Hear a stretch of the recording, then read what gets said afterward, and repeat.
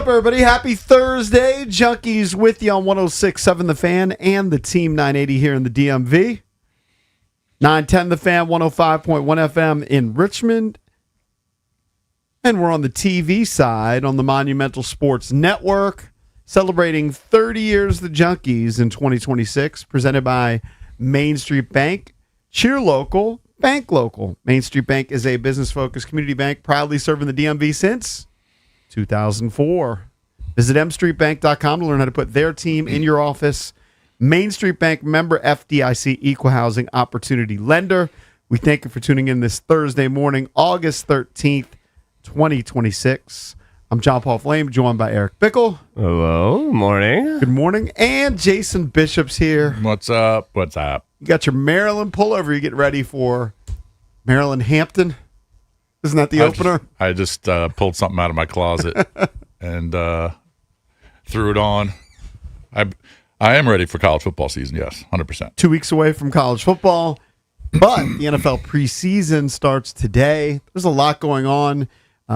Baseball season getting to crunch time. We're going to have John Shambi in studio. He's the Cubs play-by-play voice. Nice. Major League Baseball analyst. He'll join us in studio at 9 o'clock. He asked me last night, how long will it take to Uber from, he told me the hotel they're staying in and to here. I said, I have no idea. I said, just Waze it. Google Maps it when you get up. Where is it? I mean, you could give us is it Georgetown? It's off Pennsylvania Avenue. It's not too far. Okay. 10 minutes I told him tops. 15, 20. I mean, you never know with traffic. I don't know about morning traffic. You know, I'm never on the road in D.C. at 8 a.m. Yeah. It depends 8:30. which part of Pennsylvania Avenue, but 10 minutes Yeah, tops. he'll figure it out. And if it's Yeah, but more he'll than be in that, studio. you could almost walk. He probably wouldn't want to. I don't think he's going to walk. Nobody wants to walk, especially not in this heat. Yeah, he's not going to do that. No, but he'll be here. He'll be here at hopefully 9 o'clock in studio for a couple segments. My guy Russell Westbrook's retiring. You know, I was a big Westbrook mark when he was here in Washington. I thought that year was fun. It's probably the last year that was fun, even though it wasn't exactly a great record. He led them into the play-in game, I believe, or the play-in tournament. They didn't do any damage in the playoffs, but he's retiring after 18 years, and it's kind of a sad day in the Flame household, although I don't believe Dylan really cares. But he has 5 posters in his room, and they're not just like cheap posters. They're like wall art. I want to say that each of them was close to like $100. There's kind of a little design there. But Russell Westbrook's one of the 5. Now he's got 2 retired, although one might come back. So he's got Russell Westbrook, Justin Jefferson, Aaron Donald. Donald, of course, retired, flirting with coming back. Russell Westbrook retiring. He still does have Justin Jefferson, Derrick Henry, and he's got a UFC fighter. Yeah. So he's Great career. retiring. He's not going to go like play in China and cash in or anything like that. He's done. Here's he's I think- done 18 seasons. That's amazing. Great career. Kind of bounced around towards the end, though. He did, but what? 9-time All-Star? Did I see 9, that? yeah. 9-time All-Star, average Led the 20 league points in a game. scoring twice, I believe. Was never a great three-point shooter. Averaged triple-double for a season. Yeah, Great athlete. yeah, Hall of unbelievable, Famer, first ballot. unbelievable career. Yep. Yeah, that's for sure. But I think he goes without a championship. Yeah, I think that's right. That's right. Yeah. I can't think of one off the top of my head. But it was 11 years in OKC, 2 years with the Lakers, 2 years with the Clips, a year with Denver, Washington, Sacramento, Houston. Yeah, he did bounce around. Oh, he bounced around big time towards the end, and he was exposed towards the end, where early in his career, his lack of jump shooting didn't necessarily kill him, but teams really in the last few years would just force him to shoot from the outside. And, Yeah. I mean, it was ugly at times. But he got around that for his entire career because he was such a great athlete, and in transition he was really good. And He's a freak. but yeah, great career. Calling it quits. 18 Is years. he also one of those guys who would wear weird outfits whenever they would focus? Oh, yeah. Yeah, he's a weird outfit guy. Yeah. Yeah.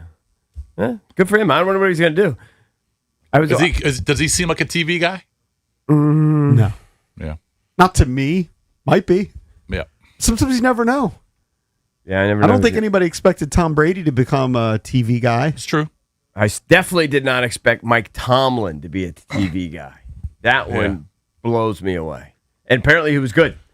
I didn't watch the Hall of Fame game, I didn't watch the Hall of Fame. but apparently he was impressive. I'm sure But he'll he's be fine. studio guy, right?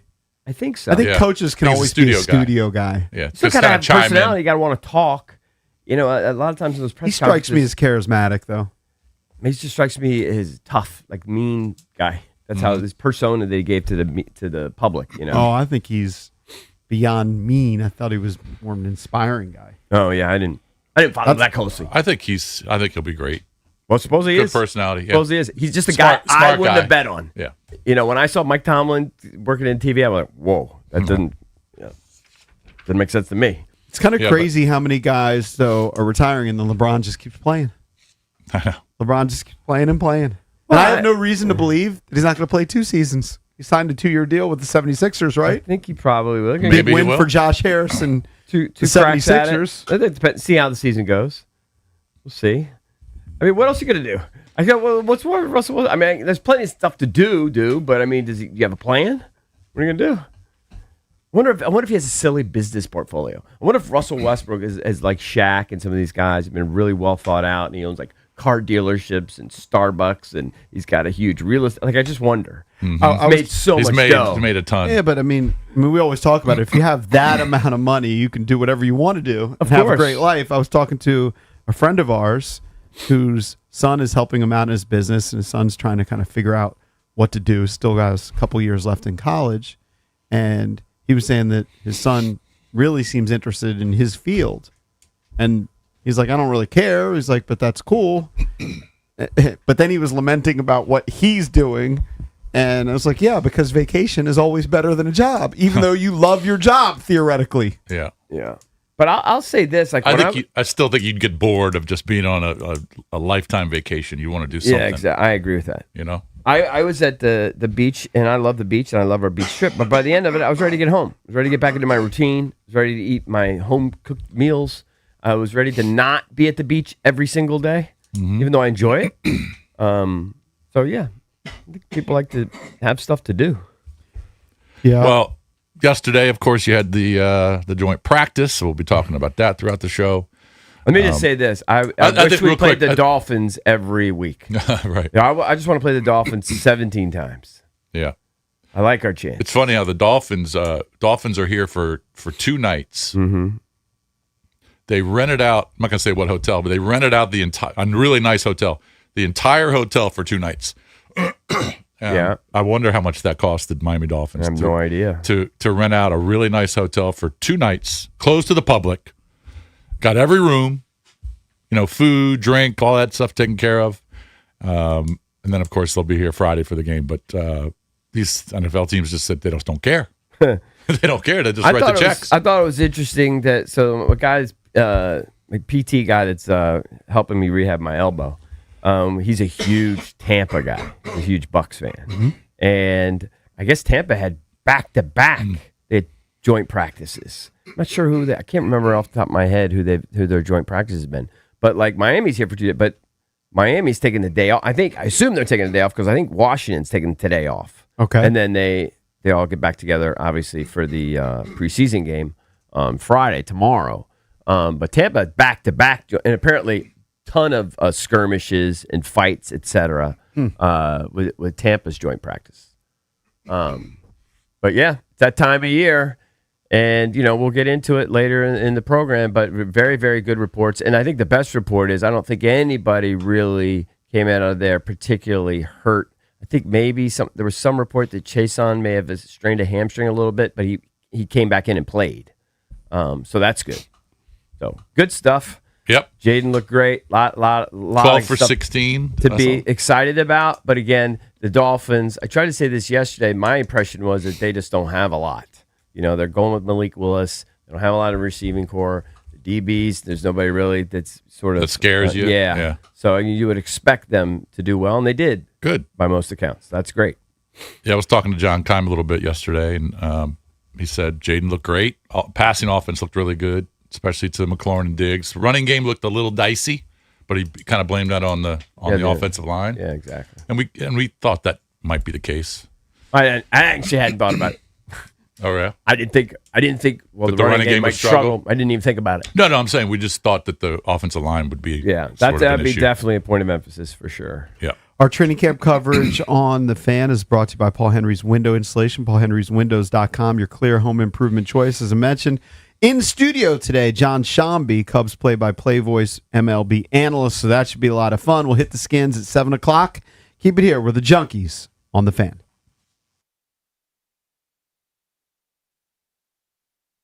All right, guys, we hear from listeners all the time, but this one really stood out. JFK listener named Kevin had been putting off selling his home because he thought he'd have to sink a bunch of money into repairs first. Then he called Debbie, Sarah Reynolds, and Power Home Team with Keller Williams. And what surprised him was they didn't pressure him to fix anything. They laid out every option, including selling the house completely as is. No repairs, no updates, no headaches. And here's the most impressive part. Before Kevin's home even hit the market, the team was already marketing it across more than 1,200 channels and reaching over 16,000 active buyers. 5 days later, what happened? Well, he signed a contract for $10,000 over the asking, as is. If you've been waiting because you think your home needs too much work, don't make that assumption. Give Debbie, Sarah, and Reynolds and Power Home Team a call. Find out what your options really are. Sell with certainty, people. Your home sold guaranteed. The winning strategy, sell your home. Call this number, 844-654-SOLD. That's 844-654-SOLD, or visit DebbieHasTheBuyers.com.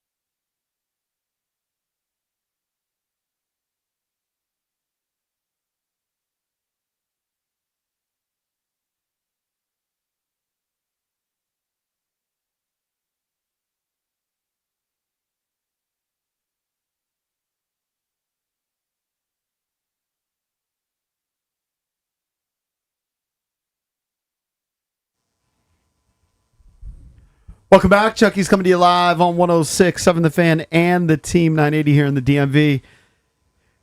6:45. Going to give you a chance to win some tickets to go see John Lovitz this weekend, August 16th on Sunday at the Bethesda Theater. Funny guy. Saturday Night Live legend. So we'll give you a chance to win those tickets coming up at 6:45. We wanted to play a little big deal or little deal. I just posted a video that went viral yesterday. You can follow us at Junks Radio on Twitter. And it's a video of Jalen Hurts getting picked off by his teammate in practice, who then punts the ball. Most quarterbacks, if not all quarterbacks, never have their interceptions highlighted in the preseason. Is this a big deal or a little deal that the Eagles would put out this video? I mean, it's just kind of they're just not really thinking great. There's ways you can do it. The guy that pointed it out, Benjamin Albright, that I saw, he pointed out like the Bills have a clip where Allen throws an interception and he's barely in the clip. Like you just see him in the background. Like you could kind of edit him out. If you want to show the defense make a play, that's fair. But you know, that's the highlight. Hurts that way. I think it was inadvertent. I think it's harmless. What I have heard is the reports are that things might not be going great. I've definitely there's heard a lot that of noise offensively. There's a lot of noise about Jalen Hurts. I've seen some positive. I think Jalen Carter said that he's faster. But remember the preseason rankings that we talked about where Jaden Daniels, Mike Sando's list, where he talks to coaches and scouts and general managers. I think Jalen Hurts was the last guy on tier 2. Jaden Daniels was 13. I want to say Jalen Hurts was 18. 17 or 18, yeah. Something like that. So there seems to be kind of this growing sentiment that he potentially could be on the quarterback hot seat in Philadelphia. I like to keep my Jalen Hurts slander to a dull roar because I do think he's a great leader, and he's just been that way his entire career. He may not be the greatest quarterback, but he just seems to be, to me, he's a winner. So I don't like to slander him too much, but I do. But I don't think he's the best quarterback in the division by any stretch. I think Jaden at his best is better, but I don't like to trash him too much because I just think that guy's tough. But do you think it's a big deal that the social media team posted this clip making their quarterback look bad? I think it's I think they whiffed. I think it wasn't a great look. I don't think it matters today, a half hour later. I know the Commanders wouldn't do that if JD was picked off. The way you do it is you edit out the quarterback, and if you want to show a DB jumping on a ball, so Quinyon Mitchell making the play, and then you don't know, was it Mariota that threw it? Was it Hartman that threw it? There's a way you could kind of hide it. So yeah, I mean it's kind of embarrassing look. But yeah, I think that there's some. How many views did it get? Turmoil there. Got over 2 million impressions compared to, I guess, the one that Eric's talking about with Josh Allen in the background. Well, this one I see has 14 million now. Oh, really? Well, then this must have been an earlier screen grab. So this from the Eagle fan. But I don't know. These view counts are weird. As of like 137 yesterday. Now, obviously, that's kind of a ways back. Yeah. It was the Jalen Hurts got 2.1 million impressions, and then the Josh Allen throw that you referenced, Eric, got 78,000 impressions. Yeah. Well, Jalen Hurts is a polarizing player. Yeah. Because a lot of people, for whatever, he has the accolades of a great quarterback, but for whatever reason, people think he sucks. Mm-hmm. So he's a polarizing figure. Yeah. I have a hard time really criticizing him. It is a great interception by Quinyon Mitchell. Yeah. Well, apparently, I think part of the deal is that's why they say right on cue. I mean, they're doing a Quinyon cue thing, but also apparently maybe he hadn't had an interception so far in camp or something, or there was some. I heard that was kind of going on in the background too. And that's why they kind of said right on cue. All of a sudden, he makes a play. You know how the Philadelphia media is, the radio and et cetera. Yeah, if you haven't seen the clip, you can check it out at Junks Radio. I don't think it's a big deal. It's not that big of a deal because it's training camp and every guy gets picked off. It's just something to talk about, but it's just kind of embarrassing that their star marquee guy is kind of I don't know why they would highlight the actual highlighted video in a negative way. So all right, big deal or little deal? But I mean, look, just everyone sees it, but Yeah. obviously the beat writers recap every practice and say, "Yeah, Jalen Hurts was picked off by Quinyon Mitchell." Also, And I They don't think go crazy if they read that. Right. the obsession we have with quarterback now is in it as well. Like the tier, the rankings. This Yep. player's better than that player. This is that. It's almost separate than the games themselves. The scrutiny's as high as ever at quarterback and making a ton of money. But I'm with you. I mean, Jalen Hurts, he's been to 2 Super Bowls, Yep. won one. Yep. he's He was just, the MVP. Yeah. He's a Wasn't polarizing he the MVP? guy. Wasn't he Yeah. the MVP? He's up and down, and when he's hot, he's really hot. When he's down. But his entire career, dating back to college, is starting as a freshman in Alabama. That guy's just been a leader. I respect him. All right, big deal or little deal. It's looking more and more likely that the Chicago Bears may be moving to a new stadium in Indiana. I just don't think Yeah, we it's would- that big a deal. It's not that far away.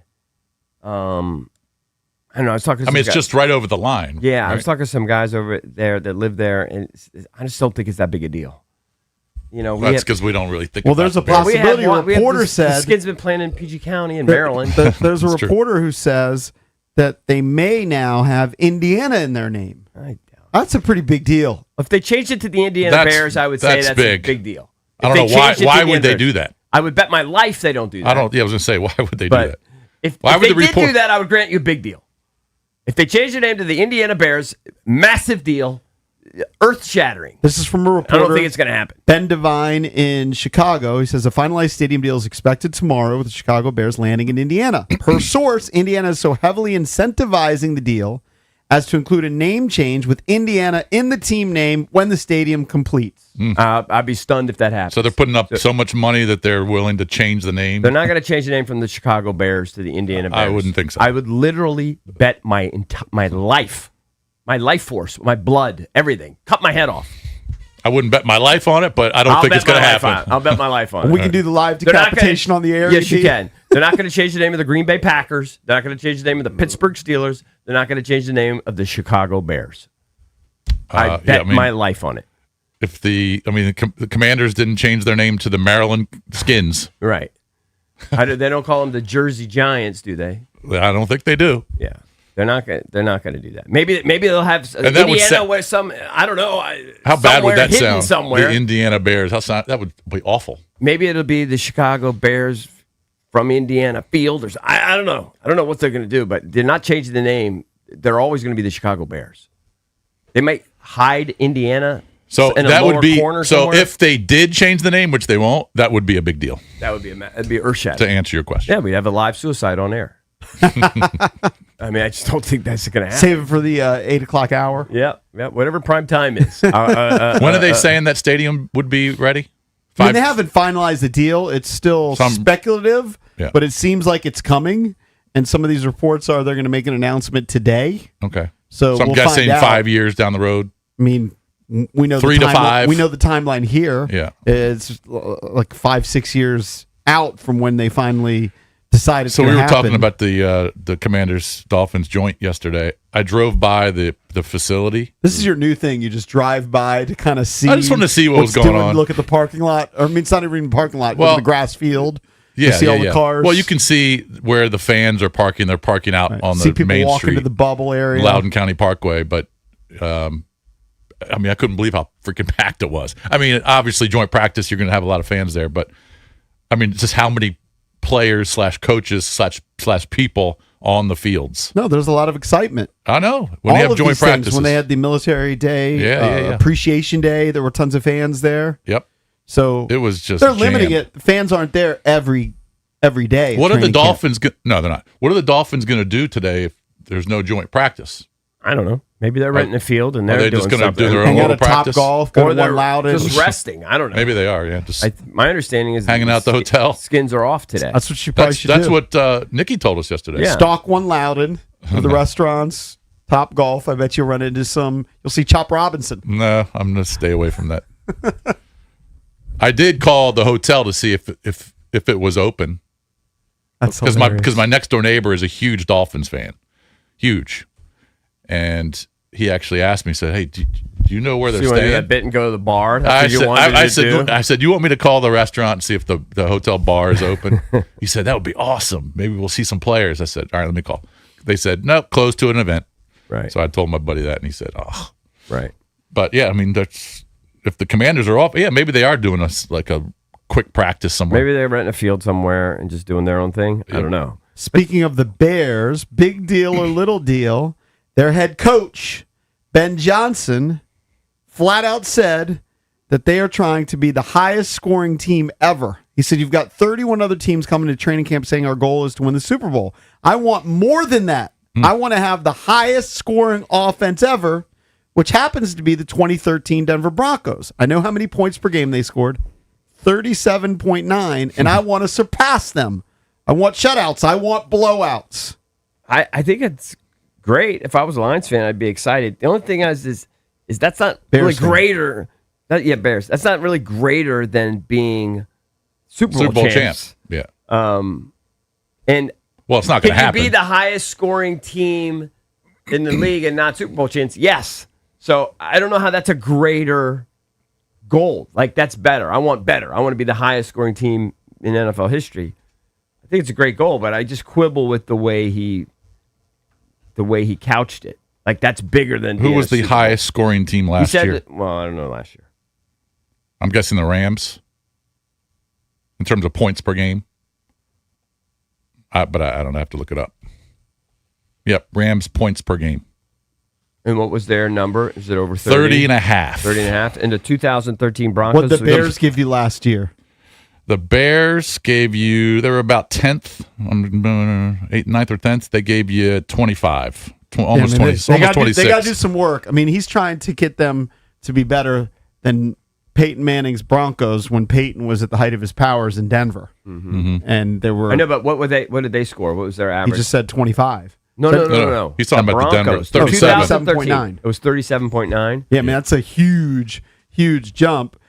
There was a story about Ben Johnson I like the goal. a couple days ago.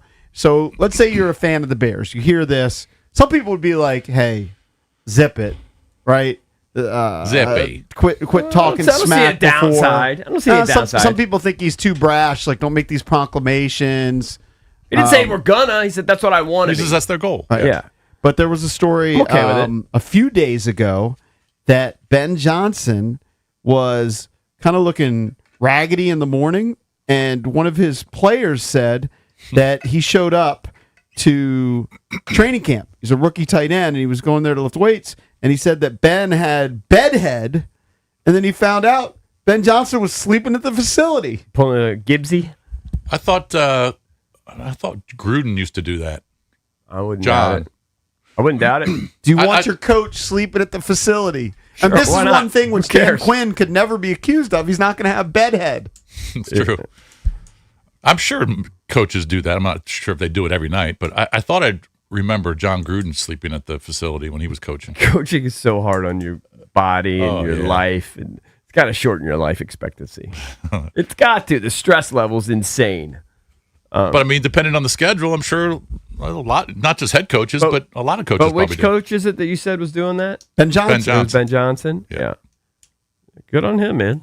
I don't really care for the guy, but good on him.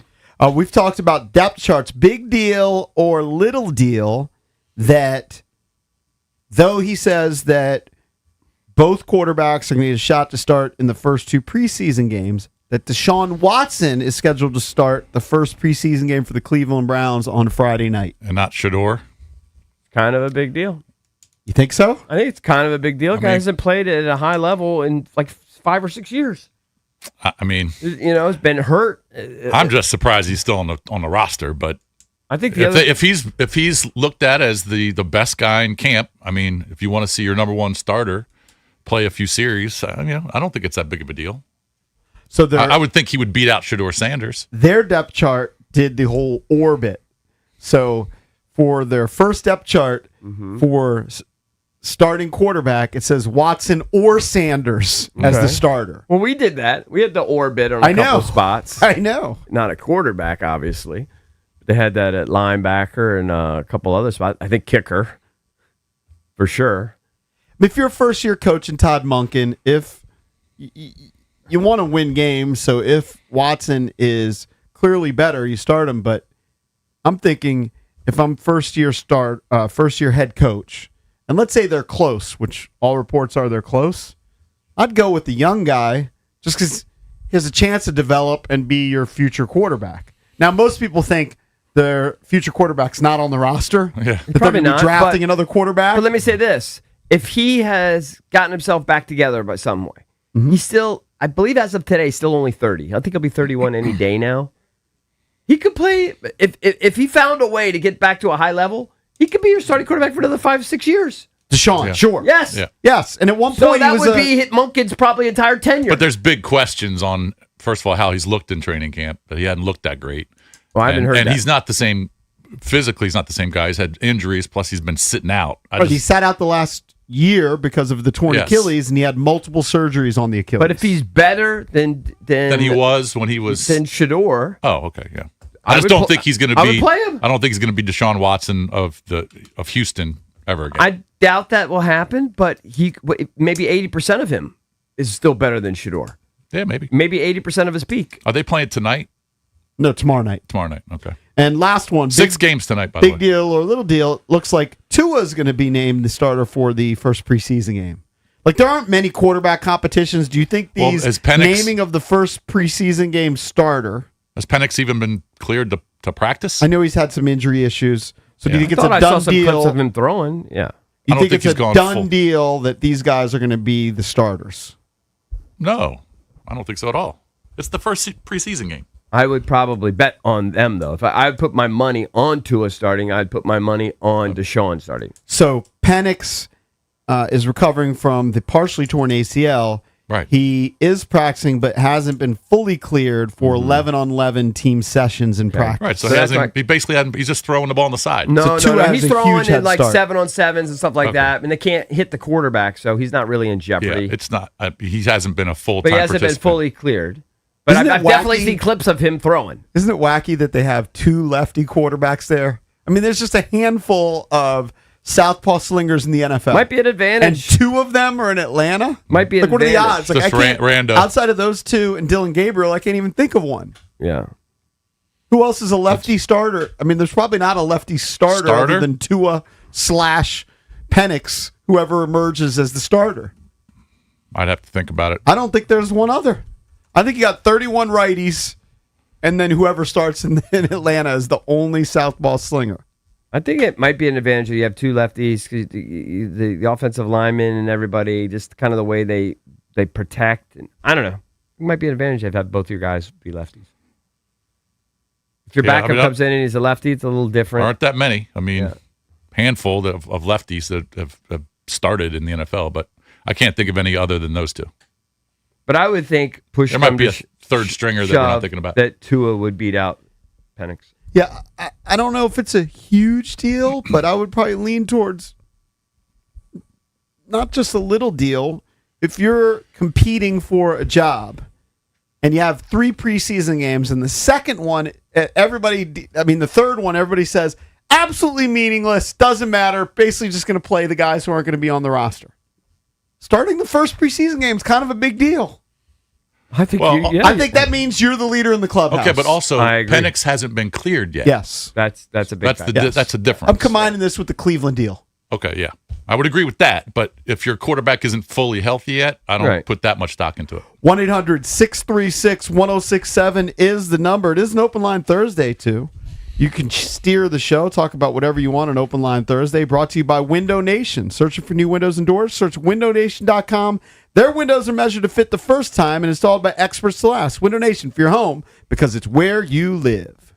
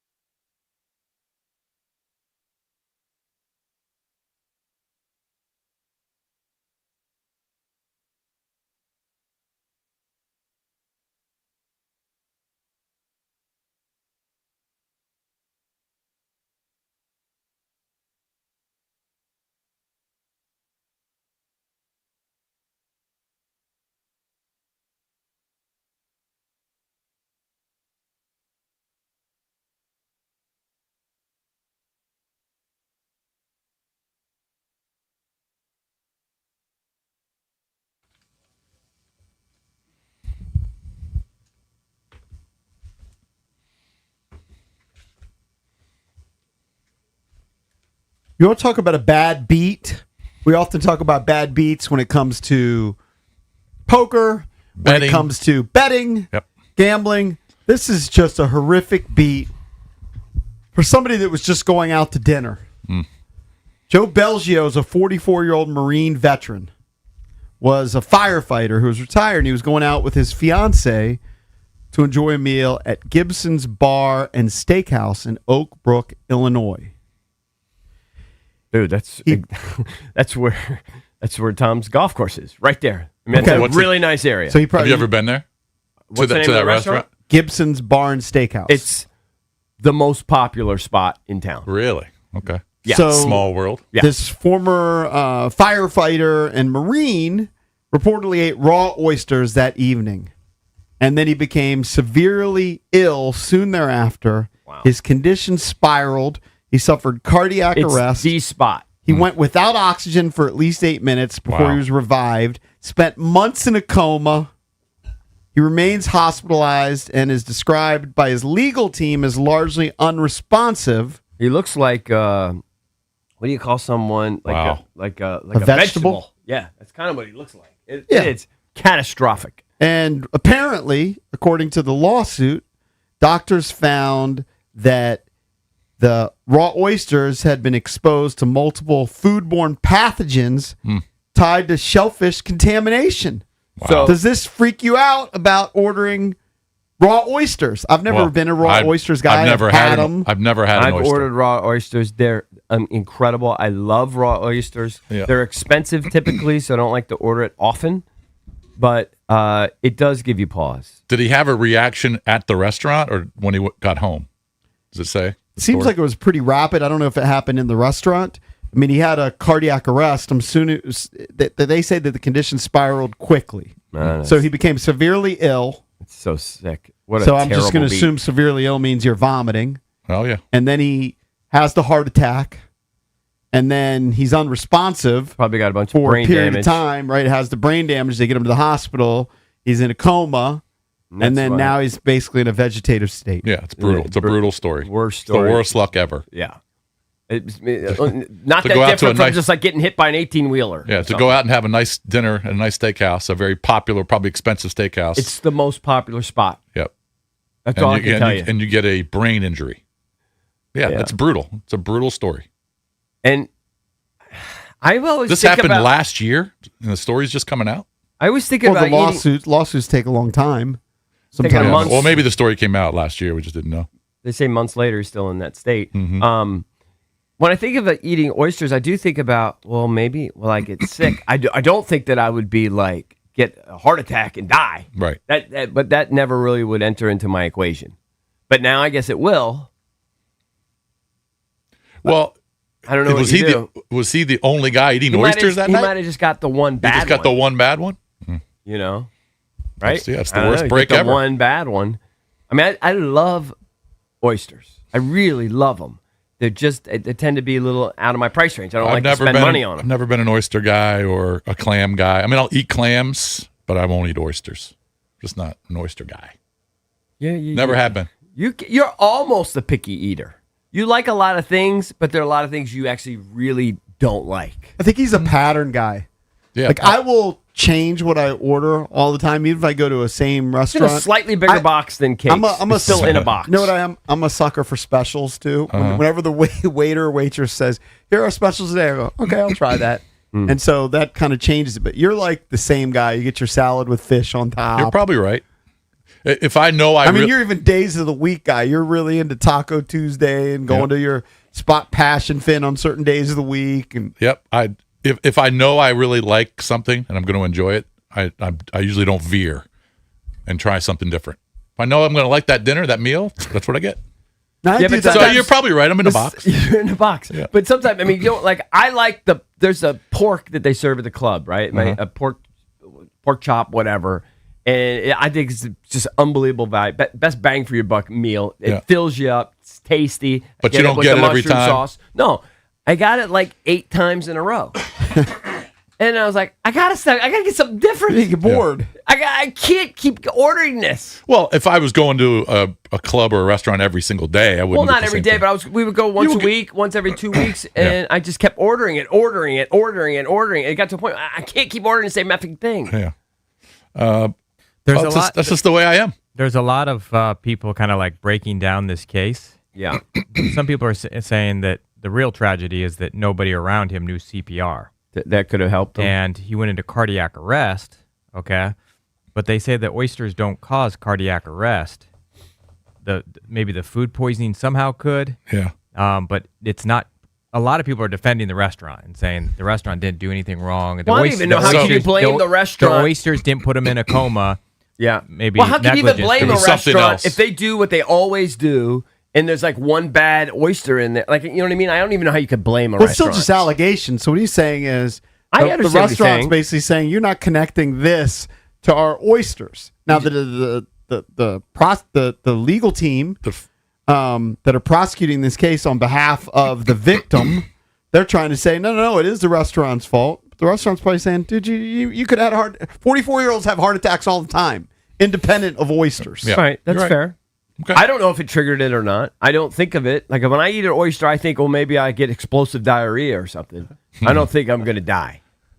That Yeah, you would think but, if you get. But I do think that is a thing, though, right? I mean, aren't there other cases, may not cause a heart attack, but where people have bad oysters or something? and Yeah, you could oysters die? is a very delicate food. Well, they did a pathology test or whatever, and they found out that he had whatever bacteria in his stomach from oysters. Mm-hmm. That's what they think caused it. But a lot of people are saying the first rule about oysters is you don't eat them in the summertime because they come from warm. The waters are warm, and that's where the bacteria grows.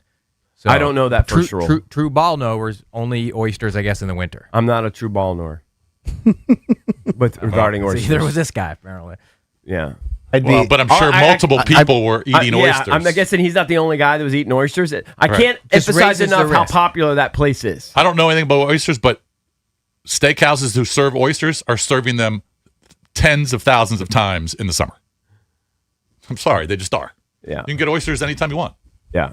So you're only supposed to eat them in January? I don't know. It's news to me. That doesn't make any sense. News to me. I'm usually too He cheap got to one order bad them. oyster. I'm surprised that, more people didn't get I'm sick. surprised I haven't gotten sick because when I order them, it's usually because they're on special. And they're probably on special because they're trying to get rid of them. Right. Now I'm telling you, you go to Sky Bar in Ocean City and get dollar oysters. They're silly. Well, that's what I like. Dollar oysters. Exactly. Exactly. Go Why to are they Clyde's or something. What? I go to Clyde's. I'll get some oysters. Uh-huh. Sometimes I do that. I don't know. Yeah, just don't. I'll never order oysters. My rule of thumb is I always like to ask the bartender or the How are waitress. they? No, not how. Where are they? Where are they from? Where they're from, yeah. Oh, If that they- means something to you? No, well, I mean, there's different tastes between a Blue Point or you get a Yeah, I'm not. But if it's not even about the taste of the oysters. It's if they don't know where they got the oysters from, then they're probably not fresh or not higher quality. It's just it kind of reassures you a little bit. It's a red flag if they don't know. How often do they not know? I would think at a good, nice restaurant they're going to know where they're from. A lot of them, if they know off the on the top of their head, then you're good to go. Yeah. But if it takes them 10 minutes Say, to let me figure it ask, out. I'll tell you or something. Well, if they ask and they come back quick and it's quick and they say, hey, we have some from here, here, here, and here, then you're usually pretty good. But if it takes them 10, 20 minutes and they got to check and then that person has to check, and I would stay away if that was the case. All right. Well, they got another hoop to jump through. I just know I've told you that I've seen those videos. It's kind of freaked me out. I've way cut down on my sushi. And I've been eating sushi, for 30 years. And I've way cut down. I saw the little video, the little worms coming out of the raw salmon. And who knows what's...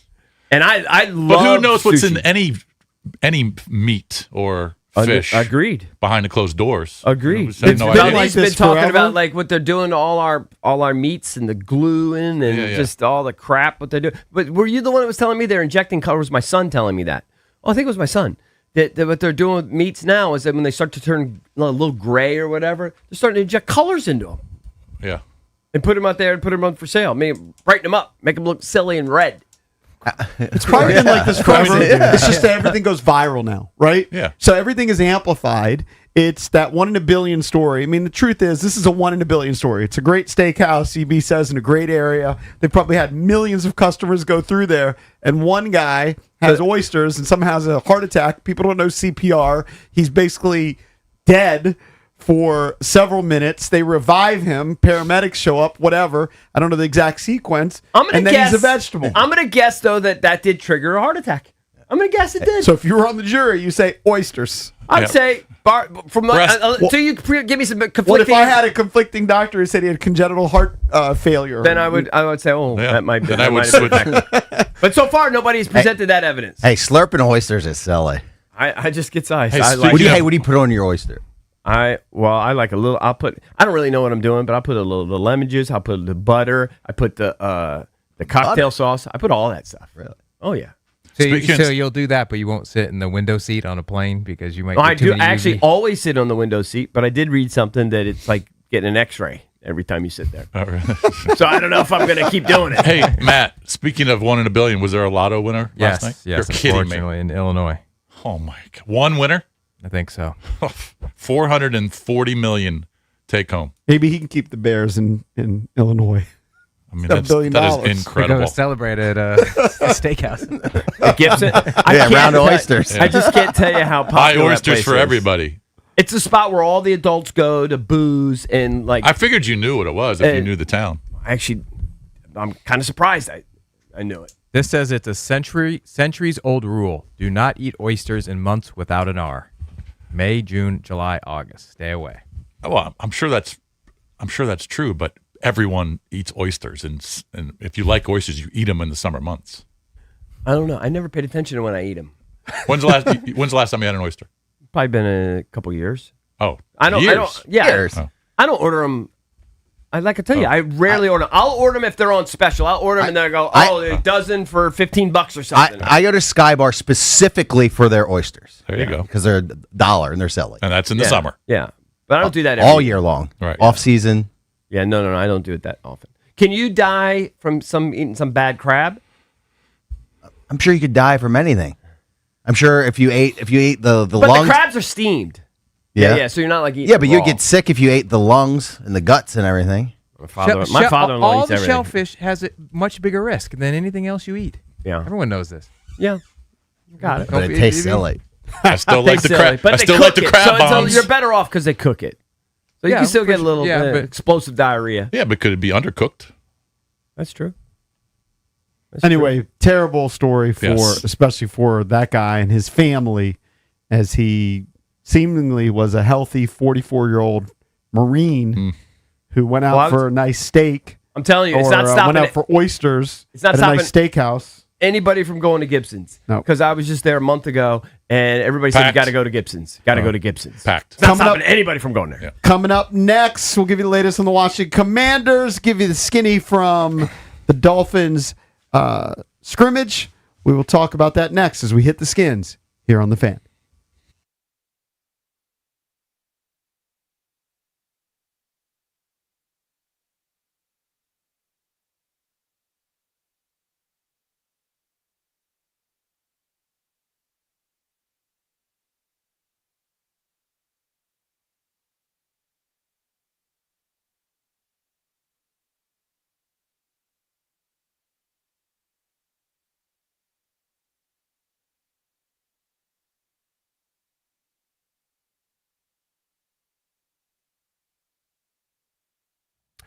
All right, guys, EB here. Looking to get more out of today's MLB action? Well, FanDuel's got you covered. Right now, you can head to the FanDuel app and claim a profit boost to use on any bet type for today's games.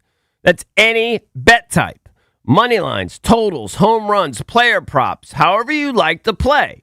It's simple. Just tap Claim Now, grab your token, and apply it to your bet before you place it. Maybe you're backing your team to win. Maybe you like the over.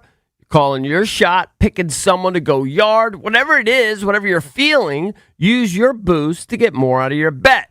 Just head to FanDuel.com/local to get started. That's FanDuel.com/local. FanDuel, your home for home runs. FanDuel Sportsbook is the official sportsbook of 106.7 The Fan. You must be 21 and over. Present in Virginia. Opt-in required. Bonus issued as non-withdrawable profit boost tokens. Restrictions apply, including any token expiration and max wager amount. See terms at sportsbook.fanduel.com. Gambling problem? Call 1-800-GAMBLER.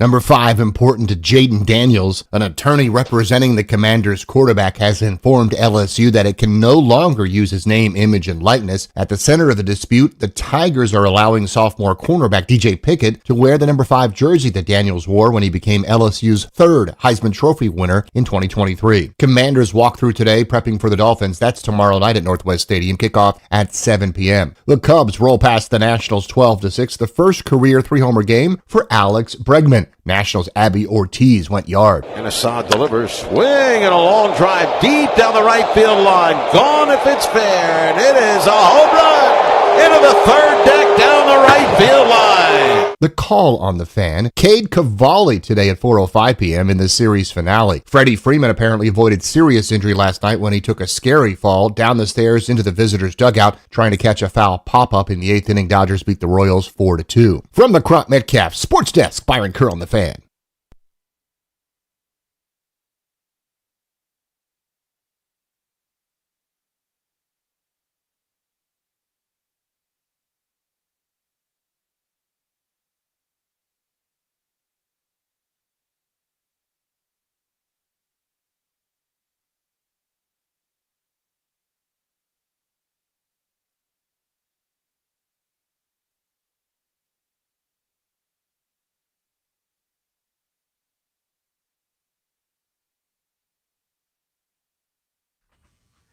Welcome back. Junkies come to you live on 106.7 The Fan and the Team 980 here in the DMV. 910 The Fan, 105.1 FM in Richmond. You can watch us on the Monumental Sports Network all year long, celebrating 30 years of the Junkies, presented by Main Street Bank. Cheer local. Bank local. Main Street Bank is a business-focused community bank, proudly serving the DMV since 2004. Visit mstreetbank.com to learn how to put their team in your office.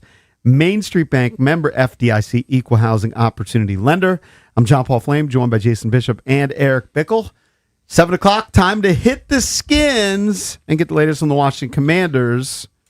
That's brought to you by Don't Sleep Energy. Don't Sleep Energy, shot for now, 12-ounce can for all day. Don'tSleepEnergy.com. Make sure you use the code JUNKIES for 10% off. Don't Sleep makes you great.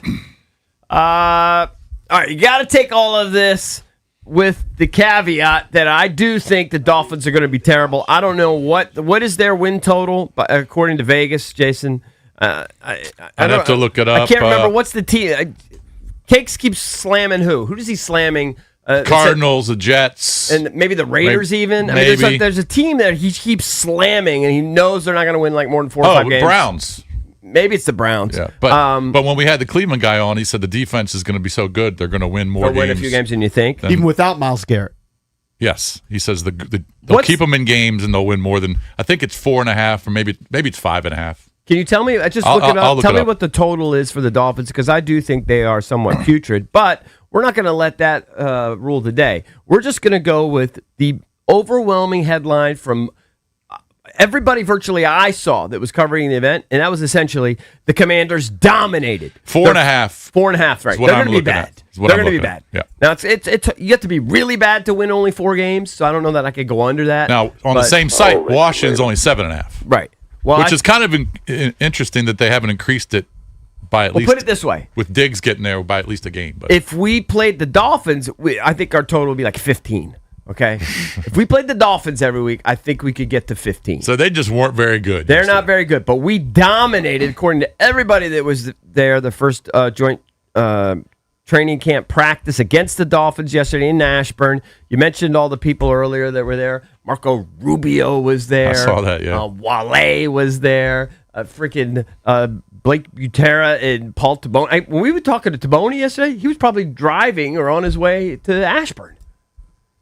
Tabone? Yeah, Tabone was there yesterday, apparently. Okay. I definitely saw Tabone talking to Jackson Kent's parents in the stadium, but obviously that was a night game. That was later, yeah. By the way, Jackson Kent performed pretty well. Got decent reviews, even though he only lasted 4 innings. Got a little struggle there. He started to walk some guys, but got some good reviews. Strikeout inning. Yep. Yeah, I think he had 5 for the game or 6. He looked pretty good. The one stat I saw is that I think he had 3 4-pitch walks, which we got to try to tighten that up a little bit. Yeah. But anyway, focusing on the Commanders, especially offensively.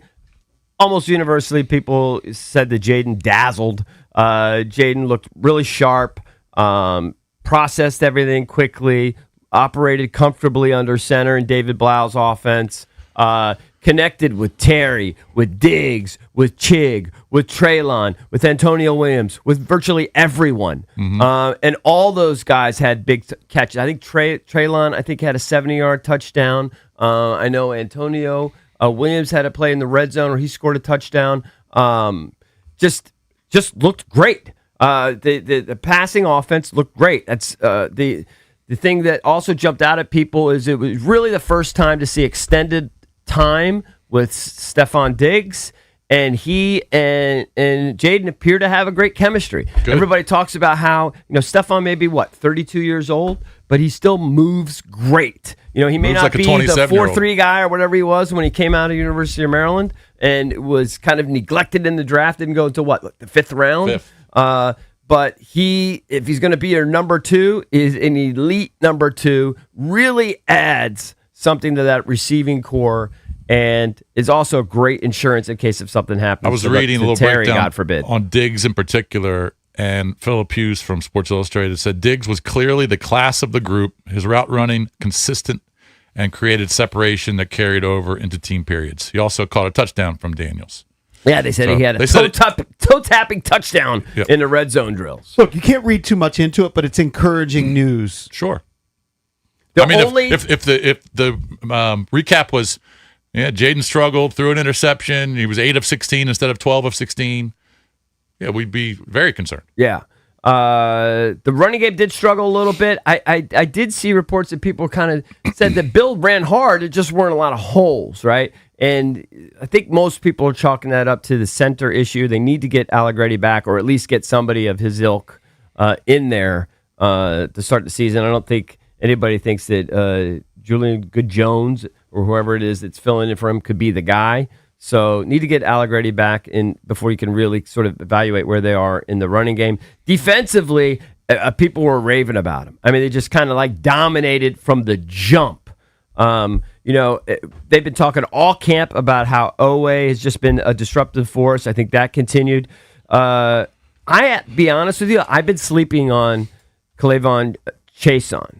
I've just been sleeping on how disruptive he potentially could be. And I think I saw yesterday Grant's predicting, he's going on record saying he thinks Chaisson's going to be the guy that leads his team in sacks. Yeah, I was driving around, heard the same thing.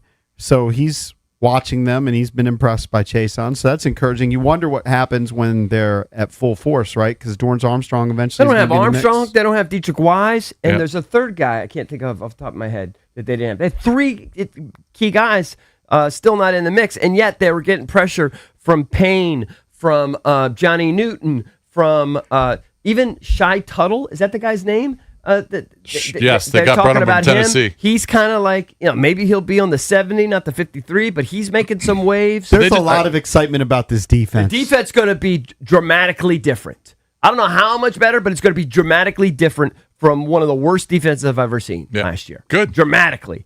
So that's super exciting. How did they say how Sonny looked yesterday? I just heard that he flashed at times. All right. Good. Didn't hear anything Nothing negative? marked from him. But nothing negative. People are raving about Amik Robertson. They're saying that guy, even though he was kind of the reputation was that in Detroit he just really struggled, that he was their third DB, that he was playing the ones, and that really isn't where he was cast. I've seen several people say he looks like the best DB in camp.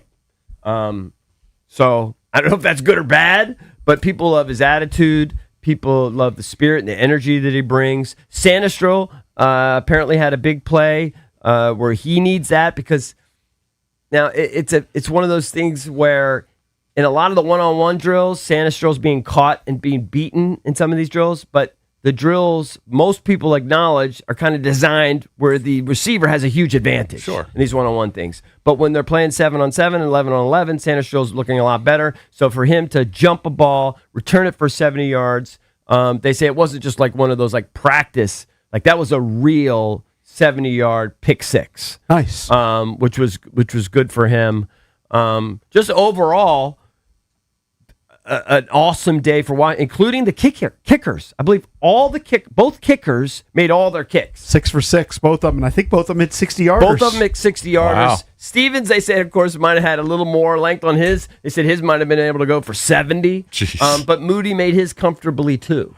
1-800-636-1067. It is open line Thursday. If you happen to see any of it, you can give us a call, give us your insight. But yeah, very encouraging news from the Commanders' joint practice with the Miami Dolphins. You will see them in action in their first preseason game tomorrow night. Now, when we talked to Nikki about this yesterday, Nikki Javala from The Athletic, she pointed out the first teamers, they play more in this joint practice than they will in the preseason game. Right. Especially if they play well. And they did play well. So You'll probably hold them out. The only Yeah, thing you I might not wonder even see about James. is that last year went so bad.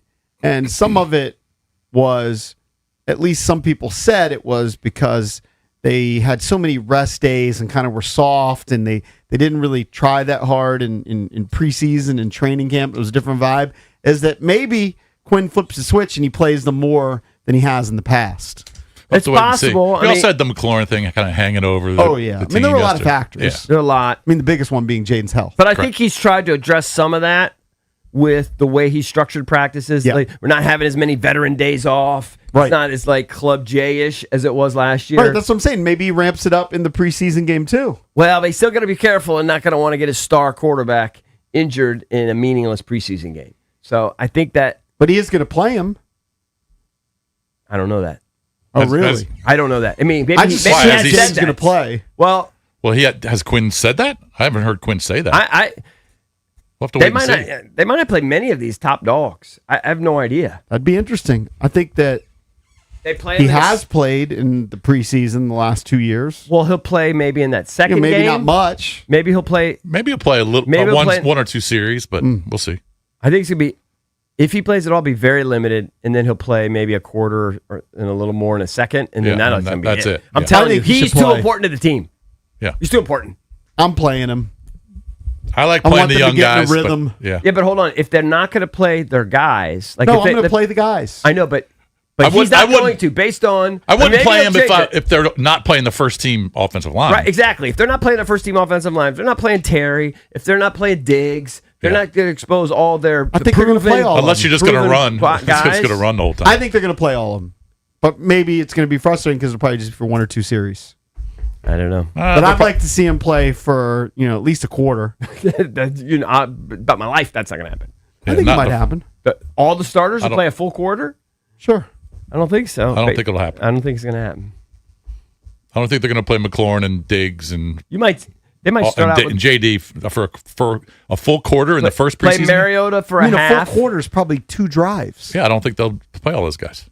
Hey, but based on last year, they didn't play those guys. They didn't play the top dogs. Let's But wait and see. that doesn't That mean they- that's why the season went bad. Of I would course say not. more often than not, it would maybe be the month or 6 weeks of camp more so than one. It's preseason frustrating game. as a fan because we've seen this trend where teams don't even play their starters at all in a preseason. The Commanders haven't been one of those teams.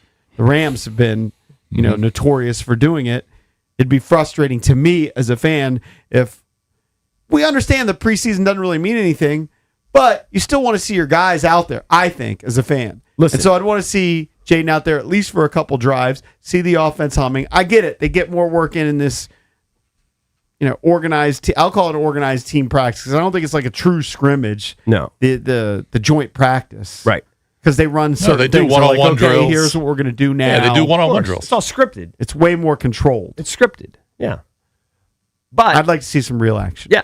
I want I'd to see, like I want to see him, but I want to don't see think he Jaden will. at the end of last year. They didn't even play him at the end of last year. Regular yeah. season games. Right. You think they're going to play him in week 1 preseason? I'm willing to throw some cash on it. They benched him for the regular season games. All right, I'll To bet. protect him. I'll bet a 5 spot that he plays tomorrow. All right, Okay. it's in the books. Put it in the books. I I'd be haven't bitter heard. if I missed a quote that I- that no, Quinn said I- he wasn't playing it. I I don't don't- think either of us has seen the quote. No, I don't have any inside information. Just Yeah. based on last year and just kind of the trend and how valuable it is. And by the way, how great he's looked so far. Why do you need to play him in? It's our version of the Hall of Fame game. Why do you need to play him in that? Well, then why would you play him next week? It's just the one game where you're going to try to get a little bit of work with your all ones together for a little bit, try to get in and get So out. why not save that for the 3rd game? Because you need that to evaluate the bottom end of the roster. I don't know. You need that to fill out the 51st, 52nd, 53rd, and 68th, 69th, and 70th spots. 1-800-636-1067 when we were talking about some of the other teams. Now, these are teams that have quarterback competitions. The Commanders do not have a quarterback competition, but in Cleveland, Deshaun Watson's going to start. And then next week, I believe it's Shador Sanders. In Atlanta, Those guys are partly trash. because of injury, Tua's going to start. Yeah. And I expect Jaden Daniels to No. be out there, but it might only be for like 2 passes. I don't even think he's going to do that. I think he's going to look like $1 million on the All right, sideline. $5. What's- It's in the book. I think he's Valdez. going to look like $1 million on Wasn't the there an sideline. NFL team that just said a couple days ago that none of their starters are going to play in the first preseason game? I can't remember which it was. I don't Matt, doubt did it. you see that? There was an NFL I mean, team. Nicky just said the way the history has been is if their starters play well in the joint scrimmage, they probably won't play in the first preseason game. I'm going to go with that. Was it Green Bay? Could be. I don't know. I can't remember what team it was, but I thought I saw that. I'm sure there are teams that aren't going to play their guys. It's our version of the Hall of Fame game. It's our first. It's meaningless. I mean, I would like to see him, but I can understand why they wouldn't. He's going to look like $1 million on the sideline. You're just going to get horny looking at him on the sideline. I think he might look like $25 million running play action and having a I'd be surprised. completion to Chig. I'd be surprised. Speaking of Jaden Daniels, He doesn't want anybody wear his number at LSU anymore. Cease and desist to LSU. What is your take? Is Jaden Daniels getting too big for his britches? We'll tackle that next here on the Junkies.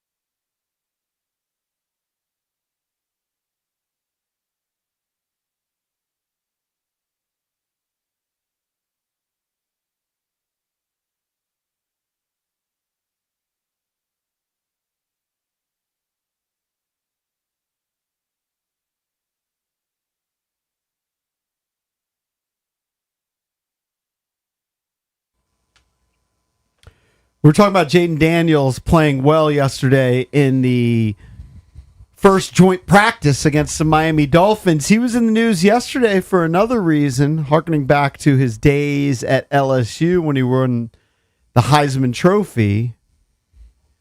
He's in a dispute right now with LSU. He sent the cease and desist Not happy.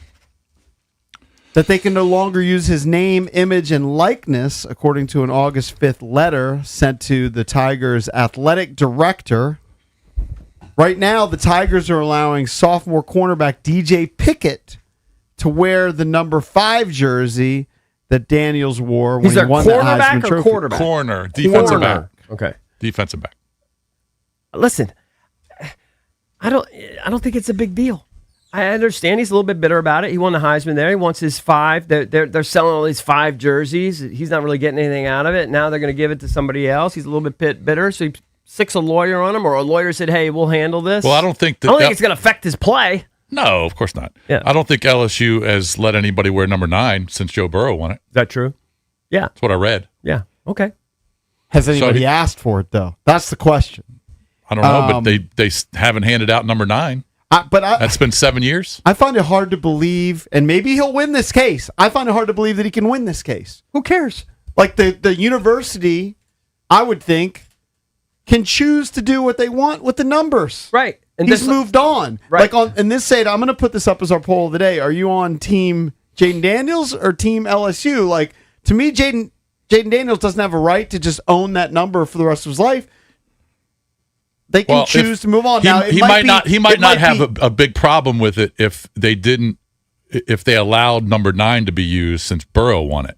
But since they haven't, that's probably why he's a little bit pissed. Now, the part that I don't know, name, image, and likeness is kind of a nebulous term, right? Well, it means his name, Yeah. his image, his likeness. No, but like, are What's they nebulous? using? Okay, but the number itself That's on a different. different player. That's different. I think that's fine. Like if they're using him Right, to so market, that's his tit for tat. I get that, right? Yeah.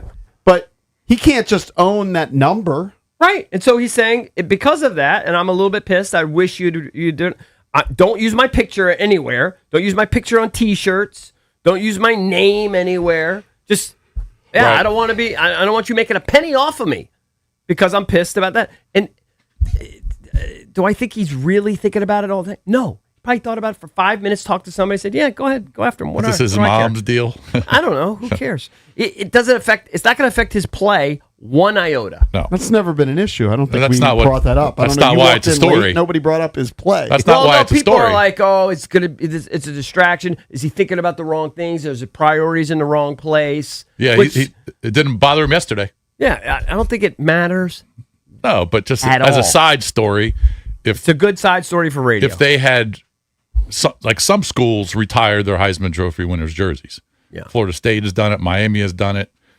I'm sure a bunch of guys. Auburn's probably done it. Now, I would say this in LSU's defense. If LSU doesn't allow anybody to wear number 9, but they haven't officially retired it, that's probably why he feels different. Might He's be- being treated I'm differently. sure it's a factor. Yeah. But also in LSU's defense, and by the way, I don't care either way. They have like 6,000 people in the NFL. What, are they going to retire every NFL star from LSU? You can't do that. Well, no, just Heisman Trophy winners. I think they've had 3. Okay, that you're making a different distinction. He is a Heisman Trophy Well, winner. but that's he's- why jerseys are retired, because they've not probably just won. because you win a Heisman Trophy. You don't. Not only Heisman Trophy winners get their jerseys retired. Other guys get their. I mean, Shedeur Sanders got his jersey retired. Okay. yeah. But that's stupid. But I think what he's pissed at is because he won the Heisman Trophy. Well, it gives him more. And Joe Burrow also won the Heisman Trophy. Gives him more credence. They don't allow people to wear number 9, so why should people wear number 5? Yeah. Do we know that for sure that they don't allow people to wear number 9? They say it's Quarterback Joe Burrow, LSU has not handed out Burrow's number 9 jersey since he won the Heisman Trophy. I understand that, but we don't know if anybody's asked for it or requested it. Yeah, but they got You know what I mean? 150 Like in this guys on the case, team. They DJ could- Pickett is wanting to wear number 5. We don't know I don't if know. anybody's asked to wear number 9. Well, I mean, You could let's assume they that they have 8 quarterbacks every Yeah. year. Let's and assume that- they have, and LSU says no. Yeah. The Burrow wore it. It's not unpopular. on LSU's website. They have a note here, a provision that explains their jersey retirement. To me, it's I don't know if I really understand it, but it says they list all the retired jerseys, right? They say these numbers can never be worn again. Pete Maravich's number, Shaq's, Cannon, who won the Heisman Trophy, and they say these numbers were all retired prior to 2007. It says any number retired after 2007 does not preclude a current student athlete in that sport from wearing that jersey. So you can retire the It's number, like an but you can still use it retirement. again. Yes. It's on So their website. that's what they're going to have to do. Yeah, Honestly, I don't understand they're that. going to have to retire the number and put the name on top Yeah. because there's only so many numbers unless we're going to go to triple digits. Right, and football is just a massive sport. So in this case, I Lane actually think Kiffin, that's a good policy. Lane Kiffin promised the kid that he could wear number 5 when he signed with the Tigers in December. He Can I tell wore you- that Probably number in not- high school. He was the number 2 cornerback in the class of 2025, according to ESPN Recruiting. Yeah. So he said, "I'm going to give you the number," and he gave the kid the number. Can I tell you a funny Are you recruiting Well, team if the- Jaden on this, or are you team I'm LSU? team I don't care. I'm You team can- I don't none care. of us, none but of us care. but I would be team Jaden because I understand why he's pissed. I understand if someone was wearing number 9, he probably wouldn't even talk about it. Don't you think this is a bad look for Jaden? I do. It's petty. Yeah, it I looks. think I'm team LSU on this one. Look, Tim Tebow's number is being worn at Florida. Bryce Young's number, Kyler's number, Baker's number. They're all being worn by current players on those teams. Yeah, I don't think it's a big Tebow's- deal. Tebow's number do wasn't you think- retired? If you think Anthony bad about him Richardson for was 1 15. second. Graham Mertz was number 15 for the Gators. So he has pride. He doesn't want his number to be worn. That's okay. I think it's petty. I'm not saying I'm with I don't him. know if it's petty, but it's just like bad PR. It's Yeah. so unneeded. it'll last for a second. I think I'm he's, not. destroying his I think it's relationship bad with PR. LSU. He's It acting- looks bad on him, but I understand why he's pissed. he's acting entitled.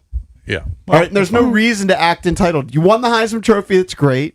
It's LSU's choice to retire your number, whether or not to hand out your number to other players.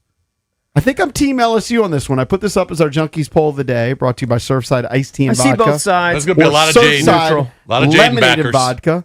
This summer, grab a Surfside, your go-to canned cocktail made with real vodka, only 100 calories and 0 bubbles. It's not a seltzer, it's Surfside. Must be 21. Please drink responsibly. 1-800-636-1067. Are you team Jaden on this? Maybe people are all going to be Team Jaden. I think it's a little entitled when you're like, you're out of college, you've had all these accomplishments. Some other guy who's a top recruit, who Lane Kiffin, you want your team to be How is- successful, right? I'm sure he wants LSU to win another national championship. How is it entitled to say, okay, if you want to give my number away, that's fine. Just don't use my name, image, or likeness on any of your stuff anymore. I don't think that's entitled. Okay. It's like I prefer you. I prefer if you retire my number or you don't give out my number, then I'm okay with you kind of maybe selling some stuff with my name, image, and likeness. But if you're just going to give it away and make it like everything else, then you could stop. I don't think that's entitled. Okay, it's fair. I think it's fair to say, hey, don't use me on the marketing, the whole name, image, and likeness stuff. Mm-hmm. I just think it's a little. Yeah, I'll go with It's a little petty. I petty. think it's a little petty, and especially like it's a top dog who I guess Kiffin promised the number, and most of these guys are very proud of their universities, and they want they'll. I mean, he'll go to games and be Right, on the right. sideline and cheer for them. They want him to win a national championship. Guy's number 2 corner in the country, according to ESPN Recruiting. Lane Kiffin says, hey, I'll give you the number to probably help him get there. Man, we're talking a lot of uniform numbers this week. I tell you- Retired uniform numbers. I tell you, I don't think LSU's like selling Jaden Daniels merch to profit off of it, are they? I don't know. So Well, you're telling me if I'm Jaden Daniels, you're not, and I sue you. You can't use my face in the weight room that's at LSU when me holding up the Heisman. No, that's different. I think well, he's saying to think- sell. I think Yeah, but I don't think LSU is selling Jaden Daniels merchandise. I right don't now. know. I don't know what they're doing. But if he's saying don't do it. So isn't there a difference between Jaden Daniels' tenure at LSU and Joe Burrow's tenure at LSU? I don't Why? know. You mean who I was don't know. better? Both guys transferred in. One guy won a national championship, went undefeated. The other guy went to a Citrus Bowl. Right. But Yeah. they both won Heisman, so I don't know. Yeah, I mean, I wouldn't diminish what Jaden accomplished at LSU. I do think it's a little petty. Here's the statement. The statement from Jaden Daniels was, Jaden made it clear that he did not want his number given to another player, and he believed his wishes would be respected. His Heisman Trophy winning season and everything he accomplished on and off the field cemented his place in LSU history. To see his number given to another player is incredibly disappointing and feels like a failure to honor the significance of what Jaden accomplished at LSU. Look, I failed the bar. Been a long time since I was in law school. Feelings isn't law. Like, he's talking about being hurt. His feelings are hurt. Or if he's not filing that somebody's a lawsuit, using his he's not number. filing a lawsuit against them. He's just saying, don't use my name, image, and likeness. He's not filing a lawsuit. Well, He's not doing anything illegal. He's not it's pretty legal.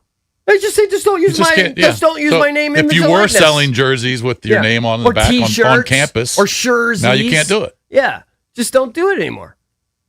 It's a little petty. Okay. It just seems like he's only really affected because of how they've treated Burrow. I don't That's the know. way You're it's saying that. portrayed. You're saying that. Did his representation say that? Well, I don't know what his representation. I don't know what they said. You're assuming it I'm because of Burrow. I'm just assuming that if they didn't allow anybody to use Burrow and he won the Heisman Trophy, then why are you allowing a player to use mine? That's my common sense. Again, we don't know that. But who in said this the case, distinction is in the this Heisman case, Trophy? a guy wanted number 5. Lane Kiffin said, "I'll give you number 5 because you're a stud, and I want you to stay here and come to this university." I don't know. Who's saying the distinction's the wanted number Heisman 9. Trophy? If he was just an average player, why would he be pissed? No. I know. You're saying it's unfair. Well, who said that it's I'm Heisman Trophy or bust? They haven't retired his number. They can give it Who out. are you talking about? You're saying it's unfair because they both won the Heisman Trophy. Yes. That might not be LSU's bar for retiring a number. Right. It might be Heisman Trophy and national champion. No, you Or it might be national right. I champion don't think only. they've retired Burrows. They haven't. It's They haven't officially retired it. Yeah. But they still haven't But handed it out. And apparently they did the same thing with Jaden until Maybe, now. you know what Kiffin should Right. do? He should give somebody number 9 today. Just shut people up. Let's go to the phones. 1-800-636-1067. That's why I think he's upset. Can I tell you? I will say the early results are Team LSU on this, on the voting. You can vote at Junks Radio. I'll tell you a funny story. So when Stephen decommitted, he originally committed Bellarmine, opened up a commitment. We were going around, and when we went to Marist, which is a small Division I, we went in the locker room, and they had his 11 high school jersey in the locker, and that made an impression on us. Right, we're just this little kid, They have his 11 jersey in the locker, and they have all his gear and everything to try to impress get the him kid. in his feels. Yeah, get him in his feels. So then we commit, and then when they issue the numbers, they issue him 41. And we go, well, what happened to 11? They go, oh, we gave that to a DePaul. I give it to another guy. They gave it to another guy. So they do this kind of stuff all the time. All right, let's go to the phones. Jeremiah's on line 1 in Fairfax. What's up, Jeremiah? Hey, how y'all doing today? Thanks for taking my call. Yep. So my opinion on this is I agree with what y'all are saying. I understand why Jaden is upset. I think everyone should be able to understand why he's upset. Yeah. But to take action on that and to send a cease and desist makes it petty. You can be upset, but you don't have to lawyer up and send the cease and desist out to the school. And on top of that, LSU's only retired one football number ever in their whole history. So it's kind of like... He's not saying retire it. He's just saying, my feelings are hurt that you're giving it away, that 2 years after I left or whatever.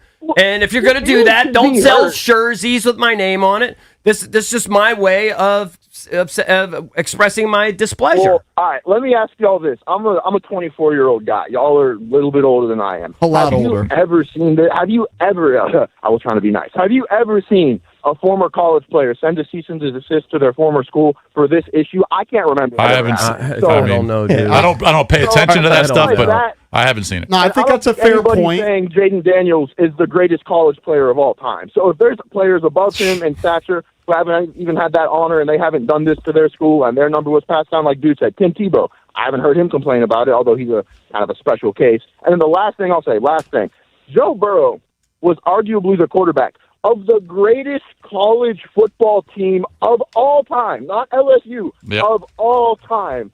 I haven't seen in the reports that his lawyers specifically mentioned Joe Burrow, But every article I've seen about ESPN, they're reporting on this, they mentioned that there's a Joe Burrow connection somewhere. He doesn't feel like he's being treated Well, the just same that as Joe nobody's Burrow. used the So number clearly that 9. came from But somewhere. but again, we don't know that for sure. Thanks for your call, Jeremiah. I don't have a problem will with say him not this, wanting CP. someone to wear his number. Would you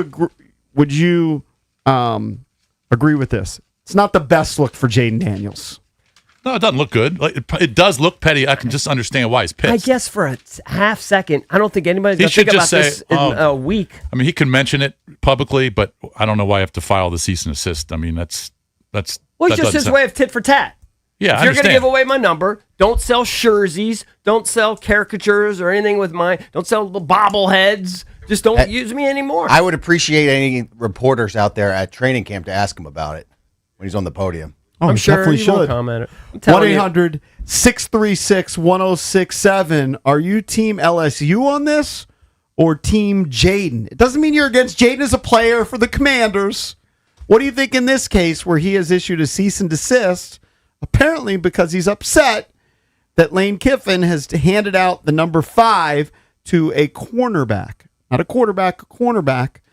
Are you team Jaden or team LSU? Well, apparently, give us a call Can I tell you this? at 1-800-636-1067. If you go to the LSU Fanatic shop, they're selling Jaden Daniels jerseys with 5 and Daniels' name on top of it. Are they selling Burrows? I don't know. assume they are. I don't know. You'd have to look. But Yeah. so he's like, all there you right, go. if you're going to give my jersey away, that 5 is special to me. If you're going to give it away, Don't then let stop anybody- selling my Yeah. jersey. Stop selling Yeah, my unless you're jersey going with to my put name DJ on it. Pickett's name on it. Yeah. All right, we'll take your calls next here on the Junkies.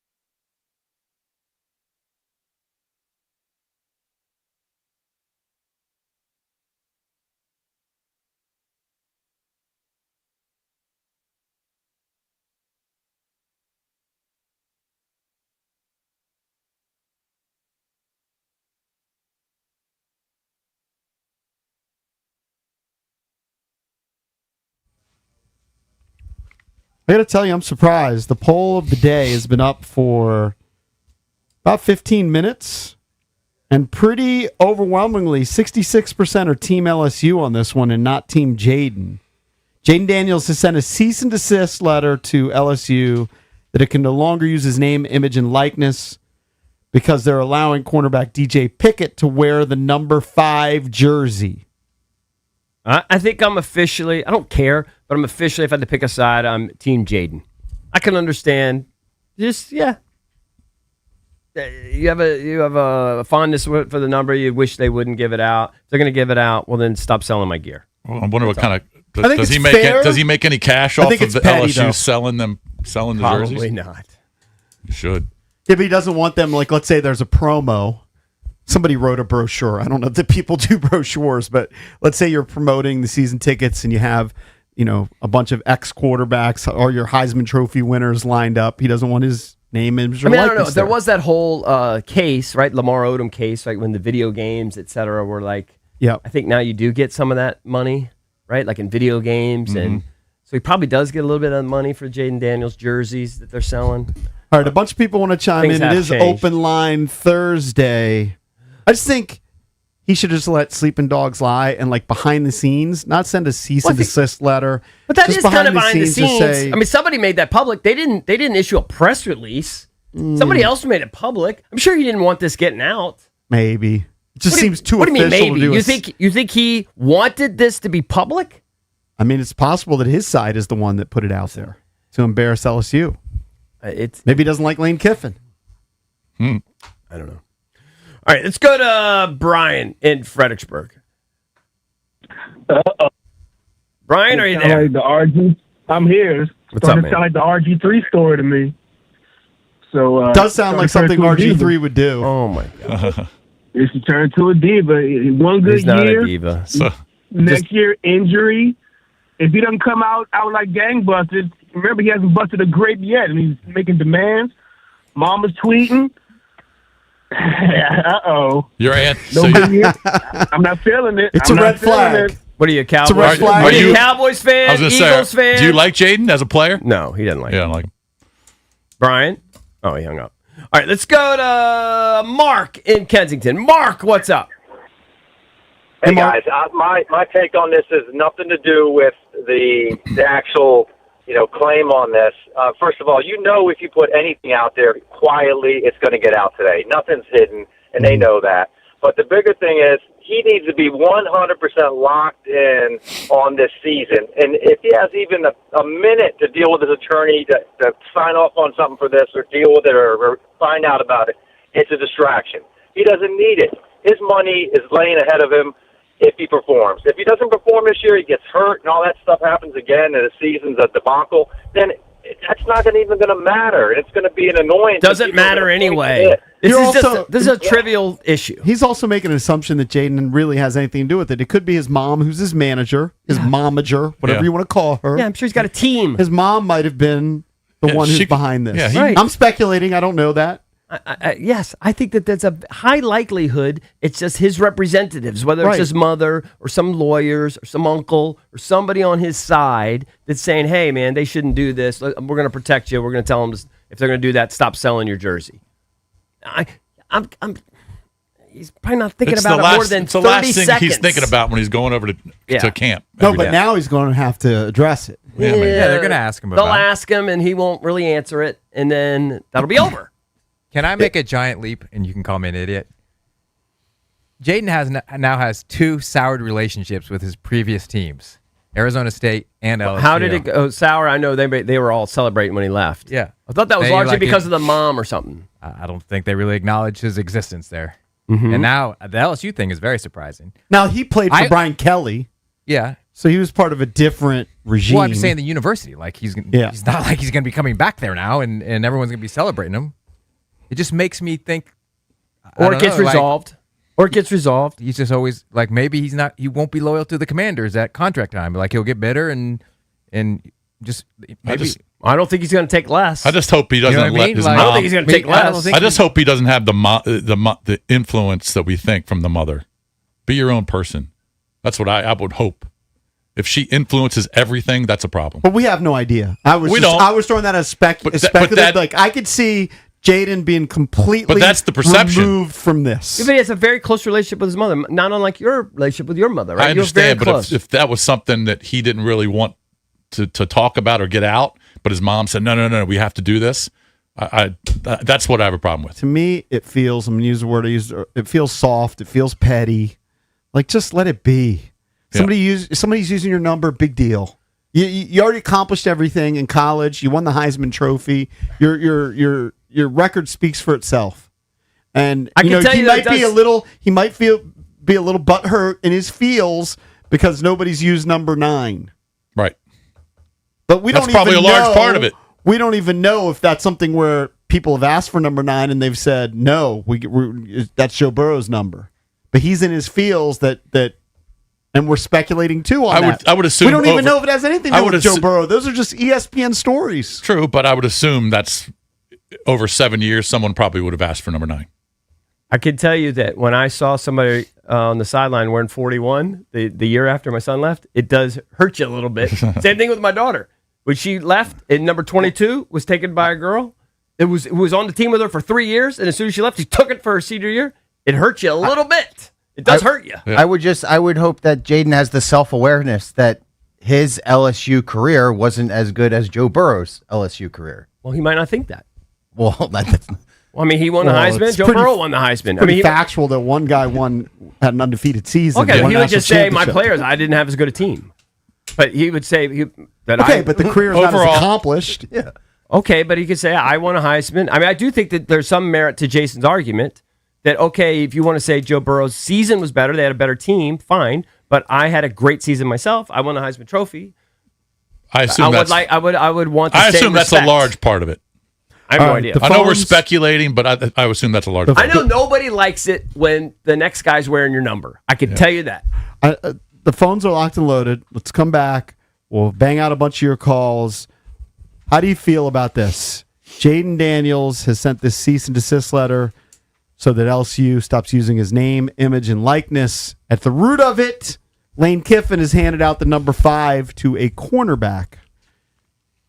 Are you team Jaden or are you team LSU on this? Do you think this is a petty move for Jaden Daniels? 1-800-636-1067.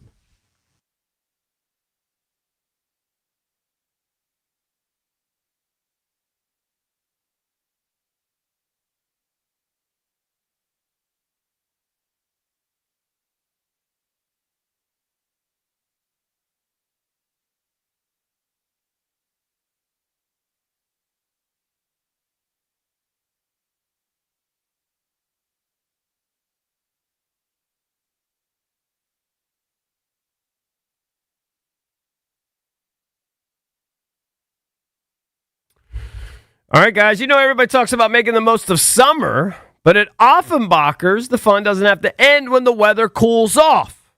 That's right, EB here for Offenbachers. Right now through August 18th, you could save up to $4,000 on select hot tubs. I've got one, it's silly. Swim spas. If you've ever thought about adding a swim spa to your home, now's the perfect time. You could swim, exercise, or simply relax year-round no matter what the weather brings.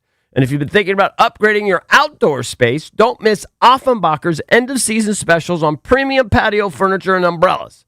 You'll find exceptional values on select pieces with limited quantities available. Plus, ask about Offenbacher's floor model, sauna, and swim spa sale for even more outstanding savings. I've got a sauna. I love it. Stop by one of Offenbacher's convenient showrooms in Herndon, Rockville, Gainesville, or Annapolis. Visit Offenbachers.com. But don't wait. These special savings end August 18th.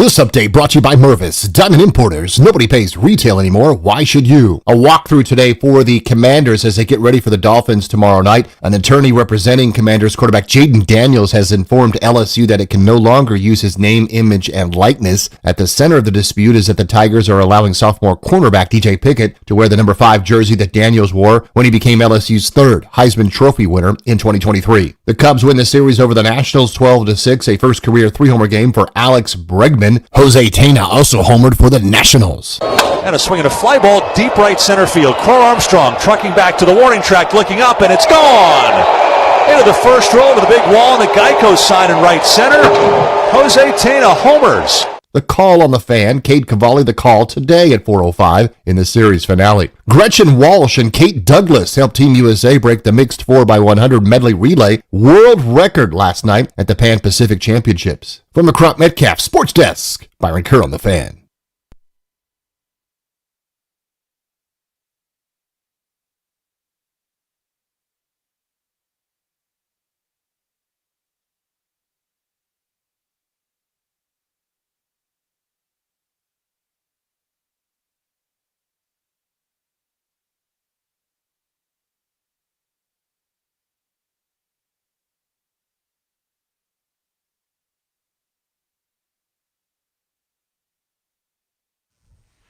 Welcome back. Junkies come to you live on 106.7 The Fan and the Team 980 here in the DMV. 910 The Fan, 105.1 FM in Richmond.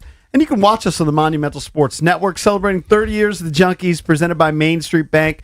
Cheer local, bank local. Main Street Bank is a business-focused community bank, proudly serving the DMV since 2004. Visit mstreetbank.com to learn how to put their team in your office. Main Street Bank, member FDIC, equal housing opportunity lender. It's Bish, EB, and JP. We got our Junkies poll of the day. It's going Team LSU way. The lines are locked and loaded. We'll go to your phones in just a moment. I got to tell you, one of our longtime listeners just made me laugh. He just wrote Jaden Daniels, and then look what he has next to it. Just Tom Petty. Tom Petty, right. I do agree with him. I think it's Petty. This one from Bucky goes, it is Petty. Bucky. And has this sense of entitlement. It is almost impossible to retire college football jerseys. And you usually have 2 players per season with the same number because so many players are on the same team. As a UF fan, Florida fan, the numbers 7, 11, 15, 22 are all used. Players are retired, not numbers. Well, I think that is the compromise. I can't remember what example Drab gave, but like retire the jersey, Daniels 5, but you could still issue the number. You know what I mean? Just have the nameplate above the jersey number. It's not a great look for Jaden Daniels, in my opinion. You go to ESPN.com, it is the top story. Just when you look at the stories lined up, this is a national story, and you want the focus on your play. I do wonder if he'll be asked about it and how he handles it. It's not a lawsuit, but the statement is coming from lawyers, EB. Right, because a lawyer would be the one that would draft that letter. Yeah. But he didn't file a lawsuit. Do you think there's beef between Burrow and Jaden? I don't think so. I think Burrow has nothing to do with this. Yeah, okay. Yeah, he's not. I'm also guessing that Jaden probably talked about this, or maybe had a 5-minute conversation with somebody about it. And it may be a case where Jaden didn't even say anything. Where his representatives... he might not even know. His manager might be bitter. Yeah, exactly. How many benefits of the doubt are you going to give? He doesn't know this is happening. He might not even know. Come on. Or it's I promise you it wasn't more than a 5-minute conversation. I would bet. I would bet it was a 5-minute conversation. I think he probably... I think he's 5-minute conversation. It's not that important. I think he's probably hurt, though. He's in his feels. He's definitely in his feels. It hurts him a little bit to see somebody else wearing his number. It hurts his mom, hurts his dad. I can tell you as a father of 3 soon-to-be athletes, when they issue the number to the next person, it does hurt you. It hurts you a little bit. It hurts you a little bit. Now, I don't issue a cease and desist because my kids weren't Heisman Trophy winners, but it does hurt you a little bit. To a person, every single parent, every single player, when they see somebody wearing their number, every single player, it hurts you a little bit. Yeah. All right, let's go to the phones. A little bit. Bunch of people in a way, and let's rip through these calls. Let's go to Mo. Where is he? Mo, our guy in Largo. Hey, Mo. What's up, think, man? Mo? Good morning, gentlemen. Thank you for taking my call. Good morning. Good morning. So, on the surface, this absolutely is petty. 2, it 1,000% smells like his mother, to be honest with you, because Yes. I believe him to be very insulated. And like you said, this was probably a brief conversation, and she just ran with it. But let me ask you all this. If you all were to move on from the station and they were still using your name, image, and likeness to make money, and you weren't being compensated fairly or you felt wronged, would you have a problem with it? Well, there's a legal If issue the- there. We can trademark our name. Now, Yeah. because I got tired of asking the boys for money, I'll be honest, I haven't trademarked it In many recently. years, right? Because you guys would groan every time, like every. No, but I think can't it's the remember, same thing. You Every can- 5 How much years. would it cost? You It's don't like need- $100 each. You don't something need like a that. trademark though Yes. to protect your name, like Jaden Daniels' name. He doesn't need a trademark for that. Yeah, It's his name. I think- but to Mo's point, I think if we all retired and they brought in 4 new guys and there was sports junkies, we would be in our feels for sure. I don't know if we would sue. Hold on. If they did what? If If there was we another move show on, called if The we Sports move Junkies. on, we Oh no, I retire. would sue. Yeah, well, they couldn't do I would that. 100% sue. Well, that's why you Yeah, need the. that's the why. I would trademark. I know, but we had the trademark and let it lapse. I would 100% still sue. I would 100% still sue, And and, then they wouldn't do that. Then No, they wouldn't. Technically, But I would 100% still sue. And then Mo, technically, I believe Odyssey owns the. Hey, guys, I got a Teams call. I'll get back with you. Thanks. All right, thanks, Mo. Yeah. But I think Odyssey technically owns the intellectual property of the show that you guys produce for the company.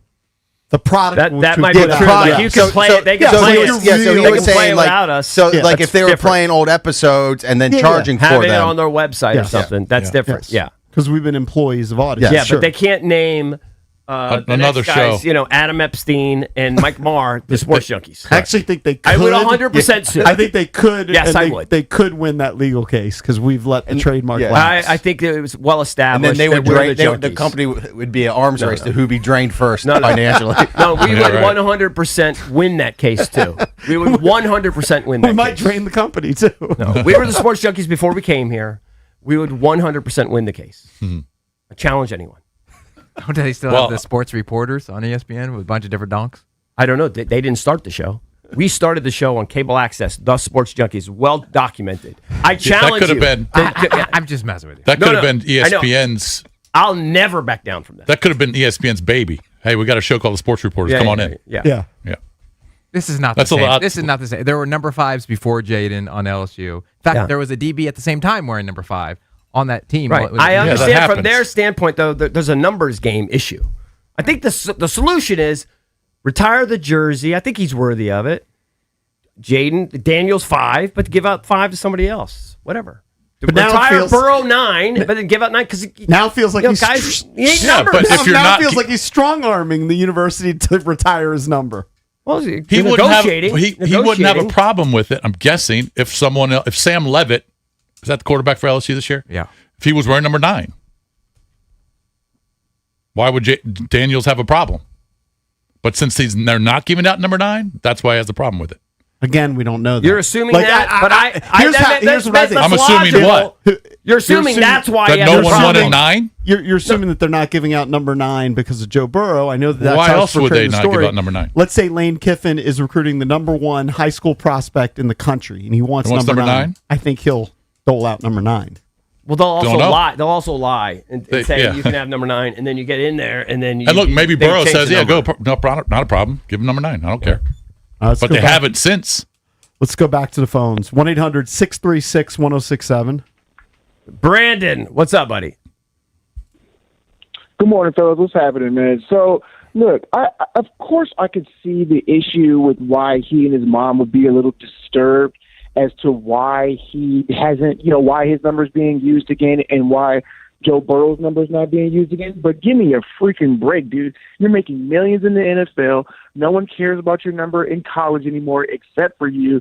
And, of course, maybe the kid who's coming in. But, my man, let it go. Move on. It happens all the time in college football. Your number's going to be reused thousands of times. Maybe not millions, but thousands of times. And this dude is going to have to, if he wants respect from the rest of the league and from just people in general, he's going to have to detach from his mother. She has her fingerprints all over this thing, man, and he's got to stand on his own and just like separate from her and show the world that, hey, man, this is me. This is not me and my mom. This is just me. I'm running this show here. He's got to separate from her. But I mean, it is a little bit petty, and it's a story nationwide. Y'all want this story nationwide before the season starts? It's a story because nothing's going on. Well, not a big deal. Camp's going on. It's a 24-hour story. Yes, this is a 24-hour story. I don't know. I actually think it lasts longer in that Trav may be onto something. He may be severing a relationship with LSU. So is he going to be on the sidelines this year for a big LSU game?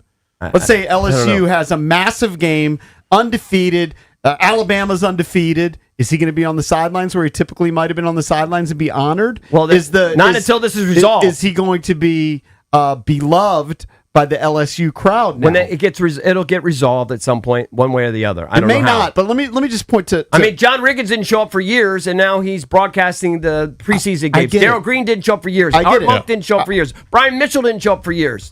I'm just saying, different ownership. Things happen. Right, things happen. Nothing is a given. But I do want to say, to Brandon's point, it does feel like this is coming from his mom, but we don't know that. It could 100% be coming from Jaden. Like, we don't know. It's easy to say that his mom's running the show on everything, and she's a very involved mom, and they seem to have a very great, loving relationship. But Jaden might have been the guy. I want to say for who the is record, the point guard here. I'm just saying this is a possibility. Jaden might be very involved. We don't know. Jaden could be correct. Like, I'm hurt. We don't know. This is ridiculous. They're using my name, image and likeness. They're selling my jerseys. This is ridiculous. I'm offended. And he might have been the guy who told the lawyer, I send out a cease and desist. Maybe. But I guarantee you he is hurt. Because I'm telling you, all players are a little bit hurt when they see their number given out to the next guy, no matter how good the player is. Every player, it's a little tinge of, it tugs on the heartstrings. So I guarantee he's hurt. Eric Bickle is not saying the mom is behind this. I have no idea who's behind it. I do think it's not that big a deal in his world, and he probably thought about it for 5 minutes tops, had a conversation with somebody, and then it's off and running. Let's go prep for Miami. Think. I don't think he spent a lot of time on it. It's not. I will say it's not all players. LeVar used to love whoever wore number 11 for Penn State. Well, that's a unique situation. Michigan does it with number 1. Their best receiver always wears number 1. Maybe because you're really notably honoring that person. That's a little bit different. Well, like we're going to give it to our best player because LeVar was our best player. But there are schools. That's a little bit different. There are schools that retire the numbers and no one wears them. Right. For sure. I mean, it happens. Of course, 100%. I'm thinking, though, we're going to have to get to the point where they retire them and still use them, though. Like you just retired it. It's in the rafters, but it has their name on it. It's really the name more than the number. But I don't. Who knows who's behind it? But I would assume he would not. This wouldn't be a story if the current quarterback for LSU was wearing number 9. I think he's pissed, and his. Oh yeah, you're right. Yeah, he didn't care if Joe Burrow's number gets reused. Maybe his mom's pissed that Joe Burrow won the Heisman, but no one wears number 9 anymore. Since 2019. I think that's a good point, a very good point. So if Jaden Daniels won the Heisman, why is someone wearing number 5? And that's probably why he's they pissed. feel it's precedent. Yeah. What I'm saying is it might not really be precedent. I think don't know. It's just my guess. Kiffin should hand out the number 9 to somebody today. Would love for Joe Burrow to be asked at his presser, what do you feel about someone at LSU wearing your number? He should. In fact, he probably should will be asked be. that, and definitely Jaden should be asked at the podium today. Since this is a national story, he probably will be. Yeah. I know. It's so dumb. All right, let's go to Joe. Well, it's dumb that in my opinion, it's dumb that he even got involved with it. Quit. Just let it be. Why? Let it be. Wants It's to kind of protect his soft. legacy. Petty. Protect his legacy. His legacy's established. He won the Heisman Trophy. Exactly. That's what I'm saying. Joe, what's up, man? Hey, what's up, man? I love the show as always, Junks. Hey, what I'm saying to you guys is, like, JP's just saying, like, you know what you've done for that university. Like, you know how well you were accepted by that university. Why do you need to throw like gas on the fire and be like, you know, you're just making a bad look for yourself? I mean, I just think it's terrible. It's a terrible look, and there's no need for it. And Joe Burrow was such a better player than this guy. I mean, I know they're both Heisman winners, but a national championship on an undefeated team, and that speaks for itself, man. Like, it's ridiculous. that we're even talking about it. I think you're right when you said there's no need for this. There was no need for it from Jaden's camp. Yeah, he could have just sucked it up, but he instead wanted to let them know he was pissed. It's bad timing since they're a day away from the first preseason game. It'll blow over. I know it will. Everything does. It'll blow over, yeah. But he may not be on the sidelines at an LSU game this year. Don't know, yeah. And he might even get booed, which probably would have never happened. I don't think that they're going to cause people to boo him. I don't think this would cause people to boo him. I think there might be a little bit of a turn. If you're a Jaden Daniels fan at LSU, you're not going to boo him now because he's upset about a number. Yeah, but Jaden's turning against LSU. He's turning against his university. If I'm a fan of LSU, I would not boo him now just because he wanted to protect his number. Okay, but I bet you some people will. Well, first of all, I think booers are losers. If he actually showed up. Clarify that. If you boo, I'll you're make a loser. a side bet he doesn't show up on the sidelines this year for any game. I'm not making that bet. I have no idea if he's ever been. I think it makes it a little more uncomfortable when, you can call it a cease and desist and not a lawsuit, whatever, but essentially he's got his lawyers against LSU. He's protecting his name, image, and likeness. I don't have a problem with that. I would do the same thing if they were selling Junkies T-shirts after we get fired. I would send a cease and desist. Stop selling Junkies T-shirts. We don't work there anymore. I would do the same exact thing. Paul in D.C. Paul, what's up? What's up? My thing is, first of all, there's only 100 numbers to be worn. So only about 5 numbers in the LSU football program has been retired. You only got 3 Heisman Trophy winners. You trying to tell me the coach that made that statement to that young man offering him that jersey did not know that Jaden Daniels' number was already unofficially retired? And my thing is this. He got your coworker, your co-host got it right. It's not necessarily Jaden Daniels' mom. It could be his legal team. That's number one. Number two, you're looking at a situation where you're saying that he's being petty. Petty how? They have not letting anybody wear Joe Burrow's number since 2019, and the law that they passed saying that no more retired jerseys will be worn was in 2007. So Joe Burrow played after that situation was initiated, right? So why is nobody wearing his number? They're protecting it. Yeah, they're protecting it. All right, and I'll be interested to hear what Brian Mitchell has to say, Ben, as though he's from that community and went to LSU. My thing is this. When you retire somebody's number, nobody in Lakers history will ever wear number 32 because of a reason that he did great things for the Lakers, Magic Johnson. Nobody's going to ever wear Cap's number. Okay, so when you retire a jersey, that's what you do. You retire a jersey, not the name. Paul, do you know? I hear you, but then you're going to really limit yourself, and we're going to have to stop doing this in like 20 years. And Paul, you're making an assumption. You don't know that anybody's requested Joe Burrow's number.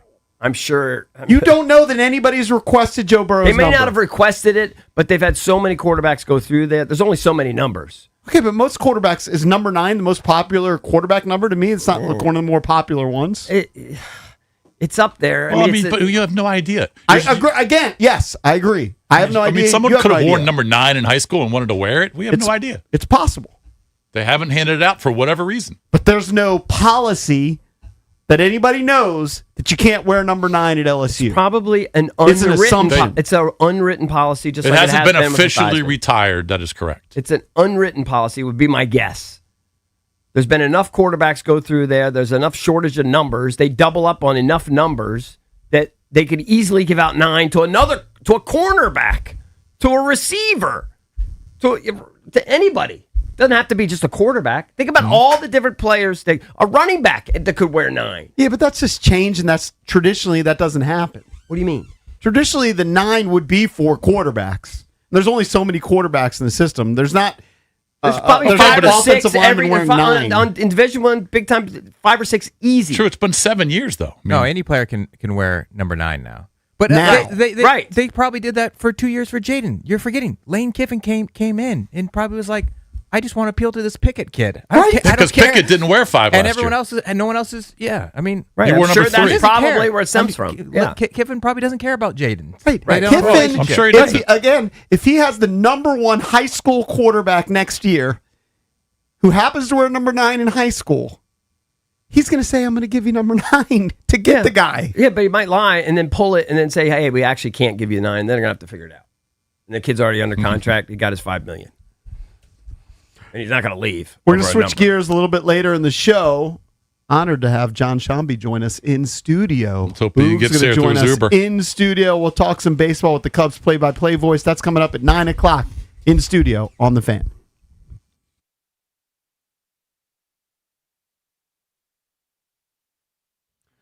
All right, the Junkies are brought to you by FanDuel. Baseball fans, the MLB season is in full swing, and FanDuel's giving you a chance to call your shot with daily dingers. Joining the action's easy. Just make your free pick on who's hitting a home run in their game, and if you're right, you'll get a profit boost to use on your next bet for a chance at extra winnings. It's just another reason why FanDuel is the home of home runs. Maybe you're going to throw some cash on CJ to hit another bomb. Maybe you're going to bet on Dylan Cruz. Are you ready to play your game? Just head over to FanDuel.com/local to get started. That's FanDuel.com/local to opt in for daily dingers and make your free picks on who's hitting a homer. Play ball and swing for the fences on FanDuel, an official partner of the MLB. FanDuel Sportsbook is the official sportsbook of 106.7 The Fan. You must be 21 and over. Present Virginia. No purchase necessary. Opt-in required. Bonus issued as non-withdrawable profit boost tokens. Restrictions apply, including any token expiration and max wager amount. See terms at sportsbook.fanduel.com. Gambling problem? Call 1-800-GAMBLER.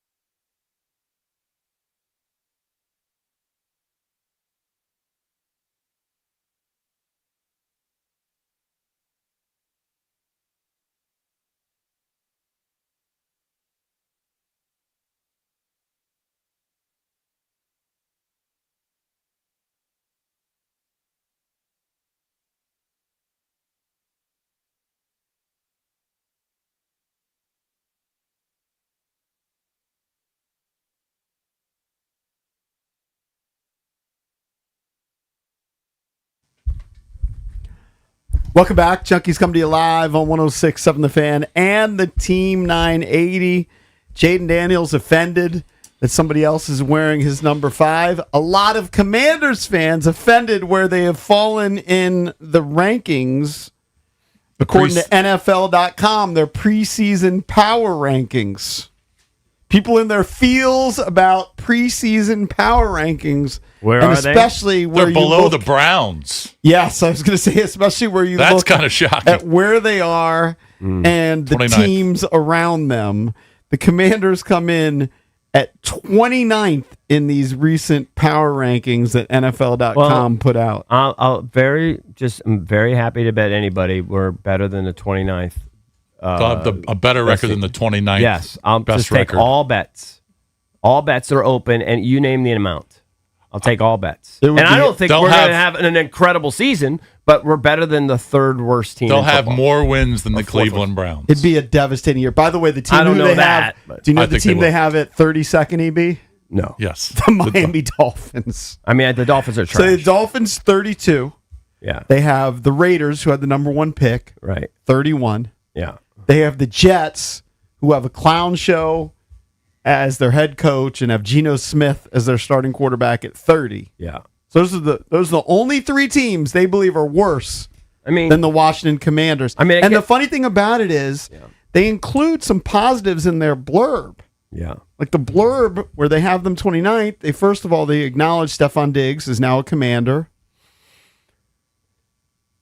Well, And they do seem mention to Tunsil. They do mention Tunsil's but injury. they seem to really ding him because they say Washington's season truly hinges on Jaden Daniels returning fully healthy and finding a way to stay on the field. I think we all would acknowledge that. I think we would stipulate to that. I agree. So, so in other words, they're pretty much a banking fact. on him not being. That's what it because seems like. Yeah, because if they think he's going to be healthy, it's preposterous to have us as the 29th best team.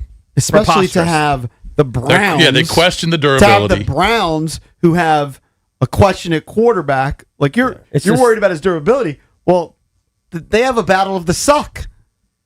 They got a terrible quarterback in Deshaun Watson, who hasn't played in 2 years, and a second-year player in Shedeur Sanders, who had more interceptions than touchdowns last year, and took a ton of sacks and looked like a clown. Mhm. They have the Cardinals above them. They have the Titans above them. How do you explain this? That they're that? Well, a lot low? of it is based on what happened last year. All right. Terrible year. All of these teams that are below them all had bad years. Because they acknowledge Stephon Diggs. They acknowledge a revamped, because they haven't seen anything substantial yet. improvement on defense. Yeah. No, but if I read you the blurb, it doesn't really make sense. Because after they mentioned the Jaden Daniels thing, I'll read it. It says that and substantial improvement from the defense, a unit that has been revamped with a large influx of veteran additions after finishing dead last in yards allowed in 2025. This is the year in which Dan Quinn must prove he has strong coaching chops or else. It's also the season in which Daniels must prove he's more durable than he was in 2025, a task that undoubtedly becomes more challenging after losing left tackle Laramie Tunsil to a torn triceps for what will be a significant portion of the season, if not all of it. There's reason to be hopeful, but it feels increasingly as if the Commanders have to thread the needle to find success in 2026. Is this a fair assessment of the Washington Commanders? You can call in. It is Open Line Thursday, 1-800-636-1067. This seems ridiculously harsh to me that you're behind the Browns, you're behind the Giants. Yep. Now, I do think the Giants are Man, going to improve. they must think that the division's terrible if And they've you're- got 2 of the teams at 27 and 29. And you're behind the Cardinals. Yeah, I wouldn't have them behind the Cardinals, the Browns, or the Titans. Yeah, Certainly Titans not. are another one. Yeah, I wouldn't have them below those teams. And it hinges off of a 5-12 season. I mean, you go 5-12 and you lose Tunsil. I mean, there's going to be question marks. I get it. And your quarterback wasn't durable last year. But if they won 10 games last year, they're not going to be 29. Unless we're all idiots and everybody who's watching the team are idiots, the defense should be better. So defense was the worst. Yes. They bring in, I think, We know that. Of their top free agents, They added a bunch of guys, yes. 75% of the top free agents they brought in were defense. But the guy who wrote this, or the committee that wrote these rankings, they haven't seen it yet. So there's still questions. They question Dan Quinn. They question the durability of Jaden. That's fair. It's Nick Shook. All right, Nick just hasn't seen it yet. It hasn't been proven to him. I think even if they... If he had to do a mid-season rankings, right, he's not going to have him at 29. Even if they lose Jaden, God forbid, in like the first 2 weeks, and so they have to play 15 weeks without him, they're going to finish better than 29th. So I will take all bets. No, I think if they lost Jaden for the significant portion of the season, they might finish 29th. No, their defense is better. Diggs is going to help whoever's playing quarterback. I think they're a solid football team. They're solid. I think if you tell me Marcus Mariota is the starting quarterback for I think he can win 14 games. I think if you gave me Marcus Mariota for 14 games, so Jaden plays 3. Sorry, I would probably have him at 29. 5 wins, 6 wins. Yeah, I don't know. The defense might help him. I don't think we would be the 29th. But everything hinges on Jaden. Obviously, we've talked about that a billion times. Yeah, I agree with that, but I think the defense is so much better. I agree. The defense. I mean, if you're going to make that argument for the Browns and they lost Myles Garrett, I'm going to make the same argument for my guys. I think defensively we're going to be markedly 29 is better. just really, really low. Yeah. Especially Just talking about the fourth worst team in football. Especially when you're behind teams like the Cardinals and the Titans. They have the Cowboys the 11. Yeah. Think of the disparity there, because I kind of think the Cowboys, I would give them a leg up on the Commanders, but I kind of think they're similar. I don't think there's a huge disparity between the Dallas Cowboys, who had an awful defense last year too, right? They kind of did the same thing. They added a bunch of guys in terms of defense. Right. They have a new coordinator in Dallas and in Washington, and they brought in a bunch of players. Yeah, Dallas has a more established quarterback in Dak Prescott, and they have a better receiving tandem, although Washington's receiving tandem, yeah, I mean, they're close. It's pretty good.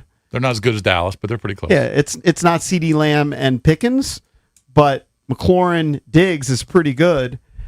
To have that disparity where they have the Cowboys number 11 and the Commanders at 29, that's borderline offensive. 18 spots, yeah, that's borderline offensive. And you if I'm a haven't Commanders seen, fan. and Dallas's defense was bottom 3 last year. Yeah. And they added a bunch of guys, but you haven't seen them on the field yet.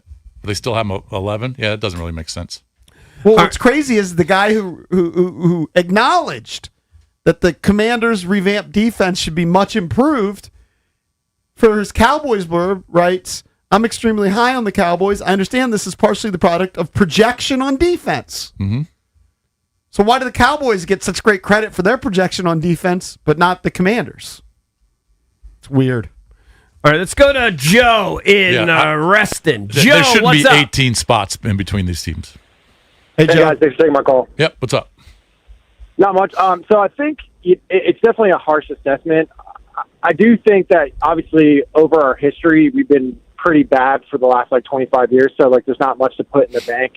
And if you're assessing it based on Jaden getting hurt, I just don't see that this person who wrote the article is looking into what our local news is. I mean, obviously 2 new coordinators and a complete influx of new defensive talent. We should be markedly better, especially if Jaden stays healthy. And he's not going to be running as much because he's going to be more under center. It almost seems like this guy's uninterested in what's going on in our local news. It just doesn't. It seems really harsh. I can't believe that it's that low. Yeah, I agree with you. It's a surprising number for the preseason, considering they hired all of these or signed all these guys on defense, drafted Sonny Styles, added Diggs. I'm not saying they should be 11, but they shouldn't be 29. If they do finish 29th, Dan Quinn's going to be looking for a new job. Oh, yeah. Yeah, you're probably right. Dude, Dan, there's going to be a ton of pressure on Dan, and I like this team. I think it's going to be a much improved It's a team. big year. It's a big But year. the first few games are brutal.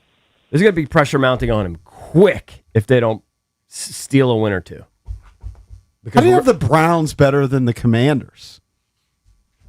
One spot ahead. I don't know. It That's just a good seems question. like they're assuming injury. They just don't even think it's a thing that Jaden can be healthy. That's what it seems like. They're just assuming he's going to get hurt. And so they're building that into the ranking. Because ask the guy, if Jaden plays 16 games, does he have him ranked 29th? Just say, hey, dude, if Jaden plays, I can see the future. He's playing 16 games. You still have him 29th?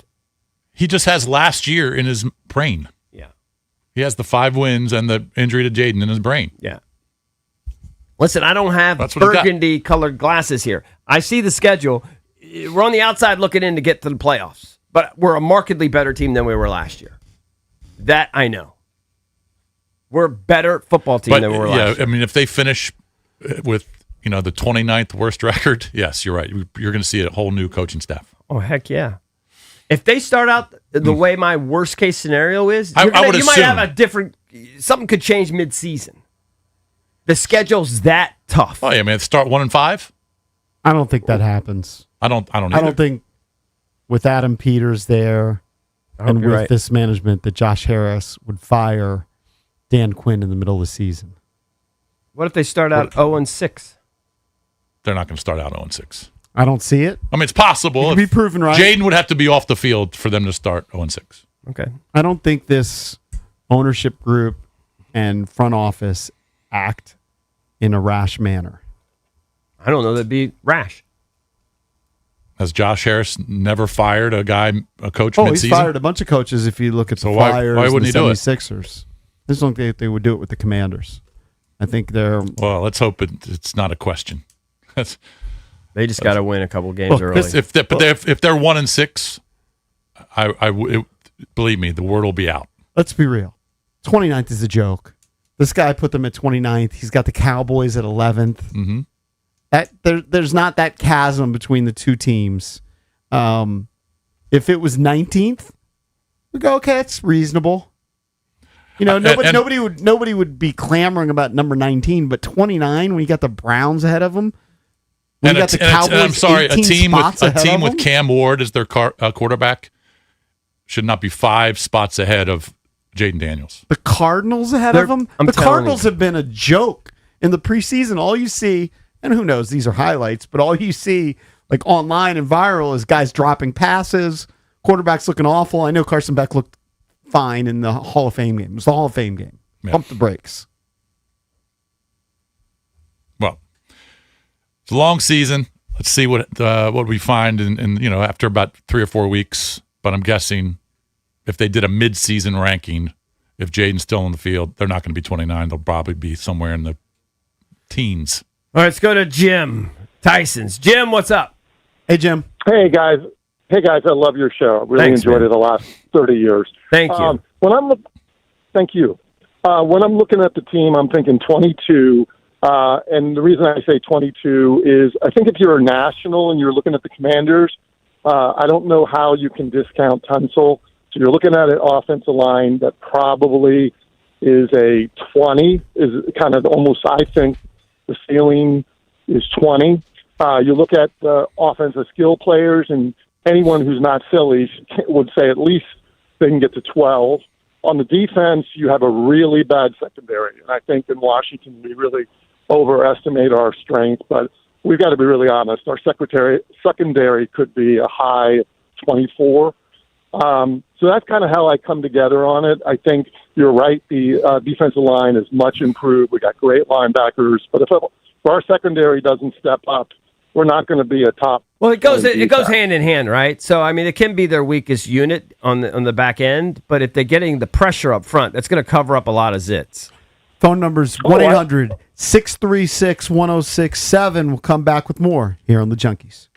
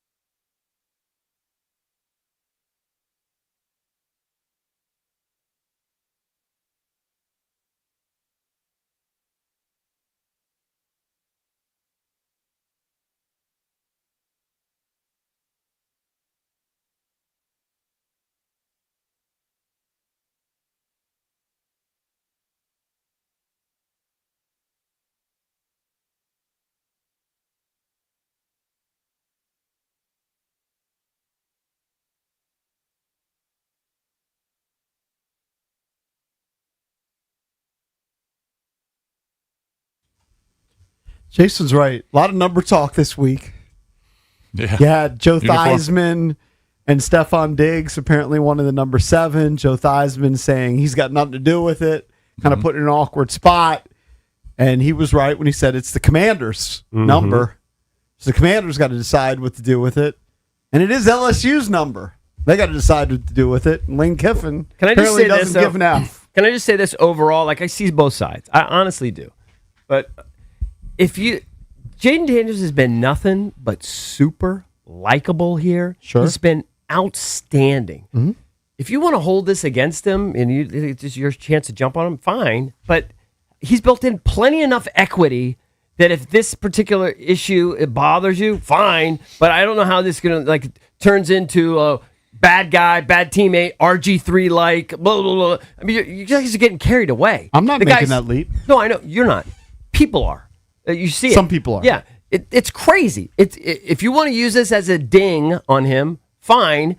But when you put the checklist of pluses and minuses, there's like 9 million pluses, and this is one ding.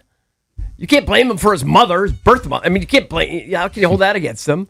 And I personally can understand being a little hurt and wanting to say, you know what, because of that, don't sell my name anymore. So I actually don't even think it's a big deal. Yeah, it's definitely not a big deal. It's not going to affect his play. I totally But for people to make leaps on his character based on this, you guys are getting carried It's not away. a good look, but it'll blow over. It'll be fine. It's a nothing burger. I agree. I totally Just get him being hurt. Go out and win games. And being in his feelings. I don't think he needs to send a cease and desist letter and make it a me What if they versus promised LSU him? thing. What if the Brian Kelly staff promised him when he came and said, hey, you know what, man, because of what you've done here in winning the Heisman and whatever, what you did for this program and number 1 draft pick, whatever, we're not going to give away your number. Don't worry about it. We're not going to give away your number. Yeah, but Brian Kelly's not there anymore. Exactly. But that could have been told to him. And he could have maybe even Possible. said to him, they could even say, hey, do you mind if I give out your number next year? And he goes, you know what? It's kind of special to me. I have no And problem then- if he does that behind the scenes. No, The but cease it and might have desist letter's already take- been done. Yeah, And then the now cease you have and the desist new letter- regime and they don't care. It's taken it to another level. And I actually was looking at the comments. Adam Schefter posted a tweet. So that's national tweet, right? Yeah. So that's not like in Louisiana or in Washington, D.C. And I was looking at the comments, and it was mostly negative towards Jaden. And like a couple of the memes made me laugh. It was like, this is what the reception is going to be like when he steps into the state of Louisiana. So I think you were saying nobody's going to boo him. I think, and you may not agree with it, I think a lot of people are going to think you're not being loyal to the school.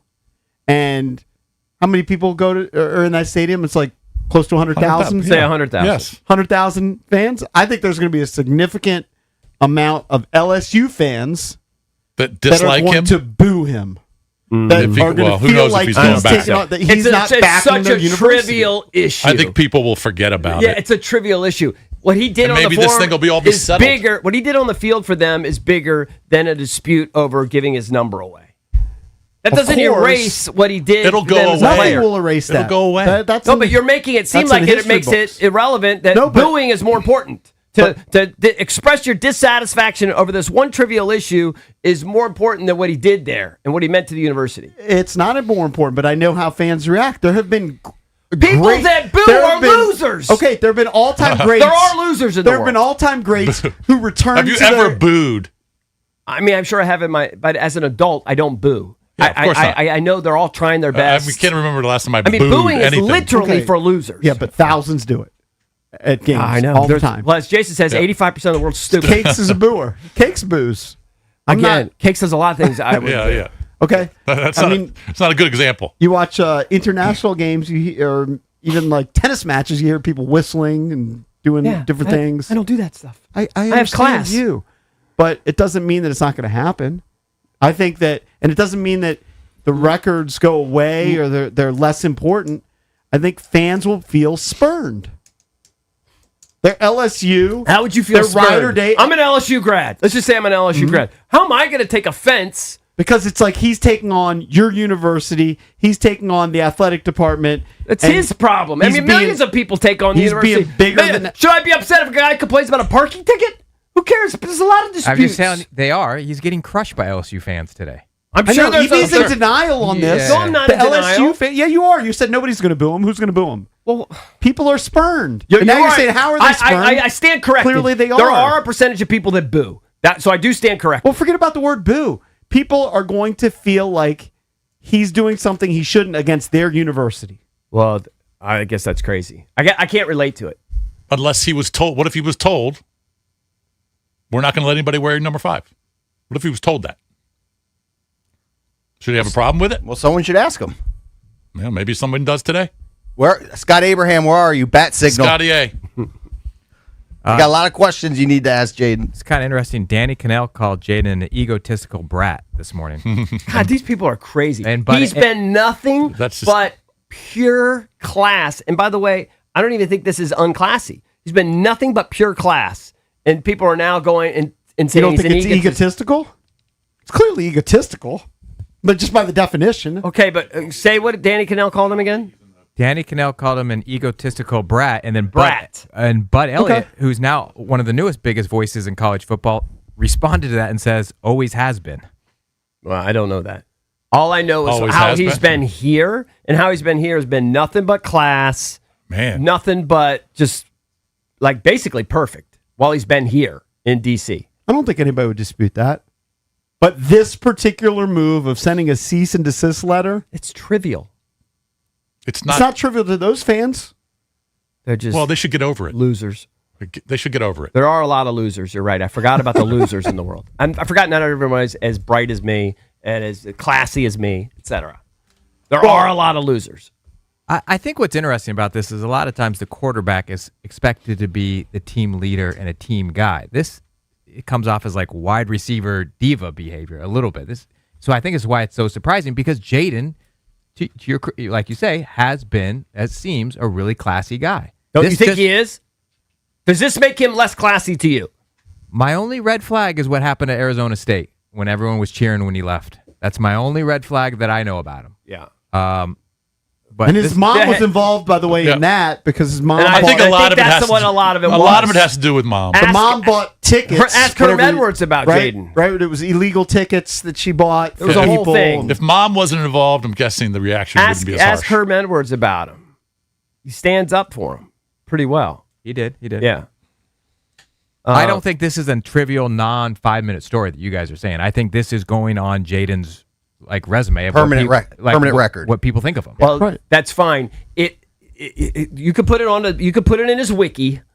There's going to be Going in his wiki, 75,000 achievements, and then you can put this little ding. Nobody's taking away the achievements. And you could put the mom's annoying people.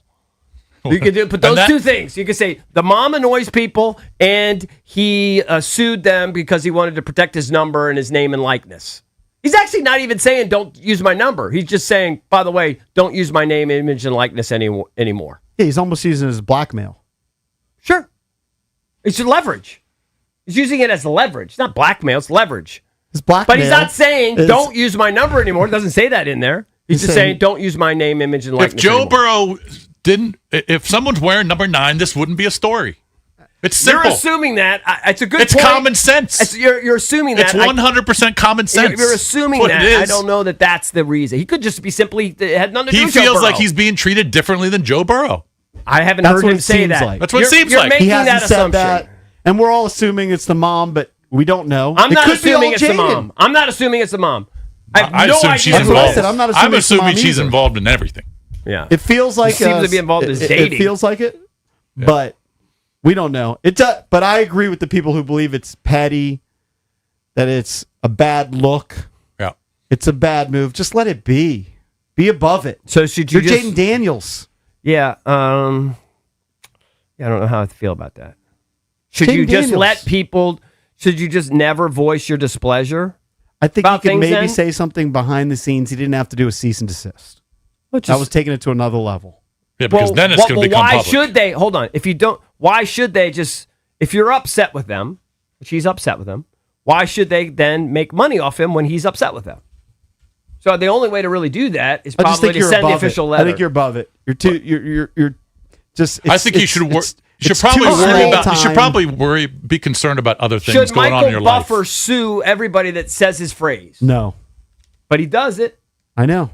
He should be above it. He's making millions and millions of dollars doing his thing. He's just protecting his brand. Don't worry about He's protecting his brand. some donk who uses He's your 3 protecting his words. brand. What if I put out a T-shirt with should Jaden not tell me? We did a Size for Bryce thing, and we were sent a cease and desist. Size for Bryce. We were. It was gonna.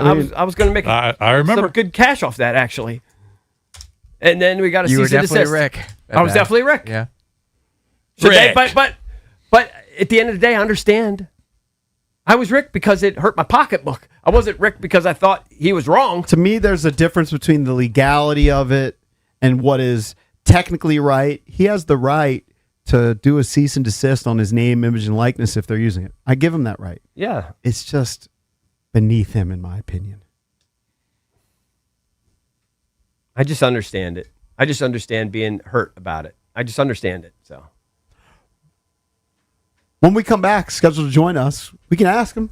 He's in a different sport, but I'm sure he'll have an opinion. He's one of the best broadcasters in the business. John Shambi from ESPN, Cubs play-by-play voice, going to join us in studio here on The Fan.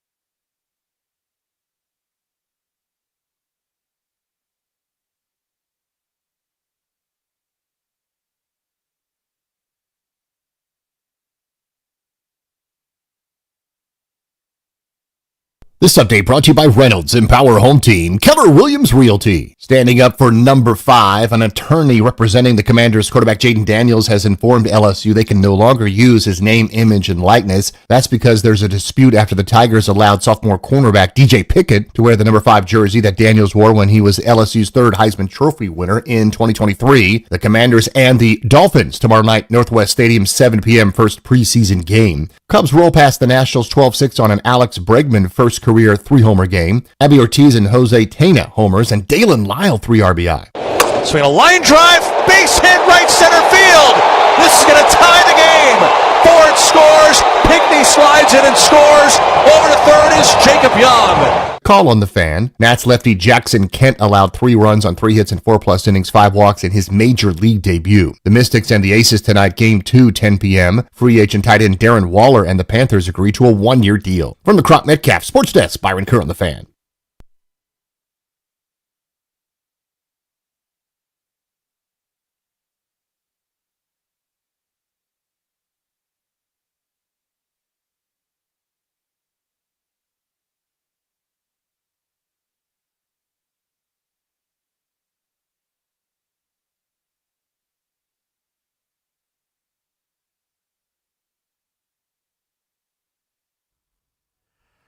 Welcome back. Junkies coming to you live on 106.7 The Fan and the Team 980 here in the DMV. 910 The Fan, 105.1 FM in Richmond. And you can watch us on the Monumental Sports Network all year long, celebrating 30 years of the Junkies, presented by Main Street Bank. Cheer local, bank local. Main Street Bank is a business-focused community bank proudly serving the DMV since 2004. Visit mstreetbank.com to learn how to put their team in your office. Main Street Bank, member FDIC. Equal housing opportunity lender. It's Bish, EB, JP, and joining us in studio now is Boog Shambi. You know him from ESPN, Cubs play-by-play voice, and MLB analyst. This question just popped into my head as you were watching me do the read. I remember one of the first times we started doing radio, we had the pleasure of getting to watch Sonny, Sam, and Frank, who were a legendary trio, calling Redskins games. And I was always amazed that in the booth with them, there was a producer who had note cards, and he would just hand them. Yeah. And it might not be like the case doing a Cubs game, but he would hand them these reads for, first down is brought to you by this. Yep. And then they would go, the replay is brought to you by this. And it was just like a nonstop thing of reads. How big a part of your life is that? It's huge, right? Now it's on a Cards monitor. Okay. So, it just rotates and So, like, how about this? Every ABS challenge is sponsored. Wow. So You got a you're good mid sales guy. So you're mid thought, someone taps their head, it's a challenge. You gotta go and right you to the just got to screen. be like, ABS powered by T-Mobile. Oh my God. Yeah. But it's in your brain. Yeah, there's no question. And look, my start was doing exactly what you guys did. So that I mean, doing live reads, and I started as an update guy and then a host. And so, I mean, this is the world from back at, WQAM in Miami and, WFAN in New York and all those places. Was it always your dream to do like play-by-play? No, so I would say that to begin, I really wanted to do talk, and then I got a chance to do talk. And when I was off, I would go over to Marlins games and go into an empty broadcast booth and do the games into a tape recorder. Oh, wow. And then I gave it out, and I got a minor league gig, and it was sort of a confluence of events. But I wanted to do this and take calls and interview people, and that was my main focus when I started. This is a lot easier than what you do.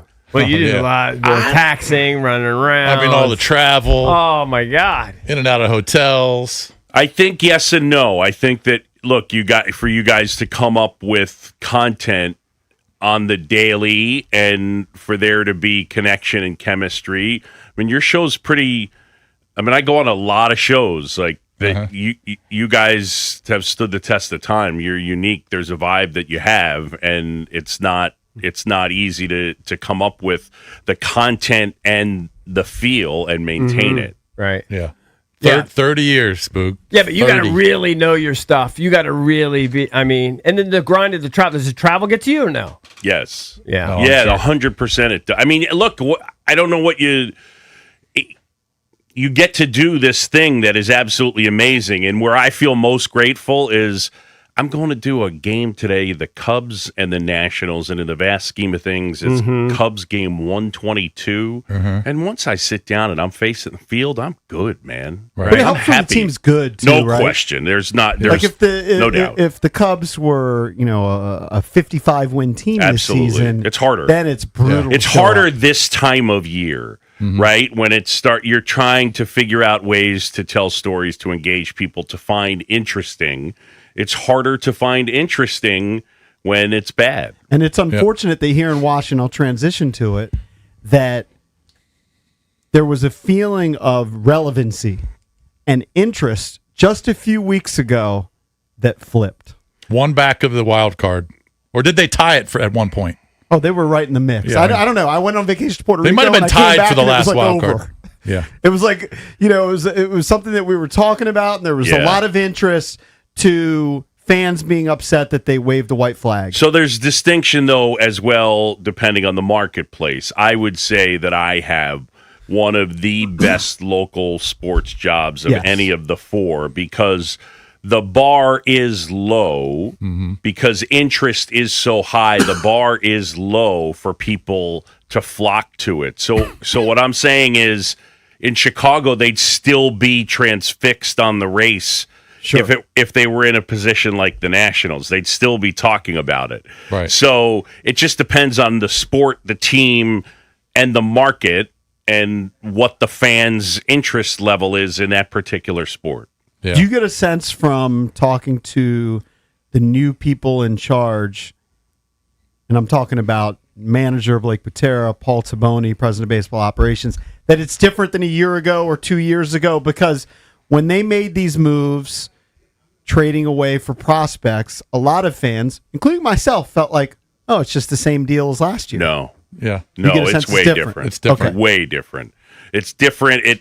It's just, look, they're not going to be perfect, but they're really smart.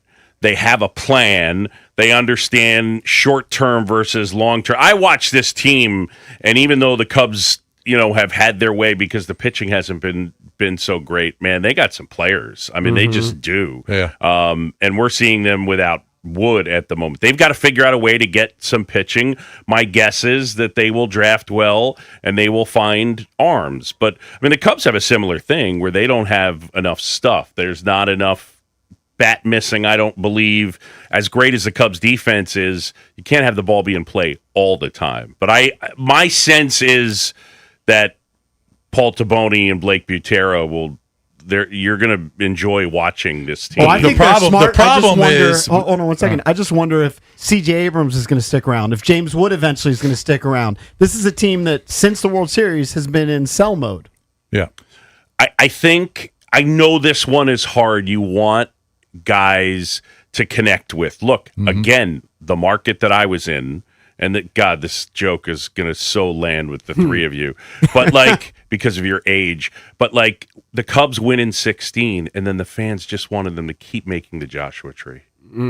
They just wanted them to keep making that album over and over again with the same dudes. Right. And you got to let go of that. That's what, as much as there are young kids out there that are C.J. Abrams fans, I don't know that he's going to necessarily be here. You want them to win. You're going to enjoy it when they win.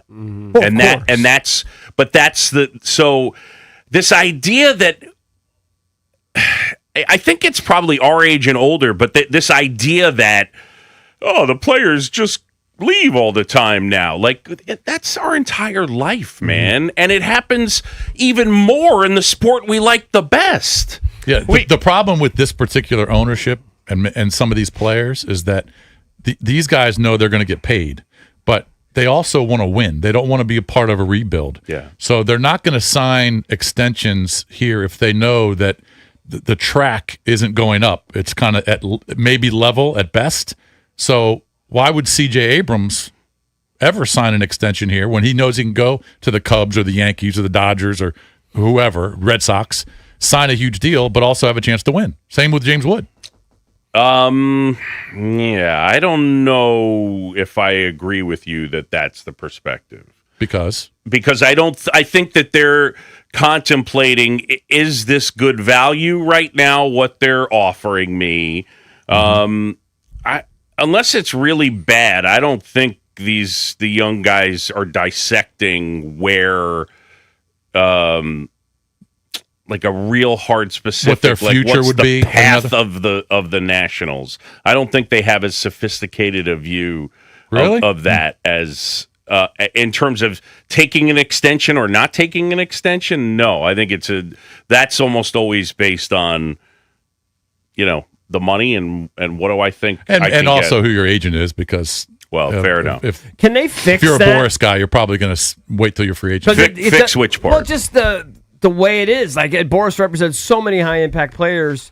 Maybe institute. You're going to be at work stoppage, right? That's almost a guarantee. For sure. No, you're going to be at work there will be. stoppage, and it's all going to be. I haven't even studied the details, but I guess it's about salary cap, and you want to institute that sort of thing. Yeah. Can they maybe institute a rule? Maybe this is bad, but like in the NBA, where like at least you get a hometown at least can pay you the most or something, so that we don't lose as many stars. Has anyone even talked about something like that? Because I know here in DC, like he said, it's been happening for years and years and years, and you just don't want to turn into like the A's or something back in the day, or the Twins. Yeah. You're going to develop a player, and you're just never going to keep them. Yeah, I think that you focus on guys staying, and like the idea of Tony Gwynn in San Diego or Cal Ripken. Yeah, I know it's a bygone era. Yeah. I get that, but you want at least to keep him for one contract. It's like the first contract. Well, you get them for 6. You get the earliest, but when they hit their primes, they're gone. Usually, pretty much everywhere. Yeah, usually. Yeah. And that's just the way it's going to be. Unless they institute that's my why rule. That's why I'm saying that about James Wood. I'm not saying he doesn't love it here or like it. I mean, his family is from here, pretty much. His dad grew up in New York, but if he knows he can go somewhere and make at least as much money, if not more, but also go to a team that he could probably win a World Series with or go to the playoffs with, why would he re-sign here when you're going to be in rebuild all the time? I know, but I disagree with you on that. You just think that I don't think they're going to be in rebuild all the time. Yeah, I disagree with you on that. Why? Too. With the ownership, they don't spend money. I think that they've decided not to spend money until they're close enough. I don't think they've ruled out ever spending money again. Oh. Will they ever bring in a Pete Crow Armstrong? Like, that's the thing. Like, no fans are thinking they could do something like that. But I think you're looking at it backwards. What you're trying to do is you're trying to identify your Pete Crow Armstrong and then sign him to this ridiculous deal that the Cubs 6 years, $115 million, and you've locked up what is now probably the best player in the sport. Yeah, he's really so good. I think, look, you got the idea that you're comping now to what you've seen. This is the team that is the youngest team in baseball, position player-wise, and they lead the majors in runs. Mm-hmm. It's very different than what you've been watching. Oh, there's no doubt about that in terms of the product. I'm giving you kind of the jaded fan point of view that you win a World Series, and then you haven't had a winning season since. And then many of the stars who were here have gone, and it's a pattern. Right, and I'm not going to compare Foster Griffin to some of the real stars, but people are like, well, maybe we keep this guy Foster Griffin. He's the only pitcher. We need pitching. He's the only pitcher that made the All-Star team on this team. And in typical Nats fashion, they sold him off. I would tell you this. I'm not saying that wasn't a bad move. Yeah, it's probably a very smart move for value by Taboni and the group, but it's indicative of what has happened. And so to me, I remember we went to the press conference when they introduced Paul Taboni. Yep. And the impression was from the ownership group, we're going to do things different. Not just in terms of the smart things that baseball people do, but in terms of we're empowering this guy to spend some money. And it doesn't feel that way. Well, I don't think he has an unlimited budget. You think what? I don't think he has an unlimited budget. No, he doesn't. I know this part's hard, but the one thing that I would tell you is that with this new group and with Paul Taboni, and this is tough for what you guys do, you got to give him some latitude. Like I would say, what I would say is that dude's smart. Oh yeah, I mean, we have him on every week. So let's not do the. Man, I wish we'd held on to Foster Griffin. You know what I mean? Like what I'm saying is, you probably should go into it approaching the move with the benefit of the doubt. Yeah, but I think he's just saying, is he doing the Foster Griffin or any of the moves because they're handcuffed, or are they doing it because they think it's the best thing? Absolutely not. Well, that's no. what. So there's the disagreement. He is absolutely doing. He is trying to find market inefficiency. He is trying to find value. They're not cost dumping. Yeah. Hey, for those people that don't follow baseball closely, you made a statement that Pete Crow Armstrong may be the best player in the game. Yes. Tell people what he's all about. I mean, look, for the sport, it's so great because he's young, energetic. He wants the smoke. Like, he loves the attention. He's a talker. He's fine being the villain. And then from a talent standpoint, he hits the ball 7,000 feet. He's one of the fastest guys on the field. He's the best defender any position on the planet. I mean, like, I would say he's got a chance to go down as the best defensive center fielder ever. Wow. That good. And he's improving in a manner that we've never seen. Like, he was walking at like a 4.5% rate, which as a general idea is basically like if you fake it to them, they'll swing. And now he walks at about a 12% rate and his on base is close to 400. He's basically swinging the bat like Ohtani, plus he's running the way Ohtani used to. And then the hook is he defends better and impacts the game defensively more than any other guy. And then you had Bregman last night go deep 3 times. Yep. Am I going to get to read any promos or liners? If you want, dude, you can do Hey, all I got a of them. Kalshi one coming up next. Luke Shamby's hanging out with us. Keep it here. We're the Junkies on the Fan.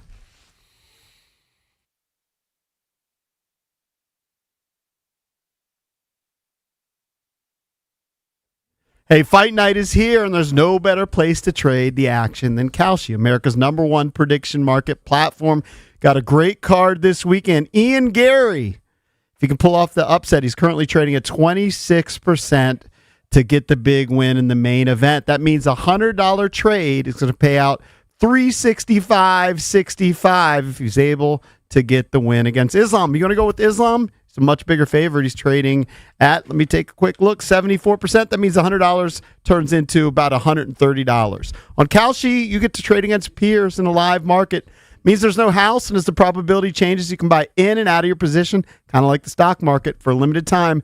Download that Kalshi app. Use the code JP. Get $20 when you trade $20. Kalshi. Kalshi. Trade on anything. 18 or over. Only restrictions and eligibility requirements apply. Event contract trading involves risk and may not be suitable for all investors. Kalshi products are not available in all jurisdictions. Prices, values, and available markets may differ from those mentioned. For more information, see kalshi.com/regulatory.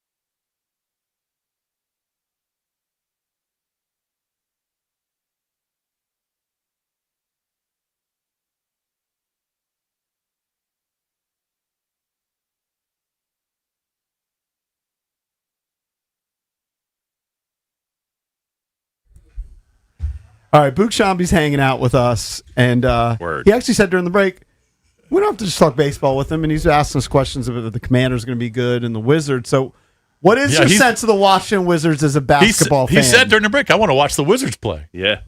We had a big bet, by the way. Yeah. Let me see where you would have waited. We had a big bet on the show. It was potentially $300. There were 4 players because it was a draft basically against 3 guys.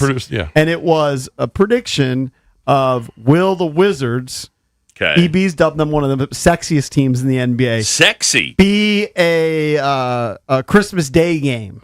Okay. Ultimately, they weren't. All right. Would you have bet on Christmas Day game, sexy team, or not quite there yet? Probably not quite. By the way, it was 20 to 1 odds. Okay. Yeah. Don't let that. It was 21 odds, go. so it was 5 for 100. Yeah. That's fun though. I like that. I'm a dork. I'm interested. So, but I probably would have said not quite there yet. It was not there to be one of the sexier teams in the league. Okay. Yeah, I mean, you just go. I down thought teams. the Commanders, Redskins. I thought we were the sexiest team last year, and it was Big Dud. Yeah. So I kind of feel that way with the Wizards this year. But John, if you look at some of these, and who knows what website you look at, but if you look at some of these websites and they do the post draft / trade rank preseason rankings, the Wizards aren't as high as I thought they would be. Okay, they're pretty low when they compare them to some of the other teams in the Eastern Conference. Now that Philly is a much better team. You know why? It's because they think Anthony Davis is going to be hurt because he's always hurt. That's my point. So I'm just kind of surprised that they're not thought of nationally a little bit higher after adding Trae Young, Davis, and then obviously drafting DeBonsa. I think you're probably right that it's kind of Davis is going to have to prove that he's going to be on the court, and then people. And that's the same thing here with the Commanders, right? We were talking about it earlier in the show. We did a little segment. NFL.com had the Commanders ranked 29th, which is borderline insulting because the Cowboys were 11th. Right. And they had similar defensive issues last year and did similar things on the defensive side. 29th, they were below the Browns. Wow. Who's dealing with Deshaun Watson. Below the Titans. Below the Cardinals. Who was your team growing up? Eagles. You're an Eagles guy. Yeah. My grandfather was head of construction for the Vet and for RFK. Oh, wow. Big time. Yeah. Not the architect, so the head the head of construction. So like it's like the RFK underneath.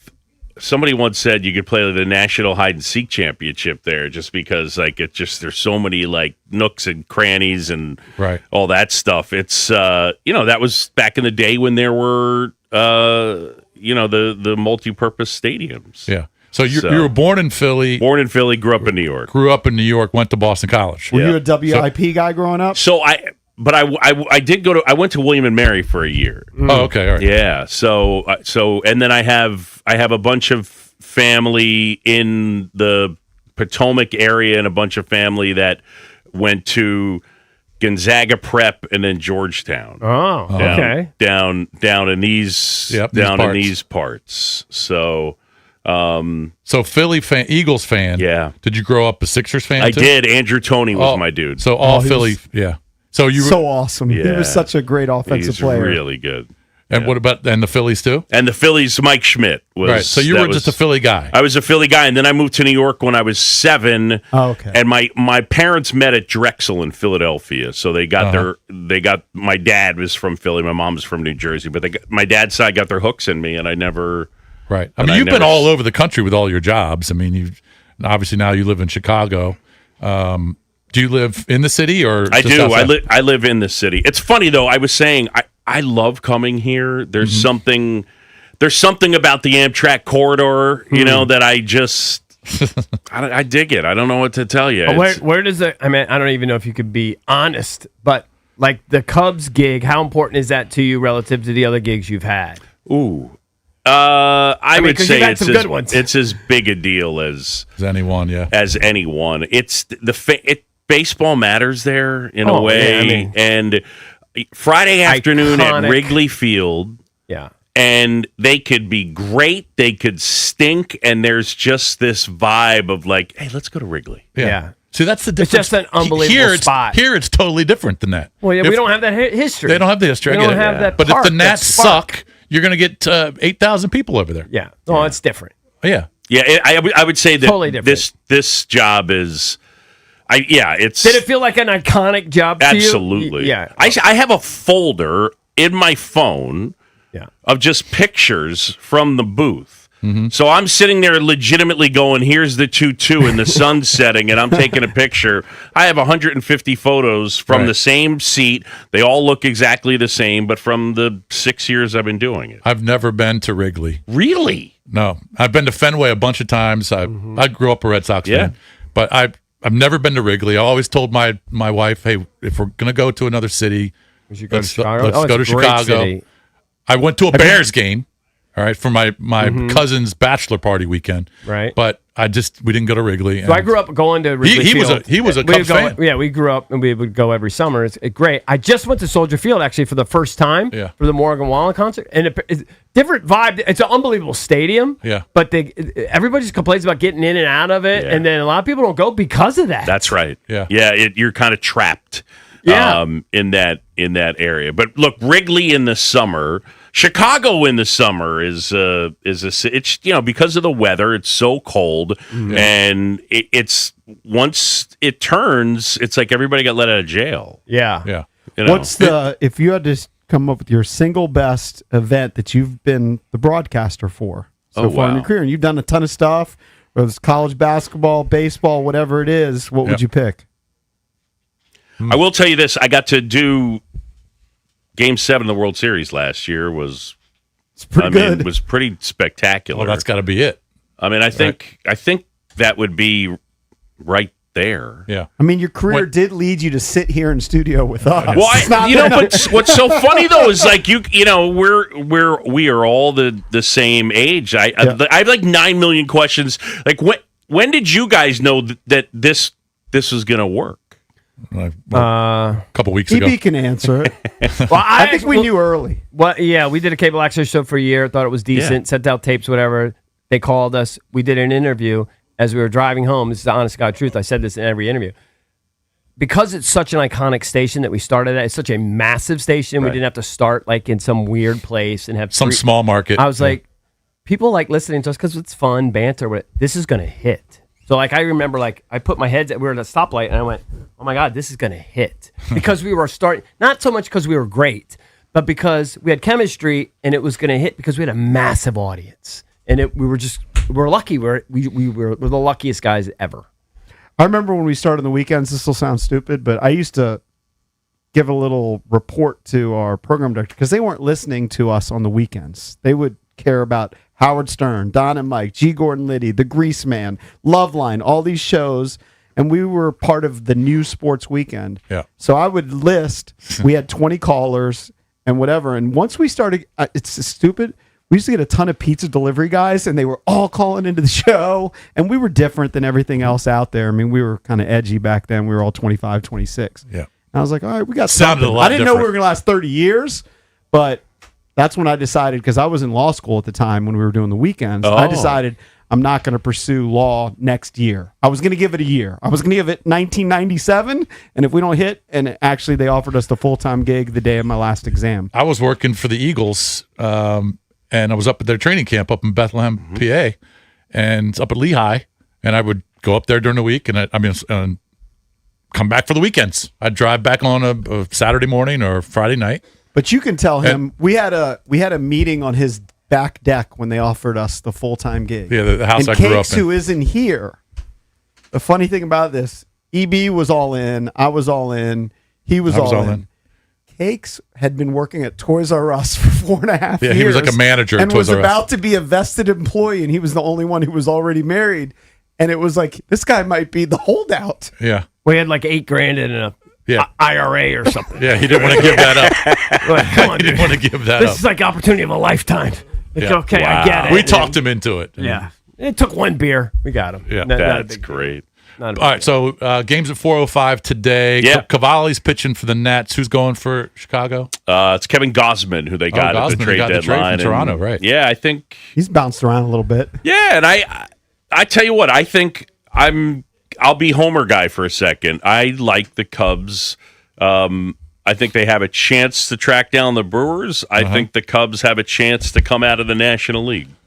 Yeah, well, And their I know lineup's ridiculous. I know that everybody's going to, sit there and say no one's going to beat the Dodgers. Uh-huh. I think the Cubs could beat the Dodgers. I'm not putting it at likely but like They definitely can. They definitely can. Yeah, the Dodgers I just didn't- got Snell back. Yep. And I know he had like a 10 strikeout game. I didn't see the highlight of Freeman sliding. Oh, Was it bad? It wasn't sliding. Oh, he just ran into it. I mean, he just Ran into the rail? No, there's a giant stairway and it's wide. He just went Right down, down. Oh, and there wow. were no players there. Wow. Yeah, and he went down hard. Wow, I didn't see that. I got to Yeah. check that out. Boog, you're the man. Thanks for joining us. It's great to brother. see you guys. Thanks so much for having me in. I appreciate Have you. a great call today, man. Yeah. I love afternoon games. Oh, Yeah. nothing like it. Yeah. And the weather's going to be great today. No problem. Weather's gonna be good. Yeah. Yep. This is the first place that I told my Harry Carey story on the air. Is that right? Yeah, this is the first. Remind me the Harry when Carey. in the bathroom when I said it was 20 degrees out, and I was in the bathroom, and Harry Carey walked in and said, "I got so many clothes on, I can't find mine." I think I do. You guys stuck that That out. happens even when it's 80 degrees. That's right.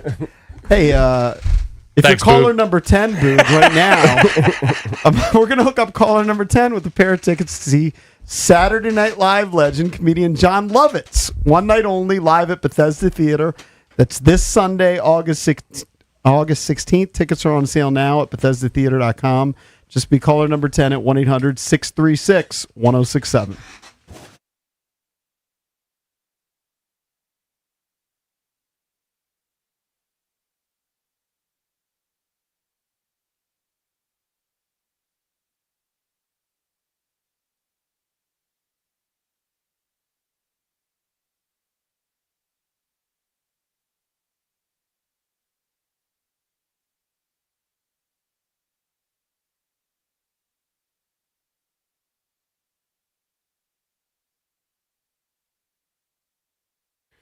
All right, guys, the team that brought you Surfside is back with something new. Meet Superlight, the new vodka plus 8-can cocktail. It's amazing. Superlight comes in 4 classic sports drink flavors: fruit punch, orange, lemon lime, blue chill. They're all great. Perfect to enjoy after the game, on the golf course, during a barbecue with friends. With just 90 calories, 0 sugar, 0 bubbles, Superlight is here to fuel the moment. Look for Superlight variety packs and individual flavors at stores and bars near you. Must be 21 plus. Please drink responsibly.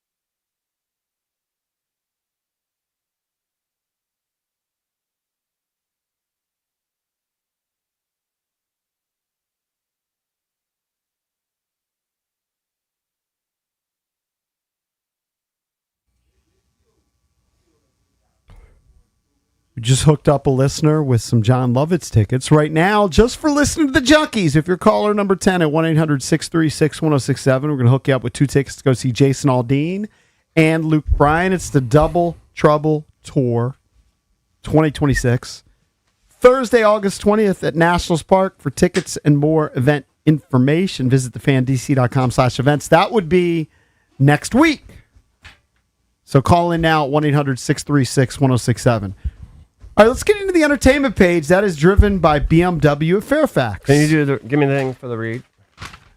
BMW of Fairfax, of course, DC's only BMW Center of Excellence Award winner for the ultimate buying experience and your ultimate driving machine. Get over to BMW Fairfax. Ask for my girl Miriam. She's the general manager. Of course, you can check out their entire selection of certified pre-owned brand new vehicles right there on their website, bmwfairfax.com. This is kind of funny. Remember we talked about the peeing incident at the Morgan Wallen concert in Baltimore? Mm-hmm. Well, apparently, they have arrested the guy. The Maryland Transportation Authority police tell TMZ that 33-year-old Jason Reed was arrested in North Carolina following an investigation into the July 18th incident at M&T Bank Stadium. If you remember the time when we talked about it, I'm trying to remember, they basically told the family, there's nothing we can do. There's nothing we can do. But I guess there is. They say he's been charged with 4 counts of second-degree assault, public urination, and other related offenses. He's currently being held in North Carolina pending. He's got to be extradited to Maryland now. This is a big deal. Hey, I want a formal apology from you, Eric. Because? In the city of Baltimore. For cracking down on it? Yeah, saying, shocker, it happened there and everything. Well, I don't think it takes away that. Well, no, you were saying some dude from Essex probably pulled his dong out. And You've got Baltimore pride. Yes. Maybe he just fled to North Carolina. Maybe he's originally from here. Well, I actually heard he was from Kensington. Is that true? Yeah. I don't know where he lives. It could be from Kensington. You will not stand for Baltimore slander. Yes. Okay, so all right. So you want? I want a formal apology. I'll say this. If he's from North Carolina and he's not from the Baltimore area, specifically right around where Valdez grew up, I apologize. Thank you. Yeah. If he is, I'm rescinding the apology. If he just fled there because he knew he was a hot suspect, we must do an investigation. Yeah. I'm gonna get Jane's mom to sue you for slander. We got to find out where he's from. By the way, I tweeted this yesterday. My daughter just hit me to a new artist for me. She broke in like February and March. Her name is Stella Lefty, and country Stella pop. Lefty. Her name is actually Lefkowitz or something, and her dad is like a co-founder of Groupon. Yeah. So this song is just unbelievable. And people are breaking her balls saying that she's a Nepo baby, and that's the only reason why she's famous. I'm sorry. That's not true. She's got talent. She's got her own talent. Her dad didn't make her famous. She was posting TikToks. All right. One went What's viral. her name again? I'm sorry. And now she's got Stella Lefty. Lefty. Because her last name's a little wordy. Yeah. Okay. But people are breaking her balls because her dad literally is a billionaire. Right. And they're trying to say that's the only reason why she's famous. But no, she got writes. a great voice. She's got a great voice. She writes catchy bangers. This is my new favorite right now. Stella Lefty. My feed's been overwhelmed with Stella Lefty. She kind of reels. sounds like Ella Langley a little bit. She kind of does. She covers Ella Langley. She actually has a TikTok account where all she does is covers. Now, you know me. I like to know where people are from. Where She's from Chicago. She's from Chicago. Listen to her voice. She doesn't sound like she's from Chicago. She sounds like she's Doing a from little Tennessee. accent. She did an interview where she does these different accents. She's a talented girl. She could put on a country accent. You know how earlier in the show we were talking about the bad beat for the guy who ate the oysters in Chicago? Yes. And he's sadly, tragically, basically a human vegetable. Yeah. Okay. Terrible beat. Basically brain dead. Imagine if you're just born and your dad started Groupon. Like just the luck. Different life. Like you're born as a billionaire. Yeah, but to her credit, she's been posting songs for years on TikTok, and one of them just blew up. Yeah. And then boom, she's got a career now. It's I'm crazy. not a country person, but her voice sounded great. Sound great? Yeah. I like her a lot. I'm a Stella Lefty fan. I'm a Stella Lefty. I hated her name for like 2 days. And then now it's kind of catchy, actually. She should probably just go by Stella. I don't love the Lefty part. I didn't like it either at first, but now it's actually really grown on me. Okay. Brad Pitt is in the news a lot lately. So he did an interview recently. We talked about he's drinking again. Off the wagon. I think he's off the wagon because he's drinking again. Well, now he did an interview recently where he says he can't actually watch adult content, that kind of stuff that you stumble into every once in a while. He can't watch it, but the reason is interesting. He can't watch it because he doesn't like bad acting. So even if he's what acting is there at this point? Do they still do the old school like porn movies? Yeah, of course. Yeah, the setup and everything. Yeah. I've never. You know what? It's a good point. I never really thought about that. You've never thought about the acting being horrific? Well, it'd be like, an ex-NFL player watching a game and the bad play drives him crazy. Yeah. Right. Yeah, I guess it's like me being a snob with sports. I can't watch a sports movie if the sports is bad, right? If the basketball's bad. So is he saying... Like you couldn't listen to an unentertaining podcast or uninteresting podcast. Is he saying he never watched it at all because of that, or he stopped watching it because the acting was so bad? He just says he avoids watching it. He probably also avoids watching it because he's surrounded by it his whole Brad life. Pitt. He can make it happen anytime. He can make his own whole porno. Life is a porno, right? That's what I'm guessing. I mean, I don't know that for a fact, but I'm guessing that might be true. I'd co-sign that EB. Yeah, who's he linked to right now? Is he linked to? He doesn't need to be linked to him. He just go to any bar. Brad Pitt. No, I know, but I mean, he's 60 years old. He's probably I linked think to he has somebody. a new girlfriend. I don't know her name. But. She's probably 30 years younger, and he still looks like he's 40. He's like frozen in time. How old is he? 60? I think he's like 60, 61 or something. Yeah. Yeah, it's crazy. And then Garth Brooks. Are you a Garth Brooks guy? He's my goat. Oh, he is. Because you were a Brooks and Dunn. By the way, did Brooks and Dunn? They were ridiculous. You loved it. Loved it. Just as good as Morgan, if not better. Garth Brooks' Blame It All on My Roots tour adds Washington, D.C. shows. So that's going to be September 18th and 19th. By the way, Stella Lefty also playing in the area. She's going to be playing Merriweather. Your agent? I just like her. So by the way, watch out. If you don't want to be murdered, maybe you leave town on the 18th or the 19th. The conspiracy that he a serial killer. Yeah, every town he visits, that people end up dead. Yeah. How's that investigation going? I'm not really into that investigation as much as I'm into some others. Jim Van Stone, expect a text. Oh, for that one? Oh yeah. I think I want to go. I think I might want to go see the Stella Lefty thing at Merriweather. I love Merriweather. That's a great spot. What happened to the EP? It's like the WMZQ news update now every day. Like it's just country. What was it yesterday? It's like 5 country stories today. I like country. A lot of people like country. I know you don't like it. JP don't like it. A lot of people like country. It's very popular. Top 5 songs on the top 100 are country. Pretty popular. You ever heard the Billboard? We're doing Stella Lefty. I'm just it's an artist that I've recently, found out about. I'm just sharing my passion for music. I'm okay with it. Thank you. I'd rather talk about that Stella Lefty than Kim Kardashian. No, Kardashians are so dunsky. You just had a story about it. But yesterday, not today. Yes. Yeah, but believe me, I only did it because there wasn't that much going on. I thought it was relevant news that the GOAT of country music is playing at Capital One. By the way, I don't know if you're accurate. I just hit the Billboard Hot 100 and I see 2 Ariana Grande songs and a Taylor Swift. Taylor Swift's semi-country. Ella Langley number 1 and Morgan Wallen number 3. But 3 pop ditties. But Stella Lefty number 6. You won't do the story about Jamie Foxx having a huge belly, but you'll do a Stella Lefty. Well, how am I going to do that? How am I going to do? How am I going to do it? How am I going to do a Jamie Foxx got a big belly story? All right, we got to get out of here. He's old. B. Mitch and Finley next.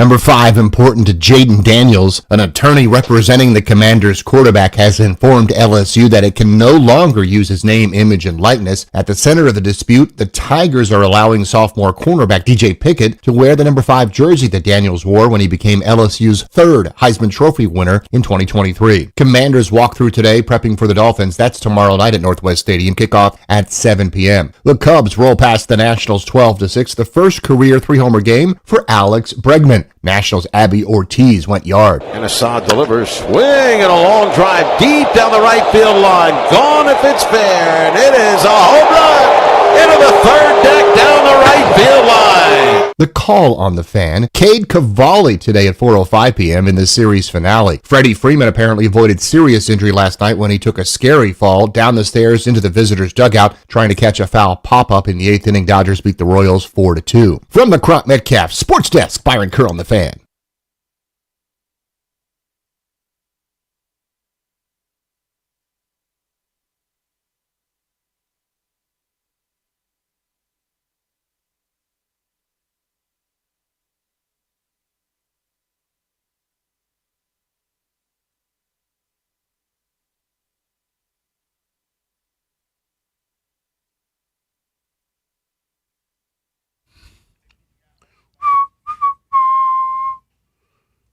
Mother back of my man.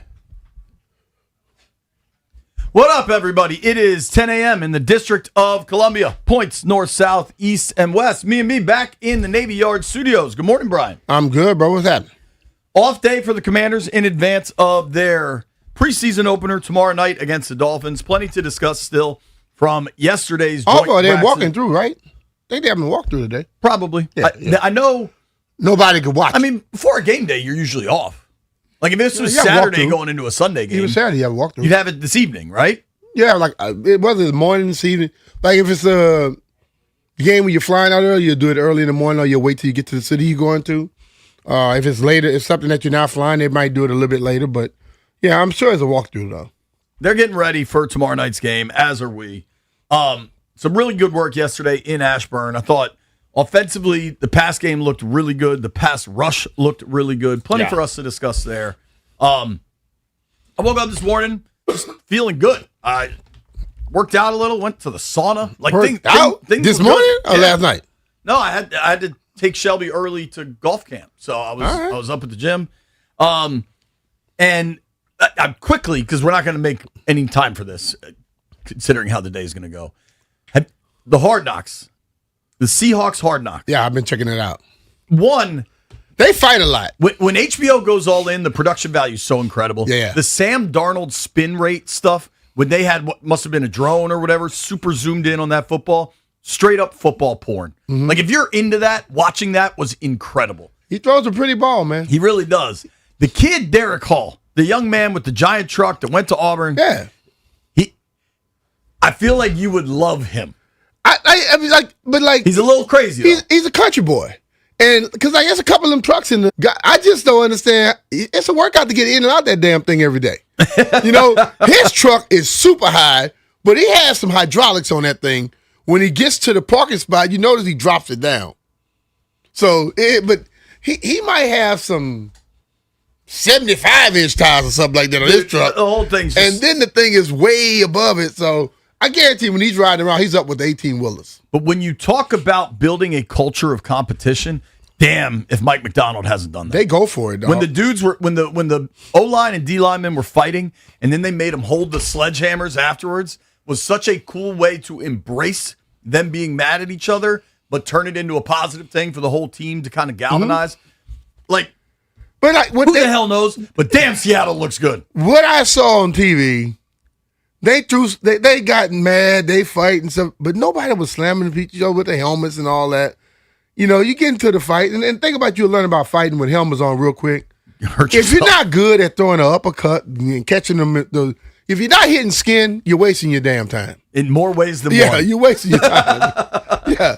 So, but I like what I saw because it showed me you can still be highly aggressive and not be stupid. The warrior in the garden. I thought that was a really cool way. That's exactly like you know we've had coaches come through here and they always use the rules as an excuse. This is still football. And you got to get to a level of it to be able to go out and perform at a certain level. We watched this year, it's a different level than it was last year.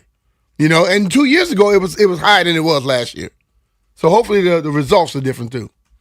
So that I kind of wanted to start there. We had this Nats kid make his debut last night. I think he had 5 Ks and 6 walks. Like his first inning, he struck out the side, but he walked 2 guys in between. Like it was, you saw a lot to be excited about for a kid making his debut. Excited, but you know he got some growth to do. We got to work on some control, Mr. Kent. But all of that gets thrown out the door. Stallion had probably printed off 8 books, 8 reams of paper, and then we get this Jayden Daniels story this morning. Let's start just with the facts of the matter. Jayden Daniels has filed a cease and desist lawsuit against LSU. I'm reading here. An attorney representing Commanders quarterback Jayden Daniels informed LSU can no longer use his name, image, and likeness, and said he felt profoundly disrespected after LSU allowed cornerback DJ Pickett to wear his former number 5 jersey. There are a million angles to this thing. For me, I start with the statement released from a Daniels spokesperson. The Daniels family is deeply disappointed and feels profoundly disrespected by LSU's decision to give Jayden's number to another player. I start with what I think Jayden's response here is. My guess is this has been talked about privately for weeks, and now it's becoming public. That could be coming from a lot of different places. Yep. Certainly, Jayden Daniels, the Heisman Trophy winning season he had at LSU, which was only 3 years ago now. Yeah. Like, you would think number 5 doesn't get put into circulation this quick. Yeah. And I understand if Jayden is upset about that. I understand more so if his family's upset about that, right? And the fact that the spokesperson statement starts with the Daniels family leads me to believe, hey, Jayden's not thrilled about this, but the family's more upset, and that's why we're pressing the gas on this. Like, to me, Jayden is such a football cyborg, and his focus is so intent on what happens on the field that this is like, oh, yeah, that sucks. Yeah, do whatever you need to do. I'm going to watch this iPad. I'm going to keep grinding this tape. But I think he's able to do that because he has people around him that he knows going to watch his back on everything. I think the other side of this, Lane Kiffin is like the most polarizing, controversial coach in college football. I don't think that's much of a dispute here. Yeah. I think Lane Kiffin is a mercenary brought to LSU to win games. Yeah. And you know who he thinks is going to help him win games this year? DJ Pickett, the sophomore corner that was the best player on their defense last year. Apparently, Pickett was promised he could wear number 5. And you know what Lane sees? Yo, Jayden's not going to help me win this year. DJ Pickett is. Yeah, if I got to give him number 5, I don't care. That is when LSU has to step in because the coach who's, quote unquote, supposedly promised him the number didn't let him wear it. Because that coach that we thought was fake as hell by trying to go with the family, the LSU, the fake Southern accent, he realized we can't let somebody wear Jayden's number and not let him wear Joe's number. See what I'm saying? So that coach looked beyond the BS. And I think LSU failed the whole deal by allowing Lane to run. Lane Kiffin just got there. Lane Kiffin was at Ole Miss for a certain amount of years, but then when he get ready he was at Ole Miss 7 months ago. When he leaves Ole Miss, he wants to throw a damn grenade and try to say how racist they were. Did he check the history of LSU?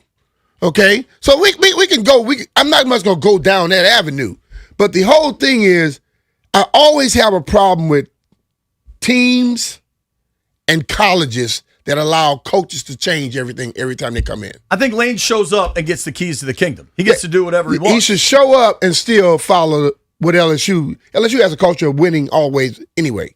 You don't just come in and do what you're supposed to do. Do what you want to do. Go do something first. You know, I understand what you're saying, but still, you still should have, the school has a connect with the fam. It ain't Lane. So Lane really comes in and don't give a damn. So you got to make sure you try to hold whatever connection you have. When that coach come in, hey, listen, we are trying to make sure we don't cause any friction here. We're not gonna worry about that number. And then if he don't want to follow that, then you got to make sure he follows it. My my biggest takeaway is you'd like this to be handled privately. You'd like this to not get to where it is now. This is trending on social media. This is the biggest story in sports this week. Yeah, it's the biggest story, and it's going to go away, and nobody going to give a damn next week. For me, it is, you have a dude that likes to troll in Lane Kiffin. He very much enjoys kind of needling people. And I just think he's so focused on winning games in Baton Rouge this fall that he just is willing to ignore the history of how they run the program. You can be willing to ignore what you want, but that university can't let you ignore their history, hands down. And with their history being one that's not very, very pristine all the damn time when it comes to African Americans, you damn sure don't want one guy rolling in and just messing it up. You know, I grew up across the road from LSU. I know stuff that people around here, that everybody that cheer for the Tigers now, if you knew some of the history of it, you probably wouldn't. Or you have a problem with them. You probably gotten over it by now, like I did too. But let's not try to act like just because he rolls in town, Lane Kiffin has been all over the damn place. He throws grenades every time he leaves somewhere. Totally. So what makes people think automatically he is going to step into here and be any better than he was anywhere else? That's why I think, like, the excitement, we have a bunch of friends that are LSU people. Lee Armstrong, huge LSU fan. And the excitement I over was cheering Lane, for LSU before Lee was born. Right. The excitement over I'm Lane. just letting you know what I know. He's going to be really good in Baton Rouge right until he isn't. And then the same stuff's going to happen. That happened at Of Tennessee. course. That happened at USC. That happened at Ole Miss. Like, Let me ask you a question.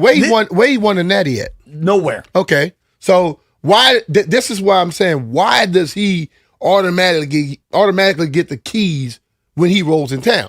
He ain't won no national championship no damn where. The only difference, and I think you and I see this differently, that no one's worn Burrow's number yet, number 9. And granted, it's only been 7 years, right? That 2019 wasn't that long ago.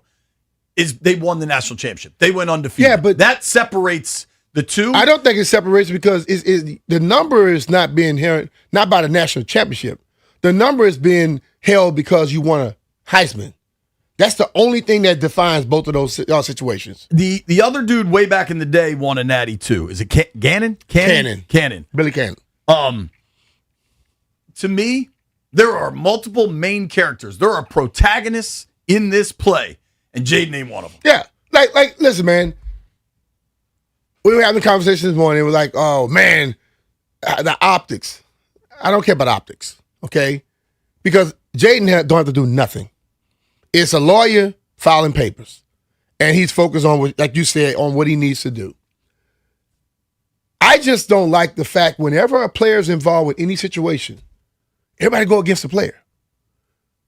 The players sometimes have a right to speak their own and defend themselves too. We are not just here to just make everybody else happy and defend everybody else and support and market everything for everybody else. Every once in a while, you got to market for your damn self.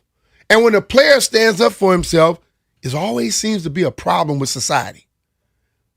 We don't say nothing about people, politicians in this town, optics are way screwed up. Nobody cares. Why? So my thing is, they have a right to go out and defend what they think they might have been told or what they might have been promised. And if I feel you didn't keep up your word, then you can't make no more money off of me. And as you stated earlier, it's not about the kid wearing, it's not that the kid can't wear the jersey. Yeah, let's be super clear. Don't use my name, image, likeness anymore then. Since you lied, don't use my name, image, likeness. I think there's a misconception what the cease and desist letter is about. The lawyers in no way are trying to claim that they can't give out number 5. They're allowed to give out number 5. Yeah. They're saying, going forward, since you're choosing to do this, stop using my name, image, likeness. And I can tell you, because I've been in a lot of college programs all over the country, their biggest stars that go to the pros, they plaster those faces all over the place. Believe me, I know. And not that LSU doesn't have a number of stars to plaster, but Jaden is everywhere when you walk in there. And what they're saying is you're now not allowed to do that. I don't know legally how strong that is. If it's a picture of the team he was on that went to Florida and beat the hell out of the Gators in the swamp that Marco Rubio referenced yesterday. Like, if it's a picture of the team, I'm not sure what they can do. But I know like promotional materials going forward, what usually college teams do is post pictures of the guys Of in the the pros. individuals. Yeah, Of the yeah, guy. yeah, yeah. Like they will show, they will hang up the jerseys of all the pros they have playing right now, Mm-hmm. right? And maybe they do have a legal claim to strike that. I'm sure if a lawyer put it out there, they do. But my thing is, like I told you, we mentioned this before this even popped up. We were talking about retired numbers when we were talking about the thing with Diggs and Joe the other day. Mine was retired in 1989. Okay? I had just finished playing. And there have been multiple coaches there since then. The one level of respect I received from every coach was, if someone asked for that number, I was called. And the first time I said yes was a young man who had the balls, basically, to step up to me and ask me, and then he showed me he was handling business as a student athlete. And I was cool with it. But as soon as he finished wearing it, guess what it did? It went right back. But every coach that has come along, for some reason, the school, which is a new president there now, a new AD is there now, they still ask me. You see what I'm saying? Yep. So I just think that you come to a point where a level of respect has to be shown. Like, when he was there, he did what they asked him to do. Performed at a high level and brought them a lot of notoriety. Give him a level of respect, too. You know, that's the only thing I'm saying. But let's not. I am surprised by the suddenness here. Jaden was there 3 years ago. If this was That's 8 what I'm years saying. later, 12 years later. And the thing of it is, what Billy, Joe, Jaden, the 3 Heisman Trophy winners, you can't treat them differently. Even though there's national championships with 2 out Even of though the it's a 3. national championship. Because the number was not retired, or was not put aside because they didn't retire. Only one is officially retired per se is Cannon. Right. The numbers were not put in those put aside moments because of the Natty. It was put aside because of the Heisman. So what the team did is not because of what they give you as an individual. You know, my teams, all the years I played, we were better than average. But it was about what I did as an individual. And I think that is what we got to understand. It ain't got nothing to do with the national championship when you're looking at this. Those guys are praised because their individual accolades were out this damn world. I like that.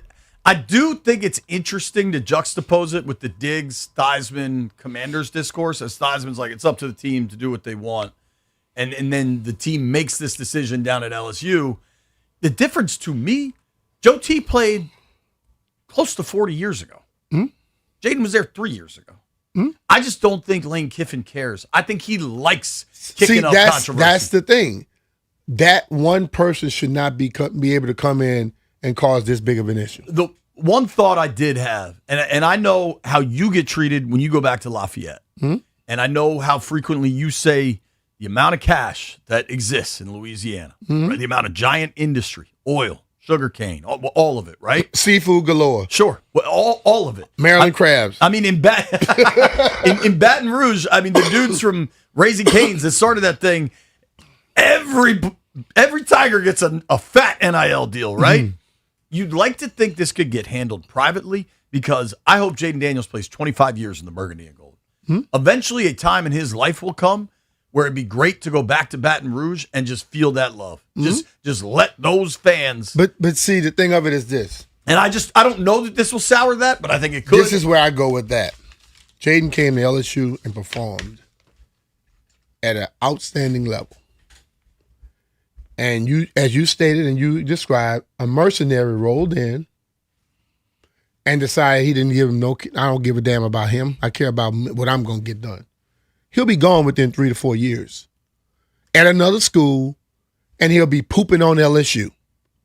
And that person would have been the person who came in and separated you from the guy that came in here and brought so much prestige to your school. That's what the university has to protect more. You got a lot of coaches. Like if a coach had been somewhere for 20 years and then finally something happened, he came to your school, cool. Lane is somewhere every 3 to 4 years. Every 2 to 3 years, to be totally honest with you. So that's the thing I'm looking at. I'm looking at that dude. You allow that dude to mess it up. let's be real. You got a great relationship, and this person has messed up 15 of the others, and you let her mess up yours. You'll be stupid, won't you? I want to open the phones on this. 800-636-1067. 800-636-1067. It honestly reminds me of a situation the Skins faced in like the early 2000s. I'll explain. Jaden Daniels asking LSU to no longer use his name, image, and likeness after giving his number 5, to a sophomore cornerback. It's B. Mitch and Finley.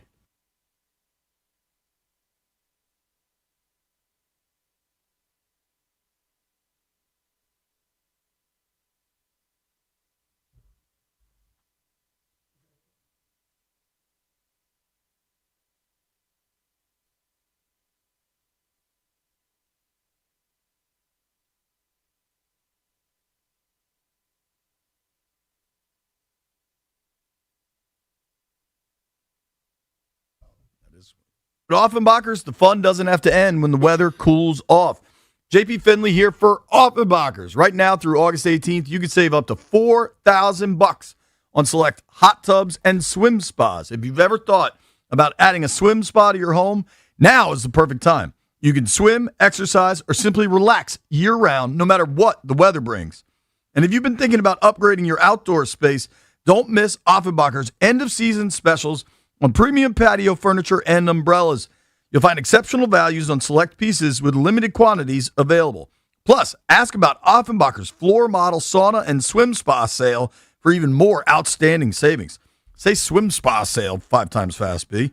Stop by one of Offenbacher's convenient showrooms in Herndon, Rockville, Gainesville, or Annapolis, or visit Offenbachers.com.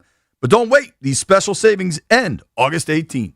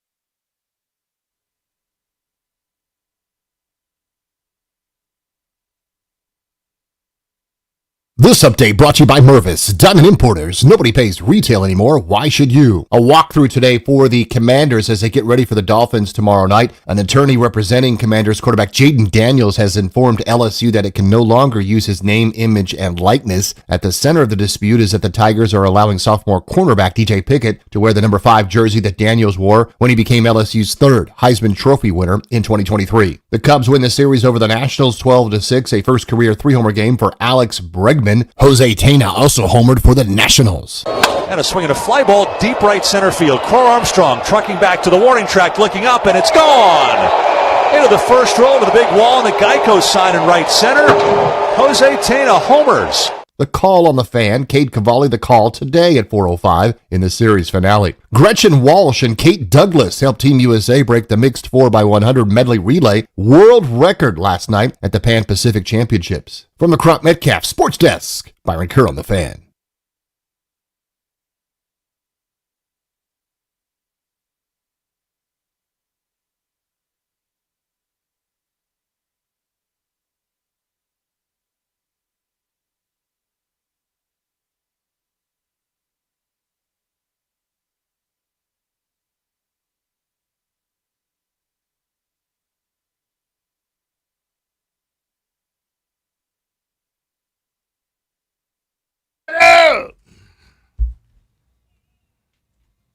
Be Mr. Finley. 106. I just pulled this up because I think it's kind of pertinent. Since 2009, since 2008, let's go back a little further. Lane Kiffin has been the head coach of the Oakland Raiders, Tennessee Volunteers, the USC Trojans, Florida Atlantic Owls, I think, Ole Miss Rebels, and now the LSU Tigers. So in 6 different places.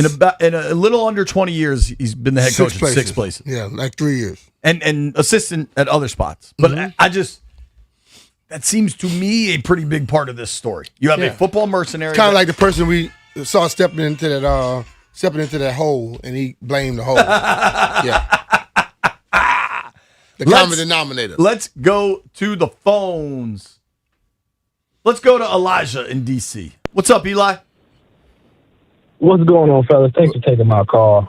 For me, the jersey, there's certain, almost in Jaden's eyes, it's almost like there's certain attributes that goes along with that jersey, and he should be able to speak like, yo, these are the attributes, almost like what B. Mitch was saying.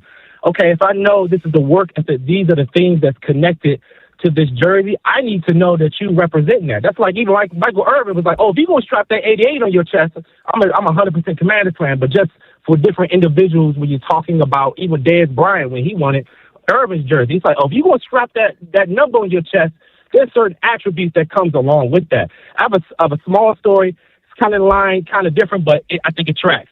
I had a friend who actually gifted a Bentley to somebody, and other people were upset about it.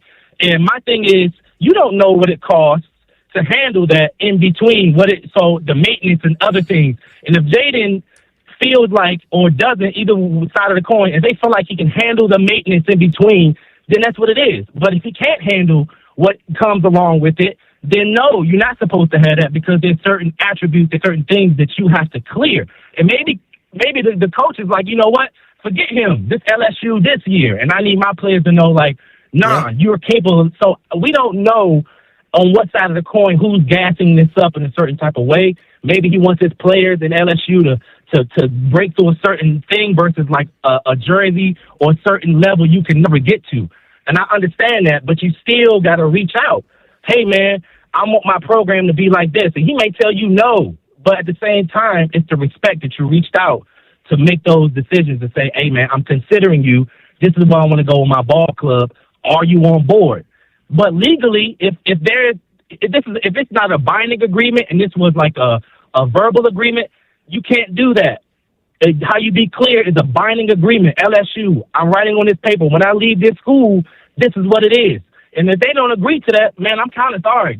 That ain't really how it goes. Yep. All right, love y'all, man. Well, Elijah, when you find that friend and want to gift another Bentley, I'm here. I know how to handle the stuff in between. Appreciate you, Eli. There is something interesting perhaps at play here. Mm-hmm.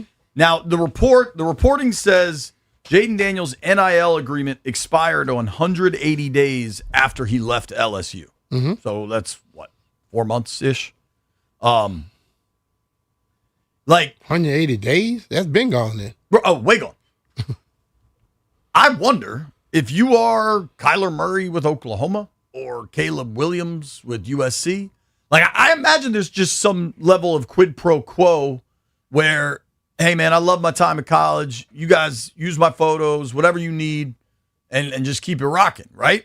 Mm-hmm. But, between lawyers and agents and mankind's never-ending quest for more cash, I wonder if this almost opens the door to exit agreements between college players and college programs. I would suggest that they do. I mean, because let's be real. The player goes there and establishes something, and the college uses it to the rest of to eternity. And that player, there are a lot of players who play exceptional at colleges, but notoriety. One Heisman's broke as hell right now, and the college still making money off of him, and they get nothing. You might have to start doing that. We have a friend in common who's a member at a very nice golf course and knows his way around the law, who's texted me and said, everyone is protected by the concept of name, image, and likeness. Before college athletes were the exception to the rule. It's not the distribution of the number. It's using the image of Daniels with the LSU number. Yeah. It's how number 5 is currently being used. Let's keep it moving here. Rick is in Gainesville. What's up, Rick? Hey, guys, what's going on? What's happening? Hey, just to start off, I side with Daniel's team. I don't like Kiffin. I think he's a clown. But what if a player comes to a coach and says, hey, coach, I want this number, and if you don't give it to me, they're offering me the same money at this other school, and they're going to let me wear this number. And what is he supposed to do as a coach? You could tell him no, but if he's telling you that, he's gonna find something else to go make the money at the other school.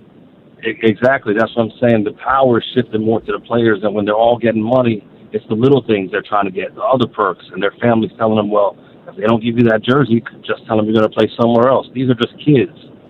So, I understand that. But if you allow, if a player comes to you with that, he's gonna come to you with something else. So he's gonna control you. Eventually, a coach got to be the adult and control that. Because he didn't promise it to Kiffin. He was on the team already with the coach that told him that they claim he promised him the number and he wasn't wearing the number. Yeah, I agree. But what about Mike Krzyzewski was like, I'm out of here. This is getting too crazy. Nick Saban's like, I'm out of here. This is getting too crazy. I think it's because of that. I agree with you. I think it's crazy to let the players dictate, but I think that's where it's heading more and more. Appreciate the call, Rick. Thanks, bud. We'll keep it going here. Tony is in Florida. What's up, Tony? Hey, guys. I love the show. Hey, I think that the Kiffin stuff is getting a little off the point. Brian makes such a great point about the racial component in the South. And let's take Billy Cannon out of it for a second.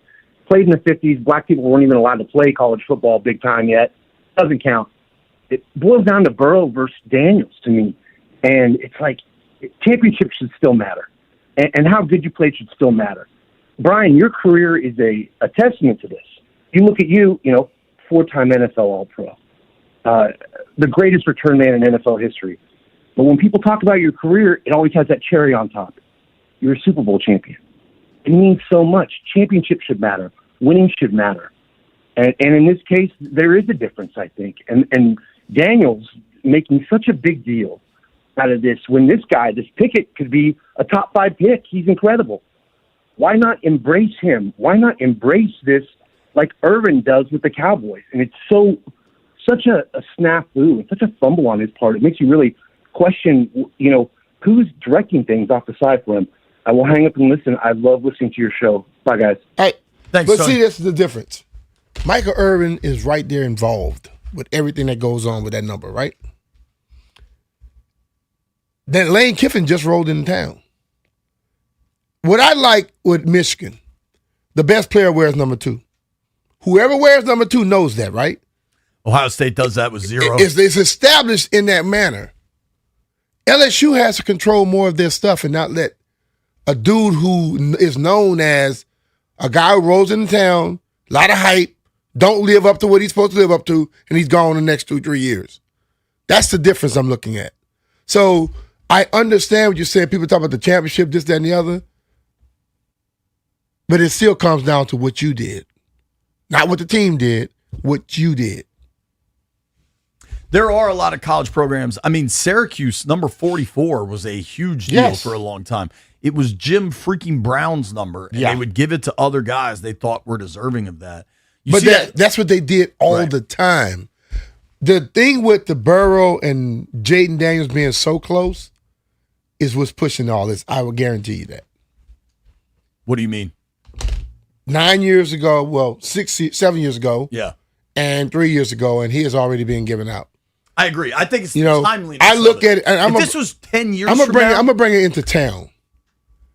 A few years ago, Bobby Mitchell's number was given out. So I actually pulled that article up. Okay, and you didn't really see a damn uproar. Bobby Mitchell, okay. Steph Diggs, who is a All-Pro perennial, is asking for permission, and people lost their damn minds. So say what you want about the racial element not playing a part, it plays a hell of a damn part. When Steve Spurrier came to town to coach the Skins in 2003, Spurrier, I mean, this is remarkable. Spurrier let Shane Matthews wear number 9, which nobody had worn since Sonny. It wasn't Spurrier or Snyder or Vinny. It was Shane Matthews that called Sonny. And then he decided to change his mind to number 6. They had Danny Warfel wearing number 7. And then after a couple practices, he decided to switch to 17. You had tight end Leonard Stevens wearing 49. Spurrier acknowledged he had made a mistake. But do you remember Spurrier's first comments? You all seem awfully sensitive about numbers around here. See, but that's got to come from the top. That's what I'm saying. There's history in universities and organizations, and they need to maintain that, because let's be real. Just like people talk about athletes, they just come in here and make the money. Coaches do the same damn thing. Don't let the coach come in here and screw up your history. Point blank. Let's go to Phil in D.C. What's up, Phil? Hey, how y'all doing this morning? We're good, buddy. How are you? Yeah, so it's really messed up that LSU is doing this, and I'm glad the attorneys, Daniel's attorneys, are working on that. I want to segue a little bit. We'll bring it back, but I want to segue a little bit into the Diggs controversy with the number 7, and I think that number should be retired completely. No one on the Skins team should wear that number. You see what happened to Joe Theismann many years ago, and Haskins that wore that number. And I don't want that number 7 associated with this team at all. We don't need that mojo here. So that's just all I got to talk about. I haven't thought about that way. But see, appreciate you, Phil. That's a deeper thought right there. But it's not just the thought of, oh no, he can't wear it. You know what I'm saying? He's looking at it. It seems to be a negative. Although 7 is all luck in Vegas. 800-636-1067. 800-636-1067. Got some action between Jaden Daniels and LSU. None of it good. It's B. Mitch and Finley.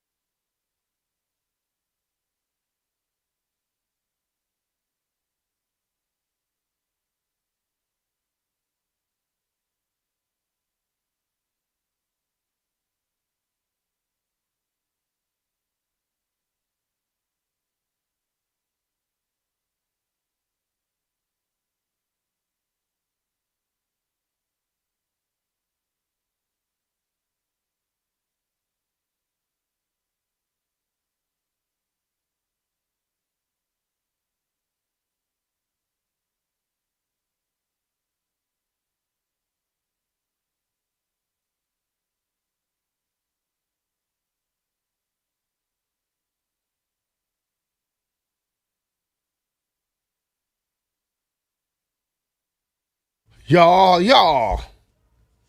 It is B. Mitch and Finley.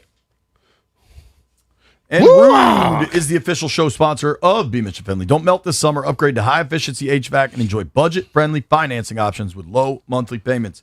Keep your cool and keep your cash. Find a Rude Pro partner at Rude.com. And if it ain't Rude, B, it ain't right. I want to let the callers weigh in here.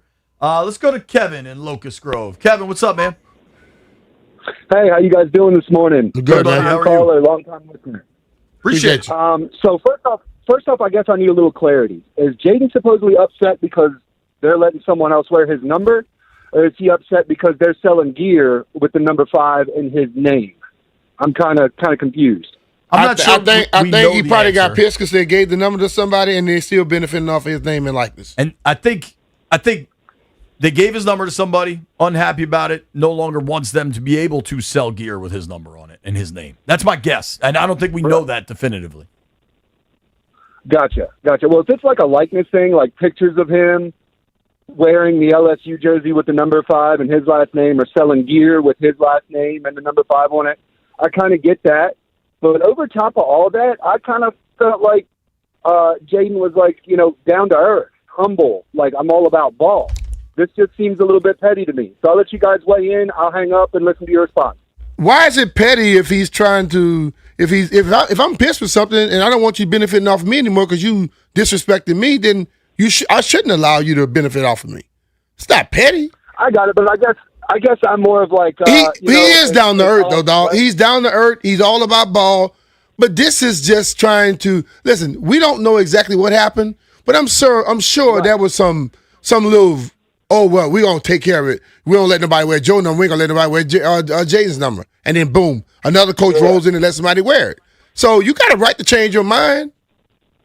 I understand. Whatever's going on here, like an honor or I just don't think it's impacting Jaden. Just, I can't be more clear about one thing, Kevin, and I appreciate the call. Whatever this is, I don't think it's impacting Jaden Daniels' focus on football in the slightest. Like in the 0.00001 decimal point, I don't think it's a factor whatsoever. I understand, but like the little thing to say is being petty. People are petty to athletes all the time. Athletes are always supposed to turn the cheek and be the nice guy.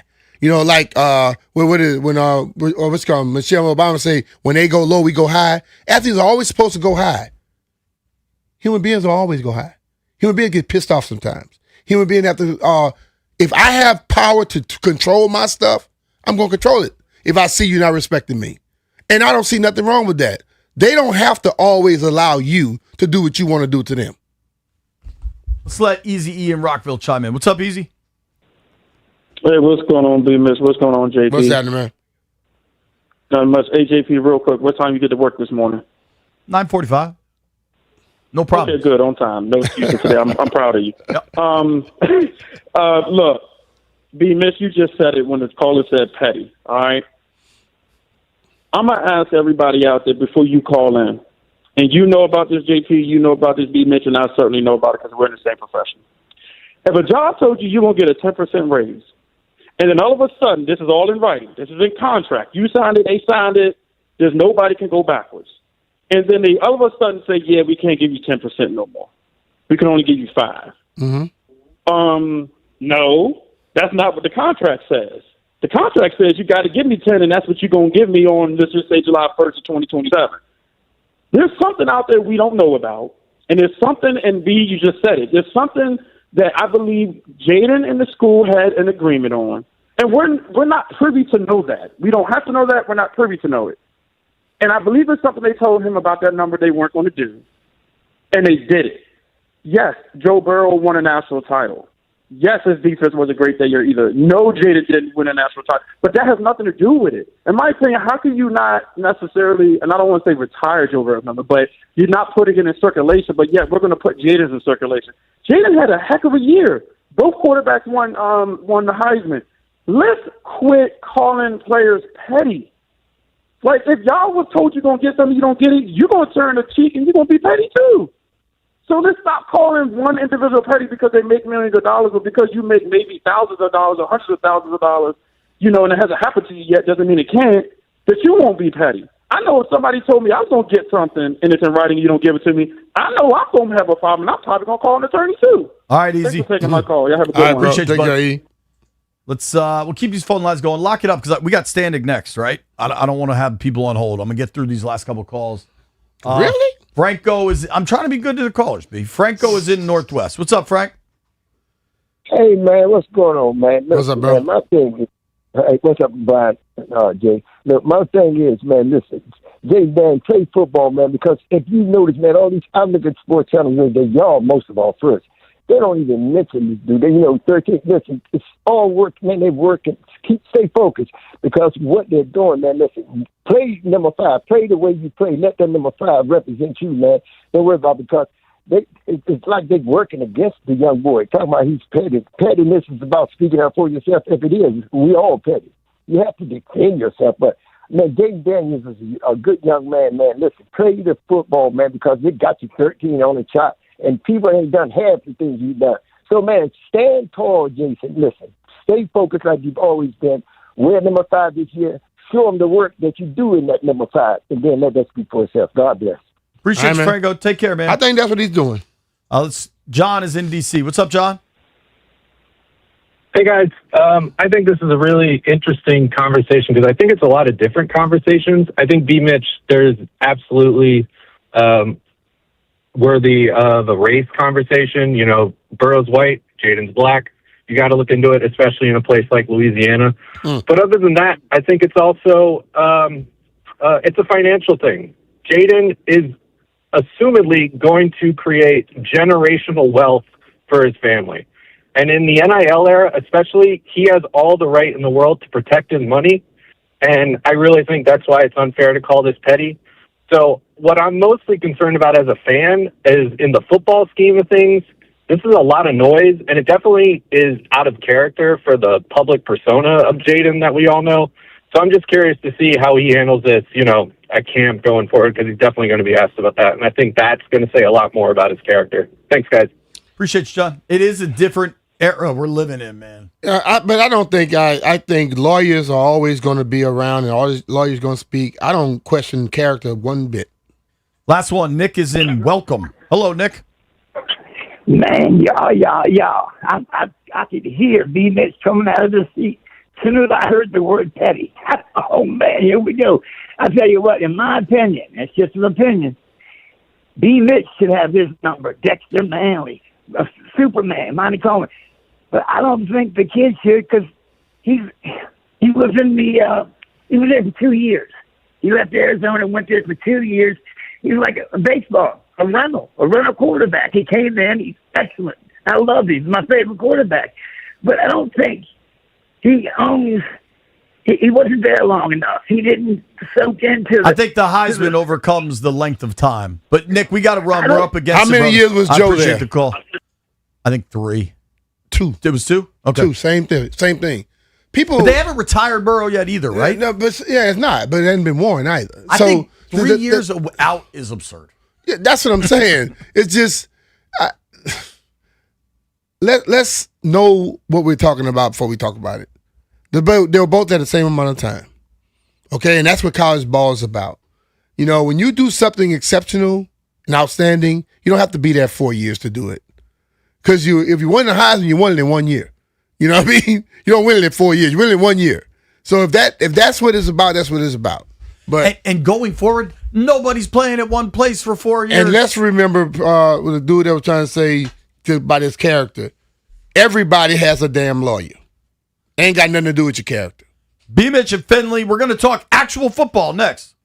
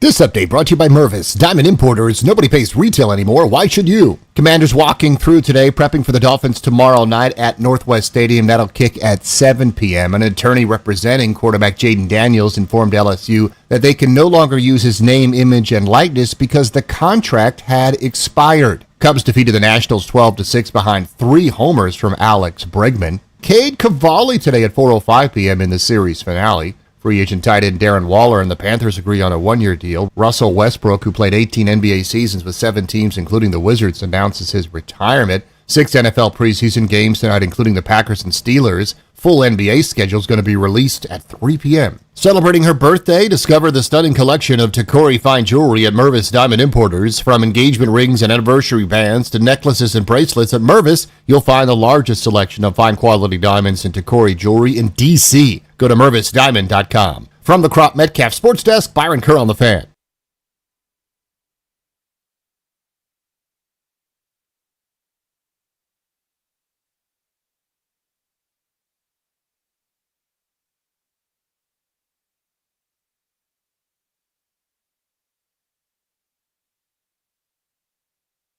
B. Mitch and Finley, 106.7 The Fan. Appreciate everybody hanging out with us on Monumental Sports Network. Appreciate everybody hanging out with us on the YouTube stream. Wherever you get the content, we appreciate you getting the content, whether it's the Odyssey app or wherever you listen to your podcasts.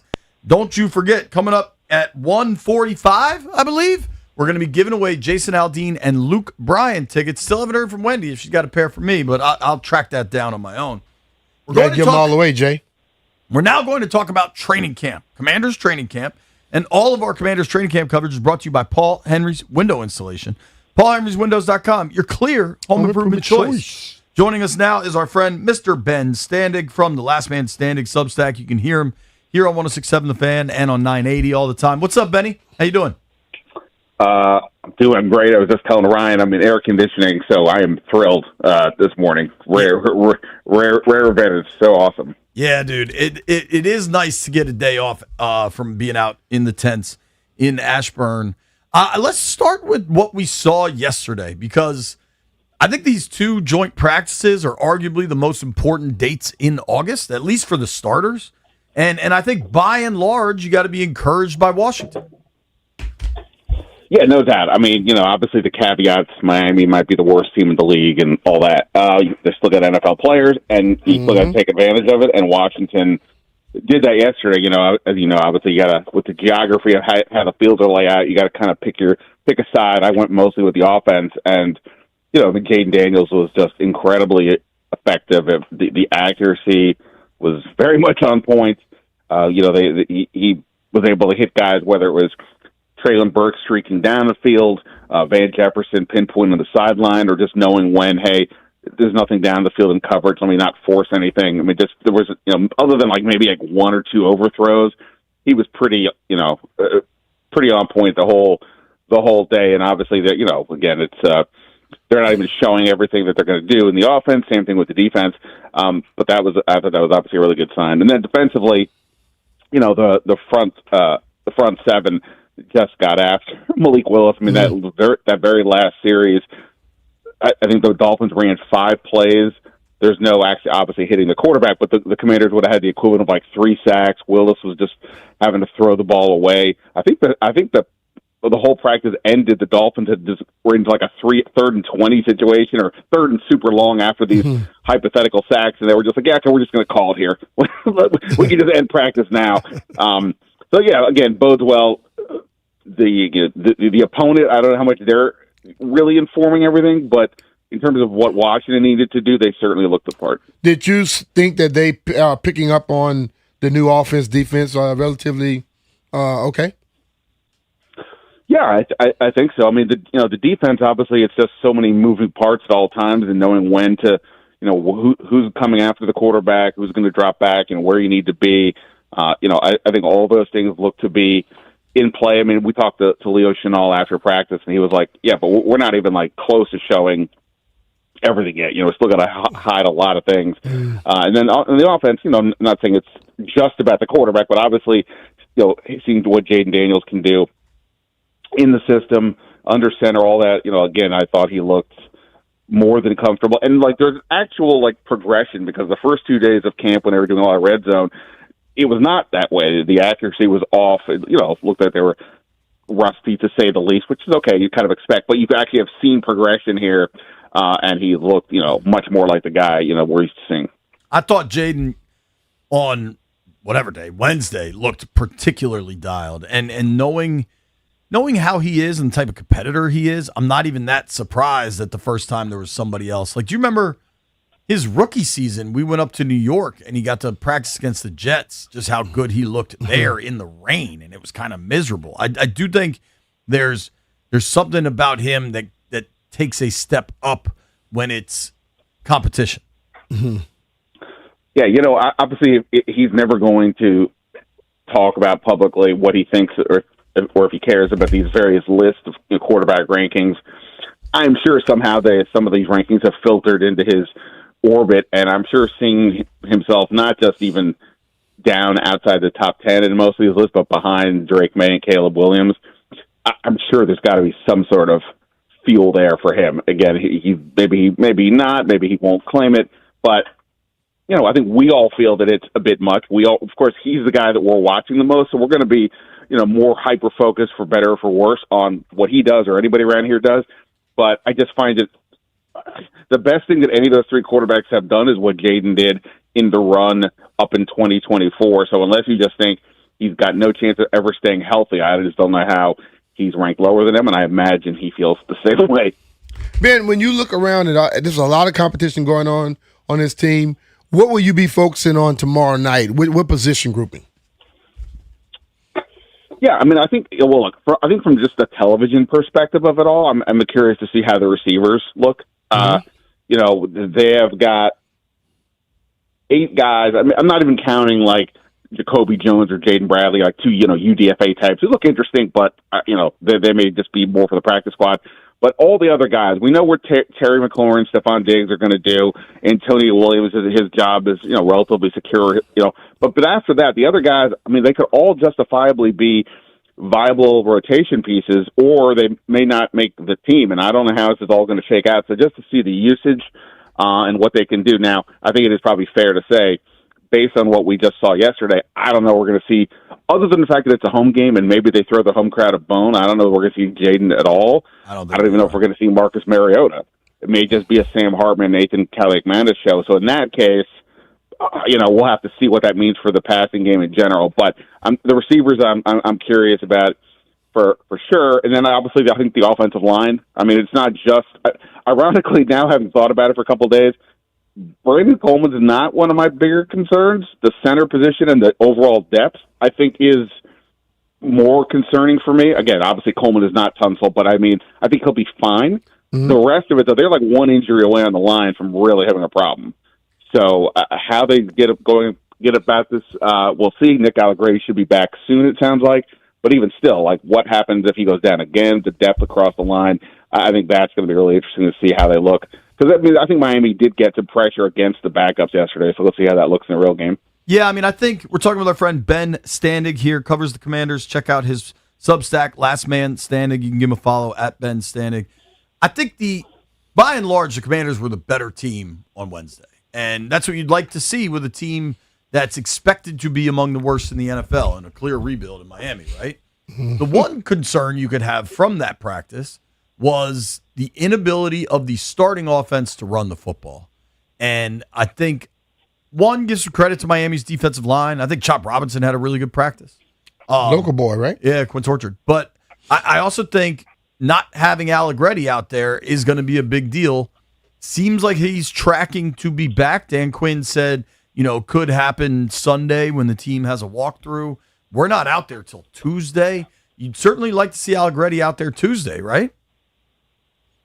Yeah, I mean, you would think so. I mean, obviously, when he initially got hurt, they were like, "Oh, I'll be out a week." I've lost track of time, but it's like 3 weeks. It's like a couple weeks beyond that. It's like 3 weeks at this point, right? Because he got hurt on the first day. So hopefully he's back out there. And they talked about the Peters and Quinn went at the start of camp about how his smarts, his communication skills are going to be such a big deal. Cool. Well, then you got to get that going. And I think it's just even more important now that there is no Tunsil, that there are questions.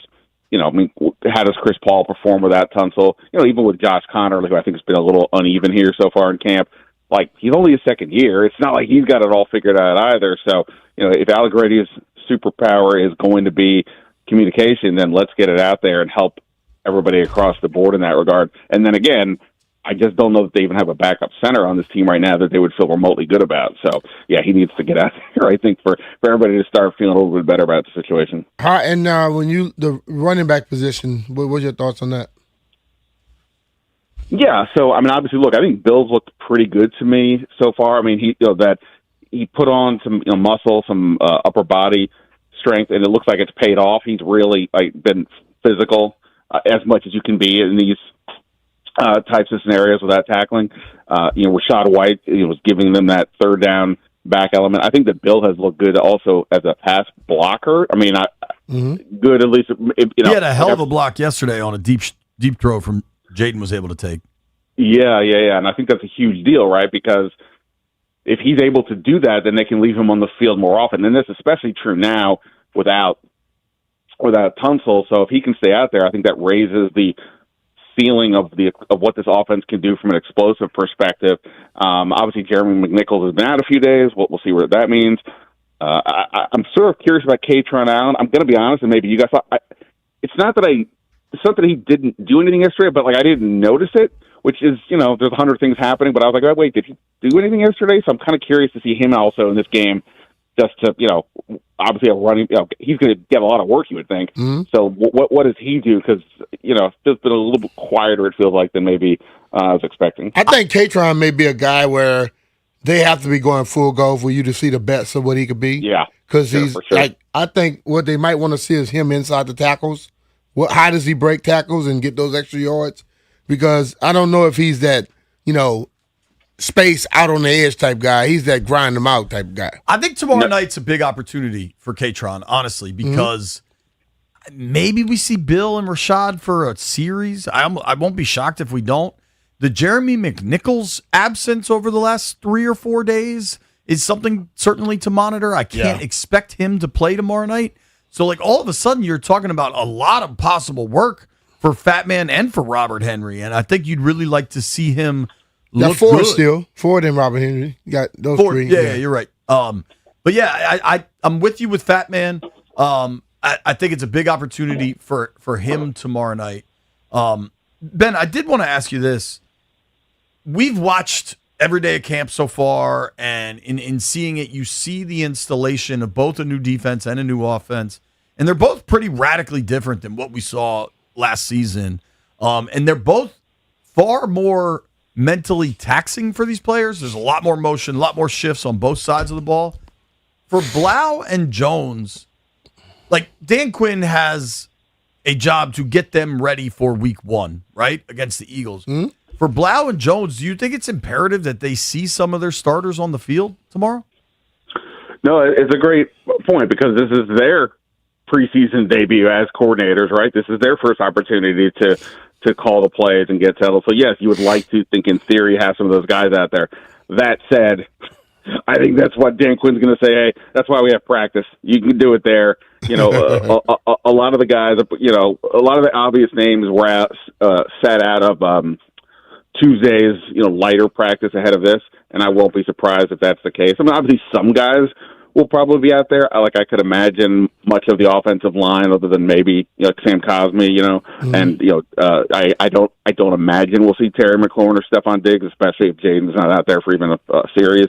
And then defensively, I don't know that they really need to see Oweh and Jason, et cetera. But it would be helpful to at least have you guys because ultimately it's just helpful to have the coordinators be in a position where they can call what they would want to call under normal circumstances. Because again, for them, they gotta get done. I think, to me, we can talk all we want about how impressive Blau is, and he certainly seems to be the case.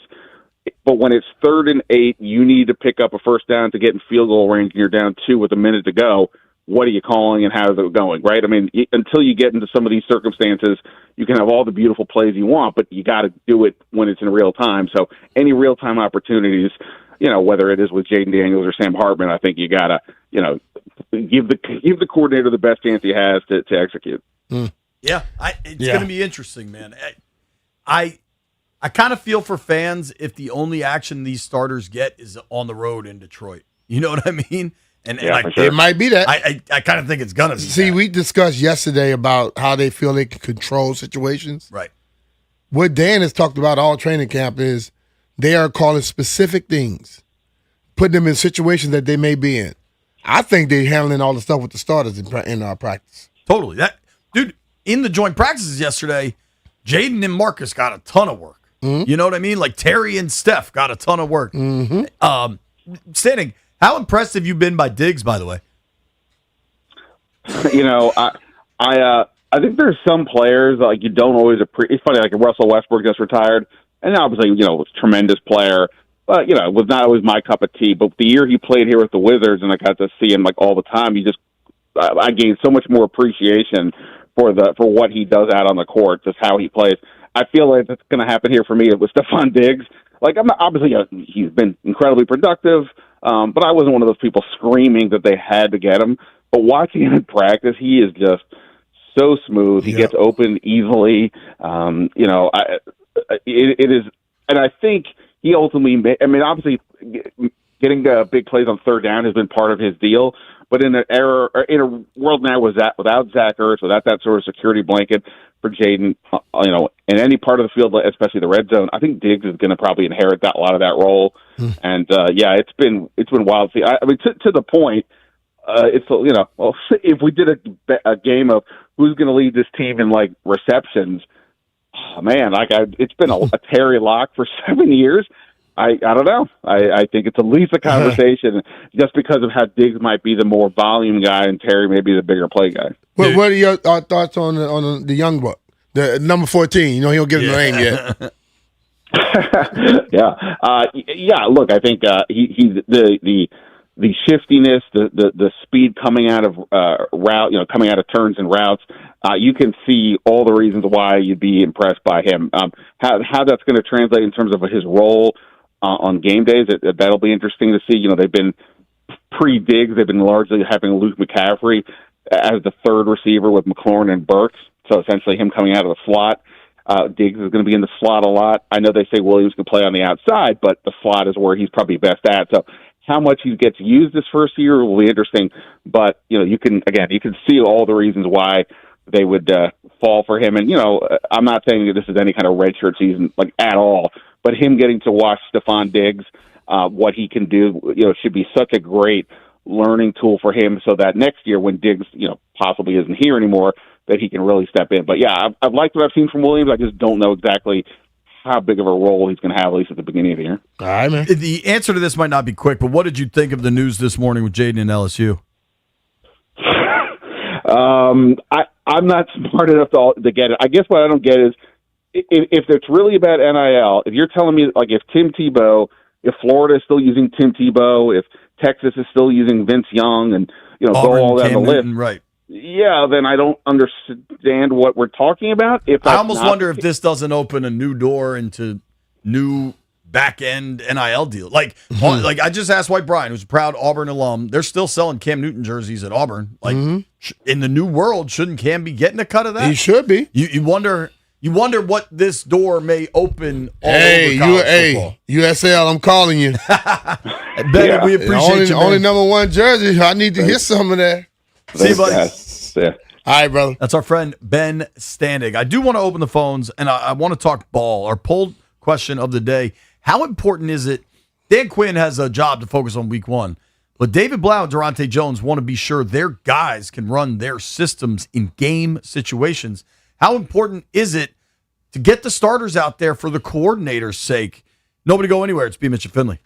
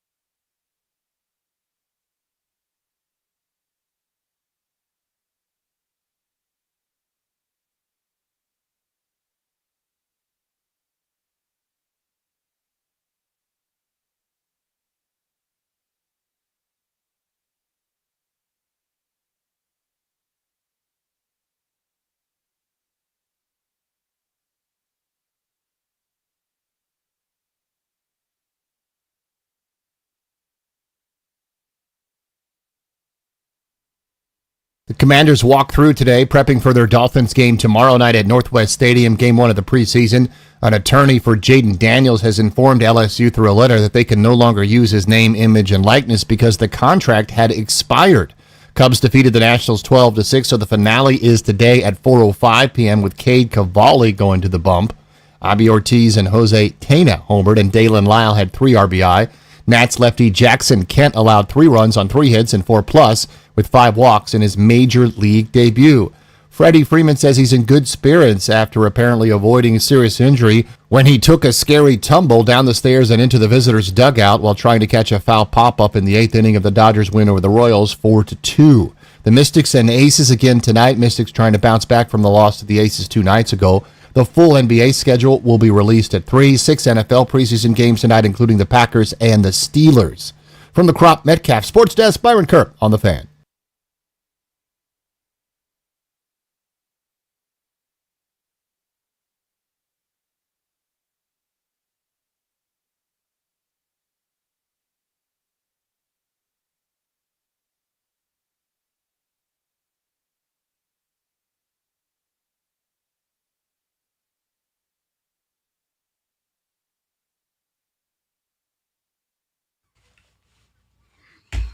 He call me Big Meat.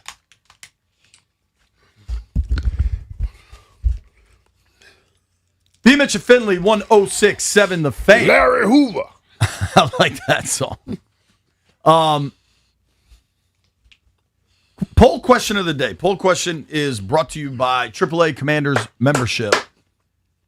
How much should the new coordinators affect playing time in the preseason? And listen, I think what will happen is very different than maybe what the conversation should be, what should happen, right? Okay.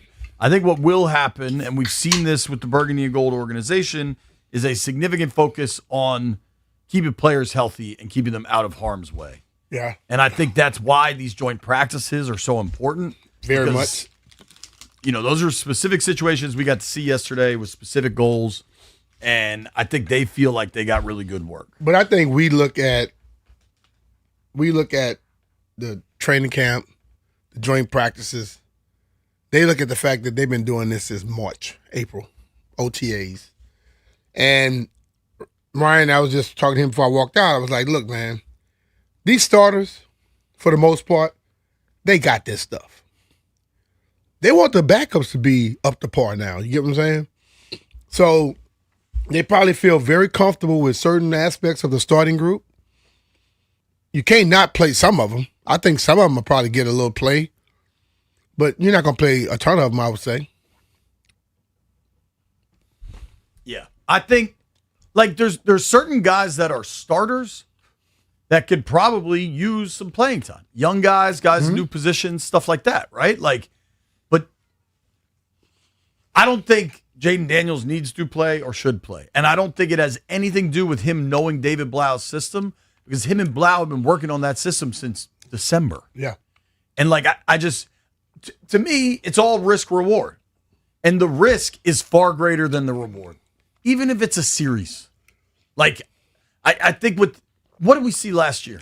The season swung when Jaden couldn't play. And I just don't see the value of an August game being significant enough. Maybe next week in Detroit, you want to get him a little bit of work where you're still almost 4 weeks out from week 1. Yeah, but like I know that, but I understand the way people do stuff today. But you watch other teams that have guys that are same level, same quality, and they play, and it just makes you think which way is right. You know, I don't know which way is right, but I know one thing: the people that are ready to hit the ground running on first week are the guys who play football. You know what I mean? And it just goes that way. And how much do you think it's impacted, though, by far the toughest camp Dan Quinn has run here? I think that's helped. But still, all this stuff I'm saying today, which is August 13th, when I watched the first game on September, 13th, 14th, or something, 13th? 13th. I'm going to judge things based off of how the approach goes during preseason. Because my experience tells me when you ease through it, you're not necessarily where you want to be in that first week. You can still get where you want to go at the end of the season. And normally you see more veteran teams that can do that, where they can not really go as much, and then they get into the season, they're ready to go because they understand it. This team has a lot of veteran players, but it's a lot of young guys who you're dependent on. And I wonder if those guys will be ready to just hit the ground going. Like on a commercial, on a cartoon, the guy's legs are moving in the air and they hit the ground when they're gone. I want to see if they can do that. Like, to me, a guy that's going to matter for this team this fall, or hopefully matter for this team this fall, is a player like Luke McCaffrey. Mm-hmm. I think he should play tomorrow night. I think Terry McLaurin and Steph Diggs, it seemed like Terry, even if it's super minor, kind of tweaked something in that Dolphins practice. Rest. Rest. I think Diggs has been in so many offenses and has performed at such a high level that maybe he goes a little in Detroit, but he just got here. He's been here 6 days. He doesn't need to play tomorrow night. We need to see something in these 3 games from some of those guys, some of those starters. Agreed. Something over the course of the 3 games. And I think it's minimal for the top names, and it comes next week in Detroit. Every year, Jay, we've been doing this 5-6 years now. Every year I give you the same analogy. Human beings are not machines. And if people take the damn machine and they go run around that track for 200 miles because it's going to be a 200-mile race, human beings got to do something to show that they're ready to go. They got to get up to top speed in one of these preseason games before the season starts, actually. You know what I mean? An interesting one to me.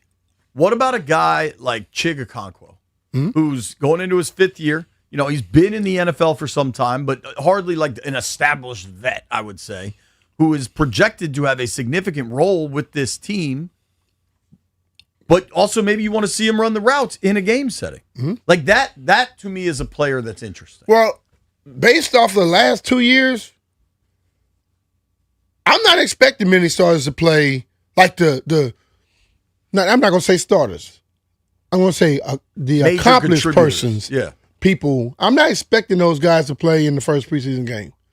That's just how the league has gone now. Totally. The first preseason game is like the guys that are going to be filling in and doing stuff, and the guys who are in these major little battles down the roster, those guys get most of the play.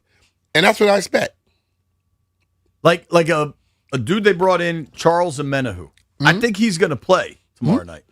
Odafe Oweh, I don't think he's going to play. Yeah. And I can I think if you're having honest discourse, you can understand that delineation. Yeah. Like players where listen, yes, it's a 90-man roster right now, and the second half of this game probably going to be mostly players that aren't making teams. Yeah. And maybe they make practice squads here or elsewhere. Yeah, because I think they look for, like you make this comment a lot, it's no longer 53, it's 70. That's what they're looking for, 70, 71. If you got like a good player that's from, what's it called, the European player. International pathway player, that's an extra one right there, right? So, right. Yeah, you get 16 plus 1. Yeah. Like, I almost wonder, Nick Cross is in a similar situation as Chick. He's going into his 5th season, played out his rookie deal, signed here as a free agent. But the amount of time I see Nick Cross on the field with the starters in practice, I don't think he's playing tomorrow night. Maybe he goes, though, because Have you heard them talking about Nick Cross? Yes. They're in love. Listen, the way that they talk about Nick Cross, he'd probably be sitting next to Jaden. I'll be honest with you. Like, even the corners, what could be interesting. Like, Rasul Douglas has looked really good in camp and has a long track record of being able to play in season. Mm-hmm. Rasul Douglas he might be your first corner right now, but he might be your 4th. But I still don't know that you're going to see him tomorrow night. I want to open the phones on this. 800-636-1067. 800-636-1067. I don't know who, what, when we see tomorrow night. There are some guys I'm fired up to see tomorrow night. that I feel confident we'll see tomorrow night. I got 2 numbers for you. The 40s. Let me see 41 and 48. I want to see Javonte Jean-Baptiste, who I think has looked good in camp. I want to see Joshua Josephs, who I think has looked quite good in camp. Those are the kind of dudes. You've been talking about JJ. Yep, dude. I'm giving people nicknames these days, dog. Smart. You got to call their names Friday night. Like, you know what I couldn't help but notice? And so last night I taped all yours, right? Mm-hmm. And I saw some of it. Good. Thank you. Yeah. Hope you enjoyed it. Fell asleep on it. No, I'm joking. Perfect. Nah, that's what we strive for. Because then you just leave your TV on 4 all night and we get the ratings. It was a fun little clip of Jacoby Jones at the end talking about what his preseason touchdown meant to him last year in New England. Mm-hmm. And like those moments matter. That matters for Jacoby Jones, who makes a practice squad and is now sticking around into his second NFL season. These guys are making decent money on the practice squad. Don't be fooled by that either. But I couldn't help but notice when Jacoby Jones scored that touchdown in New England, Julian Good-Jones was on the field at guard. Like, the dude playing center, like, my biggest concern leaving that Miami practice was an interior offensive line not performing so well. Mm-hmm. I think that's going to look different with Alec Reddy. I don't think it'll look different tomorrow night, but I think it will look different once Alec Reddy gets back out there. I want to take your calls. Actually, I'm going to sneak Terry and Danville in real quick. Terry, what do you want to see Friday night against the Dolphins? Yes, sir. Thanks for having me on.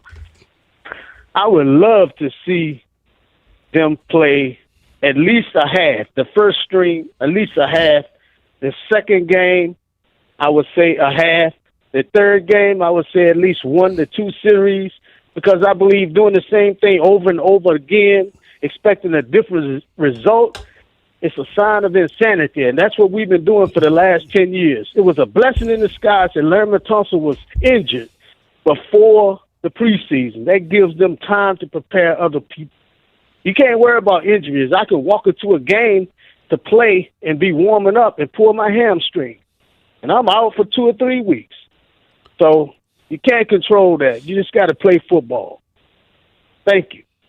Appreciate you, Terry. All right, we're going to take your calls when we return. It's B. Mitch and Finley.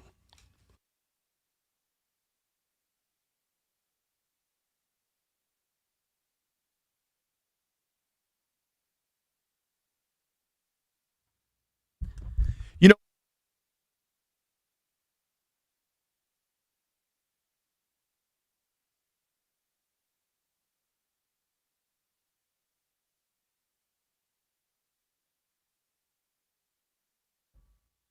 everybody talks about making the most of summer, but when you work with Offenbachers, the fun doesn't have to end when the weather cools off. It's JP Finley here for Offenbachers. Right now through August 18th, B. Mitch's birthday, you can save up to $4,000 on select hot tubs and swim spas.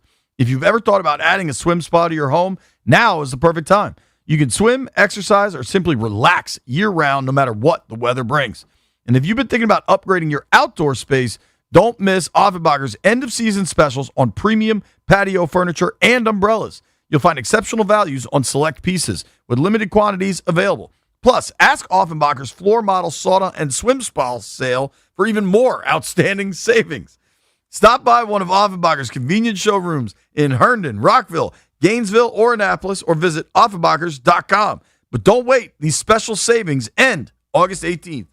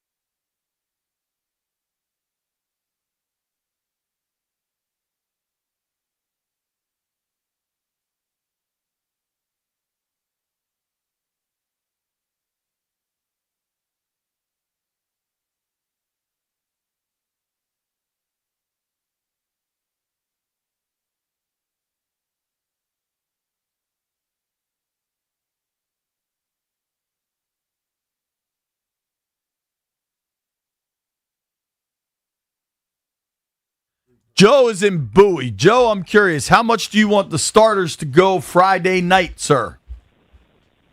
How about one quarter or at least two possessions up and down the field? Back in the day, that's what they used to do. And I'm old enough to remember that. So it'd be, up and down the field a couple times, and that's it. I don't think it's going to happen. I'm not sure I disagree with you. I don't think so either. Yeah. I don't think so either. Thank you, Joe. Appreciate the call, dude. When did that shift, B? What? Like, starters just not playing. When they went to three preseason games where they just don't play that first one. Like, back in the day, they always played the first game. And they kind of always didn't play the fourth. The fourth right? game Like they a didn't slow play. build. But, like, you'll play a quarter or a drive. Then you'll try to get into the second quarter. And then the third game, they want you to come out of halftime to have the experience of coming out of halftime and being able to go on the field. But then over the last, I would say, 5 to 10 years, hell, they wasn't even getting close to doing that. How many times you saw the starters go into the third quarter over the last 10 years here? Not often, right? You like Gruden, maybe? No. Remember, I always had an issue with them because they were horrible under him in the first quarter and in the third quarter. So I said, well, if you like, you can't come out and play in the third quarter, you normally are putting yourself in a bad predicament right there. I'm curious if there was like a tipping point.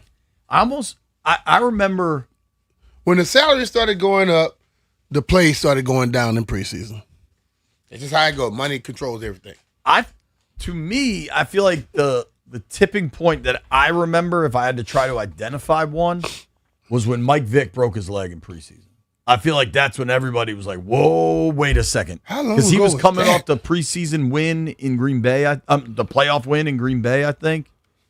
I don't know, but like that is the moment I remember of like we cannot let stars play in preseason anymore, and then that kind of just trickled down. It had to be before that, though. B, you're right. No, when was that though? I mean, that was early, like when he was in Atlanta. So I was still playing in. I'm trying to find out. He broke his leg against the Falcons. This kind of might track, dude. Early 2000s. He broke his right fibula during a preseason game against the Ravens on August 16th, 2003. And he had just come out. Gone then. But you had just retired. Yeah. I mean, you played in 02, right? Like, played he in had 03. just been on the cover of Madden, and then he breaks his leg. And it was in the first quarter.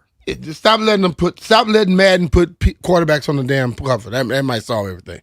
I also think in 2017, when McVay took the job for the Rams, he was like the first coach to like publicly say, "I will not play starters in the preseason." But he had a veteran-laden team, and I can understand that with him. But some of these teams don't have all those veterans, and some of these young guys need to understand what the NFL is about. It's different little levels of this thing. It ain't the same. Agreed. And I know, like in college, everybody go, "Well, the college don't have preseason." They normally play peons early on. Okay? So that's their preseason. You get like LSU playing against like, who? UL Monroe. Yeah. I'm glad you didn't say UL Lafayette. I'd had a problem with you. Certainly didn't. I almost wonder if that Vic broken leg in 2003 is kind of a real tipping point, because I'm trying to Google just some old articles and stuff, and it's like there's a lot of scrutiny of the preseason after Michael Vick gets hurt, and it's just kind of interesting. I think that led to, because back then they were still playing 4 games. Yeah, but think about that though. Michael Vick got hurt. It's another 2,000 players, and then look over the years. Totally. It's but think about the money that was committed to Michael Vick. I understand that, but like it was way more money committed to all the other players that didn't get hurt. Sure. It's just that we go drastic either way. You know, somebody get hurt. Oh, we can't play at all. But and then when they don't play, then they get hurt in the first game. Guess what we say? Damn, we got to make them play. You know, I think pendulums naturally swing, right? I don't think this one's swinging back. I don't think the toothpaste is going back in the tube. I think it may not go back in the tube, but what I saw last night, same thing you saw. You got to compete. You got to play at a level. Because let's be real. Some injuries are just going to happen. But you get your whole team ready to play like they were doing in Seattle, you can win some games. I think there is a real chance by 2028, maybe it's later, maybe it's 2030. I think we're closer to a point where there's only 2 preseason games than we are to a point where more starters start playing. And that's it. Andy Reid's going to play his guys. Zach Taylor came out and said the Bengals are going to play their guys. Jeff Hafley, who nobody's heard of, is the Dolphins head coach, said Malik Willis might play Friday night. And I don't blame him. That Dolphins team needs to work. Hell, the Bills, are they playing? So, man, listen, bro. It's not a one-way thing. It's not just one way of doing things. You know, if you feel that your guys don't have to play and they can be ready to go, cool, but they better be ready to go. And you feel that you want to push your guys and they get ready to go, do it that way. Up next, B. Mitch and I are going to zoom out, go around the NFL, and look division by division at what we think these teams will be and what that relates to their Vegas win total. We start with the AFC West. Patrick Mahomes, Justin Herbert, Bo Nix, Kirk Cousins. Nobody go anywhere.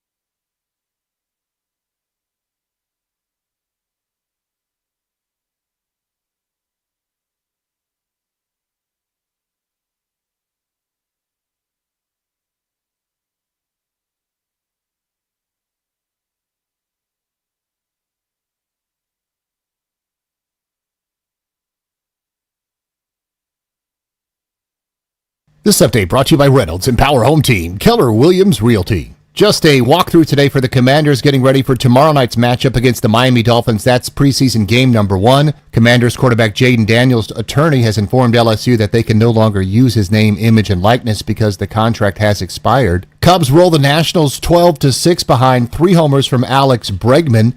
Abby Ortiz and Jose Tena homering for the Nats. They're back at it today trying to salvage Game 3 against the Cubs. Cade Cavalli gets the call at 4:05 p.m. Full NBA schedule is going to be released at 3 p.m. 6 NFL preseason games, including the Packers and Steelers tonight.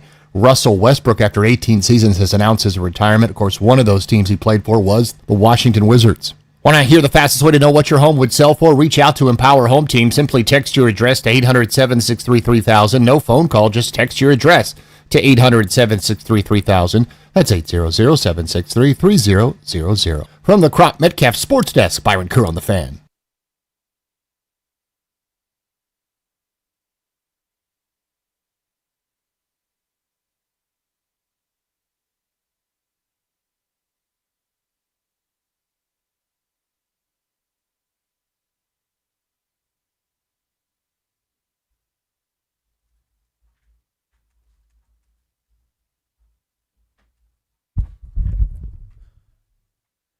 High noon in the District of Columbia.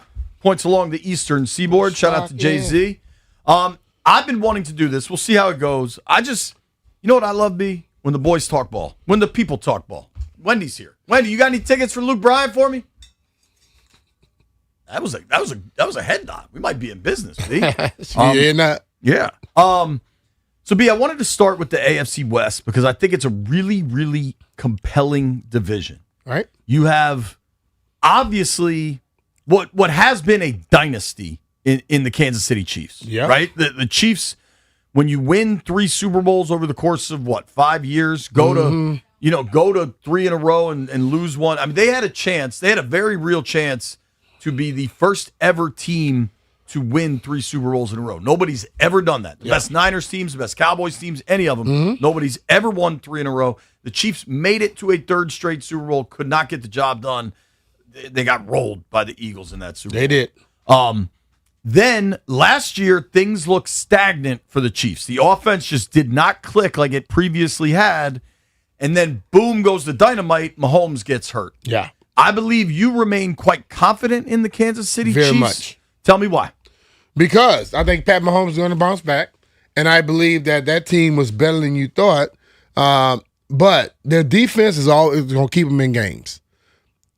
Pat comes back and anywhere close to what he was before, they're going to have problems. And now they have a running back. They're going to be able to run the football. I think now you take a little pressure off of Pat and you give Pat a little bit of help. Pat still is Pat. I tend to agree with you. I worry about that receiver room, B, and I know Mahomes has kind of made chicken salad out of chicken feathers, but if you look, I mean, you're talking about Rashee Rice, who had to rehab from prison for a stretch this summer coming off a knee injury. I mean, that receiver room, Tyquan Thornton, Xavier Worthy, Jalen Royals. David been hurt. Yeah, I mean, what is Kelsey at this point? Married. Certainly one way to answer the question. I am not in the business of counting out Patrick Mahomes and Andy Reid. I think you'd have to be foolish to do so. Yeah. I do like the addition of Mansour Delane. By all accounts from KC, he's looked great. I think Washington was going to take Delane if Kansas City didn't trade up to get him. They've done a great job of developing corners out there. Nick Bolton's a player I really like on that defense. Chris Jones, to me, is a little bit in that Kelsey camp of how much does this dude still have? But Chris Jones has been a tremendous player. I like Karlaftis. They did lose Leo Chenal. He signed here. I don't know.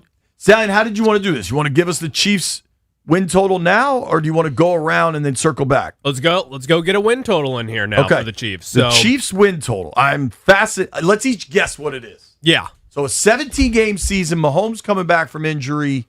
How many won last year? I think they went 8-9 last year. 8-9 sounds about right. 8-9? I'm going 10. The win total for Vegas, I bet, is set at 10.5. You nailed it, JP. Really? Over under 10.5 wins for the Kansas City Chiefs in 2026. Give me. I'm taking over. Give me 11. Why? Why? Because it's Pat Mahomes. If they won 8 last year without him, when he got hurt, can you imagine if he was there the whole year? How many they won last year? Correction. 6-11 last year. 6-11. I'm going 10 then. So you'd be just under. I go under a 10. I think, we had Mike Sando on the show whenever that was, last week, 2 weeks ago. Sando does that quarterback tiers thing every year. And that is voted on by real NFL people. And Mahomes, even coming off the injury, even coming off the down season, still number one. Like when you have the absolute best quarterback in football, and I think he wears that crown still. Yep. I'm not giving up on that, He does stuff dude. the ordinary quarterback does not do. That division's tough, though, B. I understand.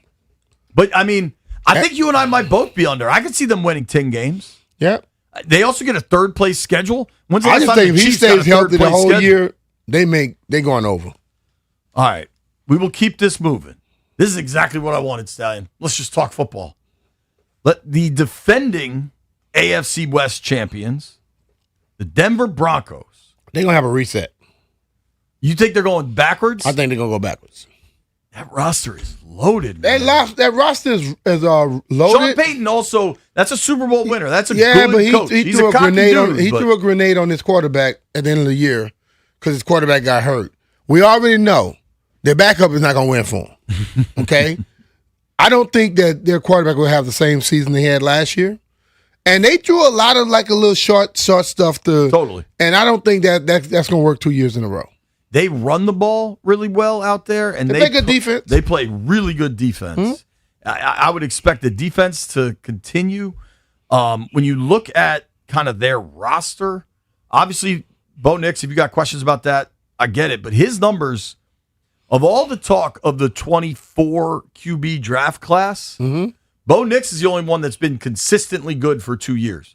He hasn't touched the greatness that Drake May showed last year or that Jaden showed in 24.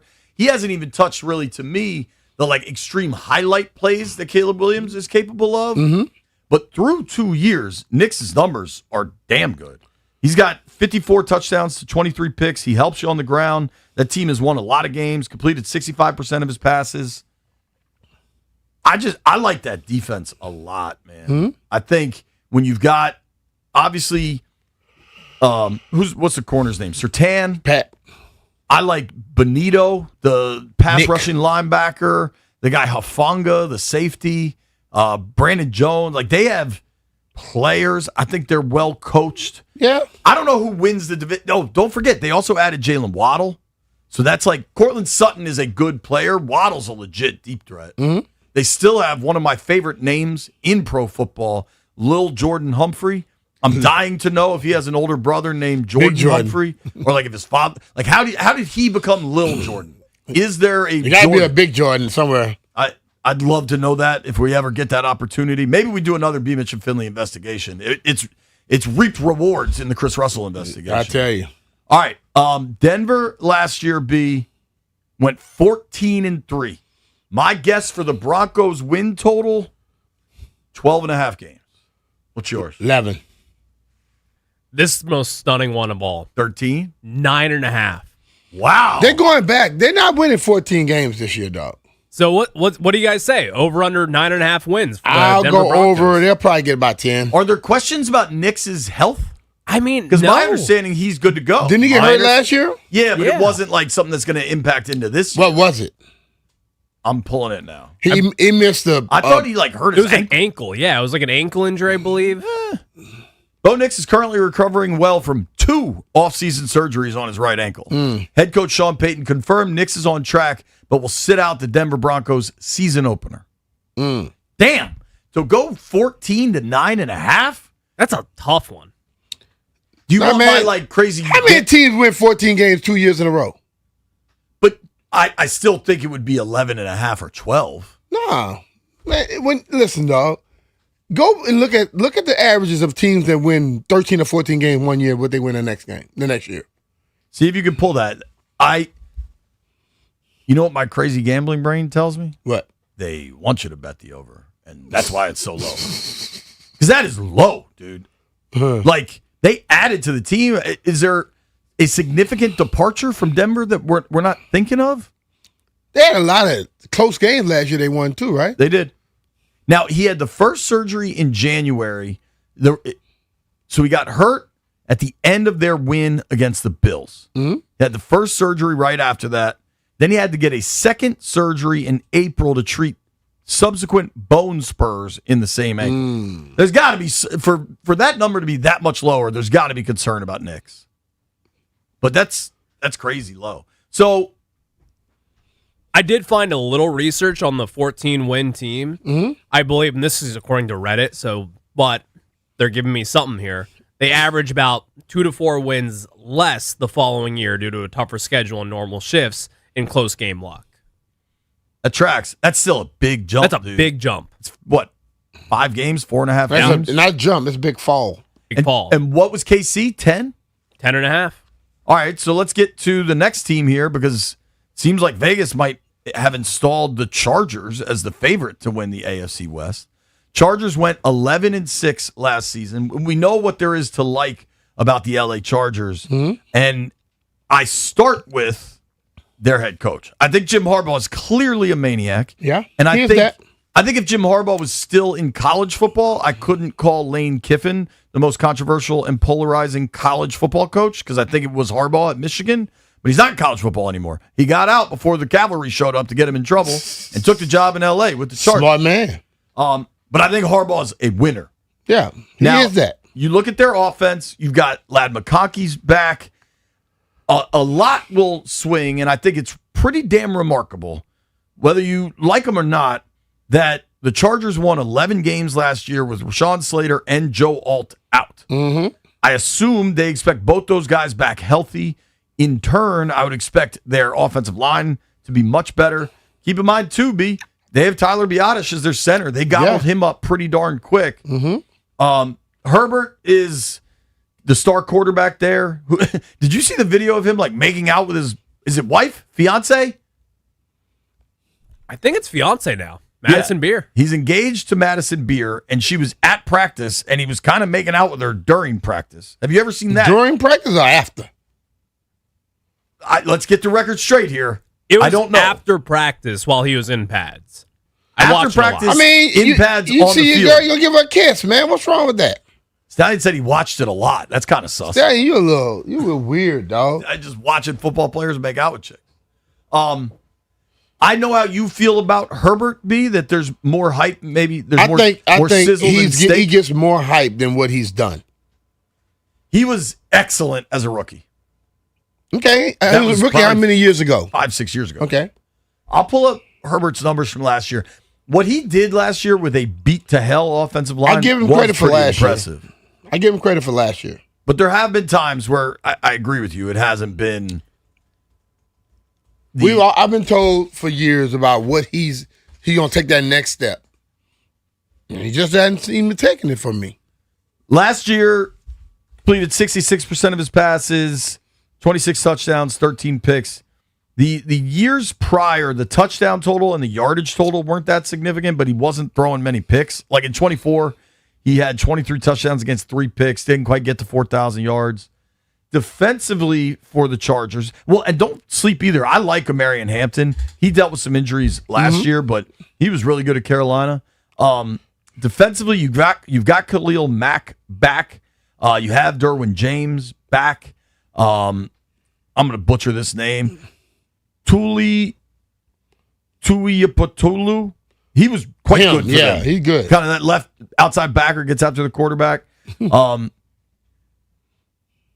I'm going to guess they have established the Chargers as the favorite to win that thing. If Denver's 9.5 and KC's 10, I'm going to say they got the Chargers for 11. If they got KC at 10, 10.5 for 10.5, I don't think they expect KC to win it. Well, we're about to find out. Well, they have got the Chargers at over under 9.5 games. I think they expect KC to win it. I think you're correct. It's B. kind of hard to go against Pat, dog. So where are you guys at? Over under 9.5 wins for the Chargers. I think Denver going to fall off, so I think Chargers will be over. They'll be in second place. I like that over, too. That's probably the first of these overs I would take. I think the Chargers were so impacted by injuries last year to both those tackles that it made a massive impact. All right, B. Last team in the division, which I am also confident Horrible. Vegas has as expected to finish as the last team in the division. The Las Vegas Raiders. They're not winning much this year. Now, let's talk about what Vegas did this offseason. You bring in Kirk Cousins and you draft Fernando Mendoza. Mm-hmm. That is obviously the headline in Vegas. You still have Max Crosby. Do you think Max Crosby week 1 is a Charger? Or is a Raider, rather? If you don't beat up Kirk. Do you think trade deadline's generally about Halloween? I think they moved it back a week later. Do you think by Thanksgiving Max Crosby is a Raider? Probably not. They're going to try to get something for him. I kind of think so, too. Then again, though, if look, man, if I know my future is going to be Mendoza, I don't care about what Kirk says. I'll keep that dude around. New head coach in Clint Kubiak. A lot of people really like the offenses Kubiak was running. You do have Brock Bowers, a very, very gifted tight end. Ashton Genty is the running back. That was a first-round pick last season. There's some pieces on that offensive line I think you could kind of like. Their receivers don't really, I think, strike fear in the hearts of defensive coordinators. Trey Tucker actually torched the Commanders last year. He had a really good game in an otherwise completely one-sided burgundy and gold affair. Jalen Naylor, Dante Thornton Jr. Defensively, Crosby obviously leads the way. They signed Nakobe Dean from the Eagles, a player I liked a lot coming out of Georgia. They signed Kwity Paye as a free agent away from the Colts. Funny name. Jeremy Chin is out there, had a good season with Washington 2 years ago. You know who their kicker is? Matt Gay, who's the kicker here this time last year. Okay. The Raiders win total. 5. Last year, the Raiders won 3 games. Now, that thing was broken. Pete Carroll, Chip Kelly, that thing was broken. You like to think new young guy, new young quarterback. The Dolphins win total, I think, was set at 4.5. I'm going 5 with them. I'll go 4.5. Where are we at, Stallion? The Raiders, the Las Vegas Raiders, they are at over under 5.5 wins. Damn, good for you, B. That was higher than even you thought. So what do you think, Brian? The Raiders? I think B went 5. They're going 5 games. All right. JP? This is, again, my gambler brain. That seems high for the Raiders. Really? Which means you don't think that seems high? Kirk can't move. Have you seen the videos of Kirk? I saw him running that little drill. Yeah. It looked like he never left out of one spot. Here's the thing. Kubiak's going to get the ball out quick. That's what he did with Darnold. The Raiders might be my sleeper team this year. Sleeper to do what? Like win 8-9 games. And like they might sneak into the wild card. Put some I money. kind of like them. Don't talk me to death. Put Bet some the money on over. it. I will bet the over. He like to say what's his sleeper. He ain't put no money on that. I fear I might like the Raiders. Yes. Like Crosby. All right, like, both of y'all do it. I'm saying for their he's a degenerate. For their number to be 5.5, Vegas expects that action on the under. And then you know what? I love people like you. They're playing a 4th place schedule. I love people like JP. Always telling you what Vegas trying to do. You want me to get you to 6 for the Raiders? I'm looking at their schedule now. Week 1, home against the Dolphins. Dub. The Dolphins. Woof. Week 3 at the Saints, that's tricky. I don't have them beating the Chargers week 2. I don't have them beating the Chiefs week 4. Although that Raiders-Chiefs rivalry is real, and they have pulled some upsets there before. They get the Jets. They get the Browns. They get the Titans where they and playing the them Cardinals. Where they playing them at? They play at Phoenix, Tennessee at home. They At the get Jets? the Browns in Cleveland. Mm-hmm. They play some bad teams, dude. And the other teams might be like, yo, we got the Raiders. This is our chance. You know who play bad teams? Bad teams. I think I'm taking the over with the Las Vegas Raiders. And also, you got to think of it this Mendoza way. is a winner, dude. That, and then they When always is he beat the gonna Chiefs start once. playing? When they 0-6? If Kirk is moving like we saw him in that video, I don't know, man. All right. I don't know. That was fun. That was our AFC West preview. So what do we do tomorrow? AFC North? We're going to do the AFC North tomorrow. Bang. Nobody go anywhere. Martenzie Johnson joins us next.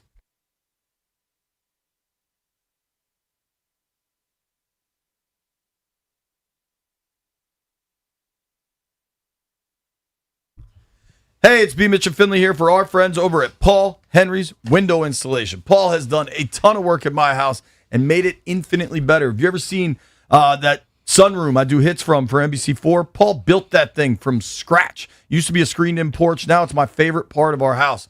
Whatever it is you're looking to do, give Paul a call. And if you call this month, you can get $100 off each window with a 5-window minimum and $500 off each door at Paul Henry's Window Installation. Well, you know, I don't do this a lot. I don't credit other people's house, but I went over to JP house one time to watch the game in that same room that Paul did for him, but this was before. And I froze my butt off because it was so damn cold. He had a little heater out there, did not work. Went back the next time, and Paul had went and gone in there and changed everything up, and it was outstanding. It was very, very toasty inside. I enjoyed everything out there, and that just lets you know how good Paul could really do. He came in, he didn't charge him the price that he wanted to do. JP wanted to get all the most expensive windows. Paul said, no, you don't need that. You can do this. And I'm telling you, the room is absolutely amazing. If you ever invite you over, you'll check it out. Call Paul right now. You get $100 off each window with the 5-window minimum and $500 off each door. Contact Paul Henry's Window Installation today. Tell him B. Mitchell Finley sent you. PaulHenry'sWindows.com. Your clear home improvement choice.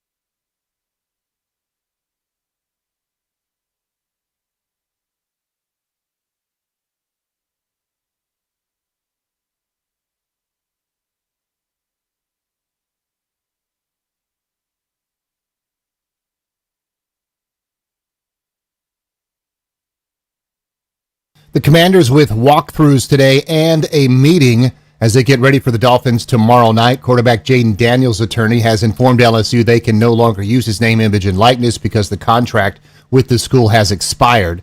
Cubs and Nationals today at 4:05 p.m. with Cade Cavalli getting the start. Freddie Freeman says he's in good spirits after falling into the visitors' dugout trying to retrieve a fly ball foul. Dodgers beat the Royals 4-2. He is okay and avoided serious injury. Mystics and Aces game 2 tonight. Remember, the Mystics lost to them 2 days ago, so looking for some revenge. They'll tip at 10. Free agent tight end Darren Waller and the Panthers agree to a 1-year deal. Russell Westbrook has retired after 18 seasons, also with the Wizards. 6 NFL preseason games tonight, Packers and Steelers the highlight. Patrick Mahomes will not play in the preseason opener Saturday for the Chiefs. Bo Nix will not play for the Broncos tomorrow night in Atlanta. And the full NBA schedule will be released at 3 p.m. From the Crop Metcalf Sports Desk, I'm Byron Kerr on The Fan.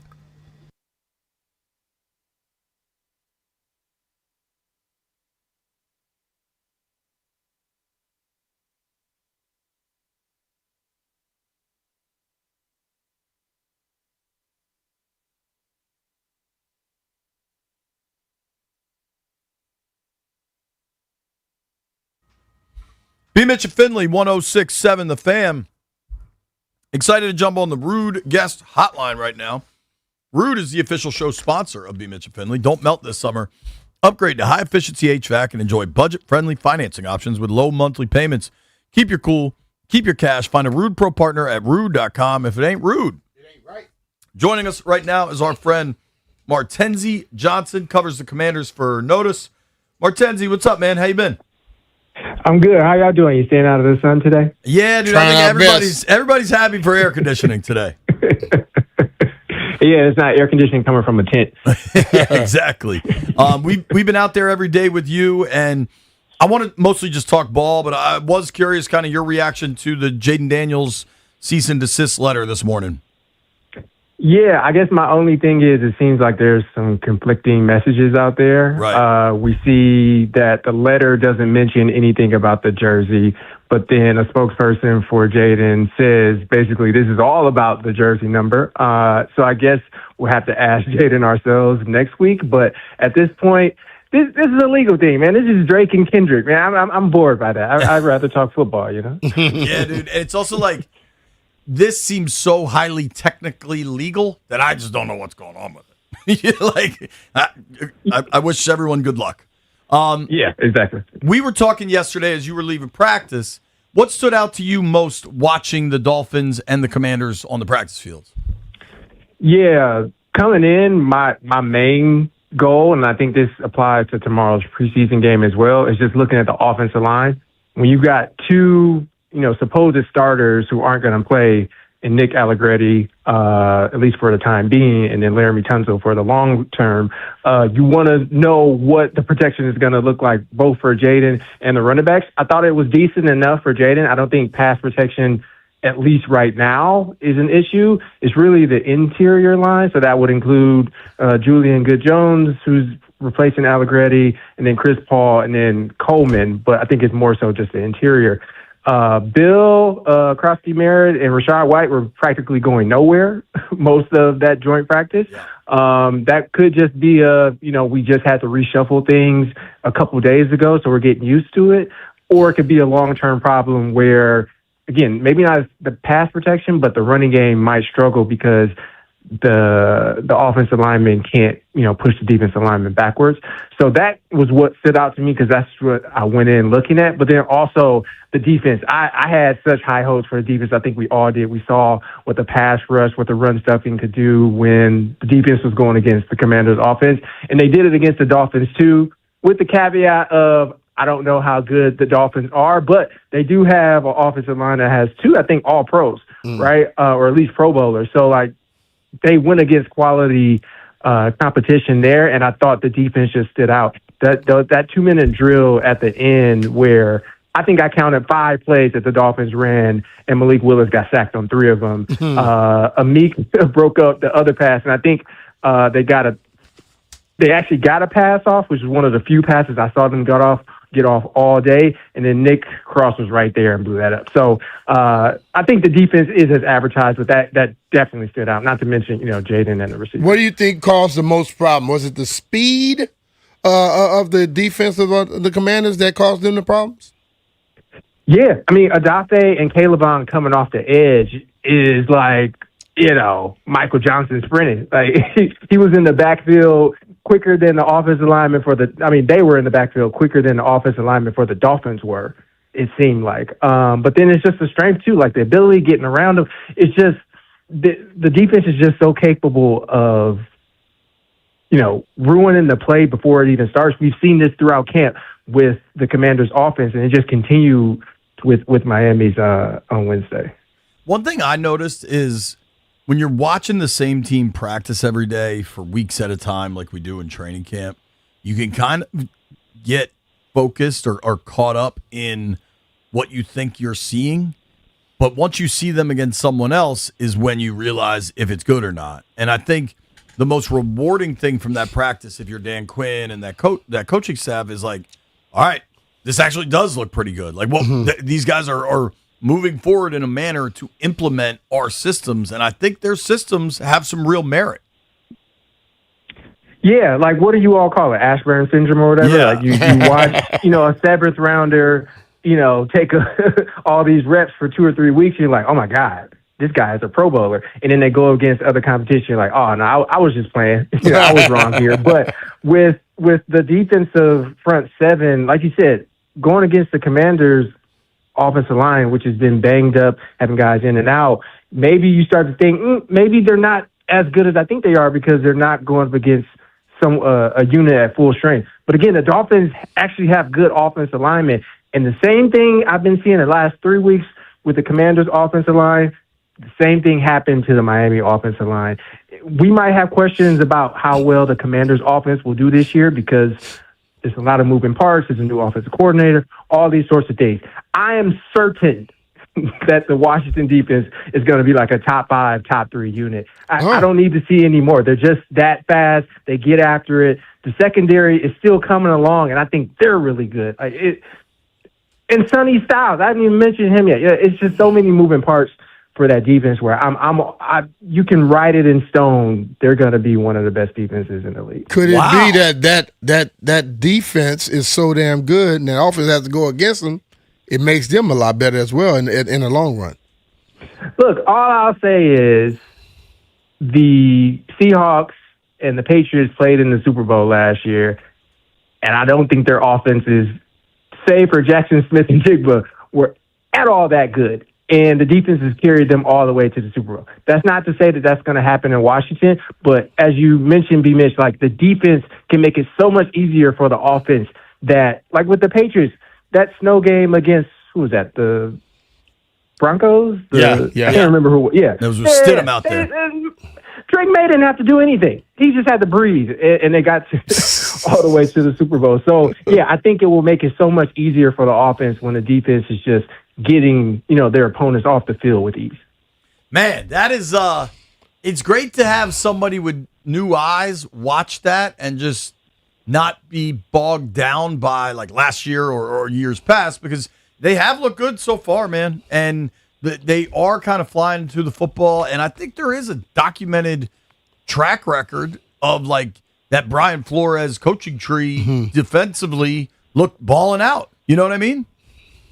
Yeah, like I'm excited really for tomorrow, and I don't know how much of the regular season playbook they're going to put out there, but I'm a fan of blitzing, especially in quote unquote meaningless games.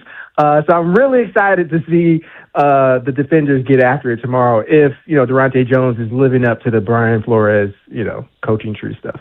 Yeah, I don't know that we see it tomorrow, but we might see it when we get to Philadelphia. I think blitzing is just a part of what they do.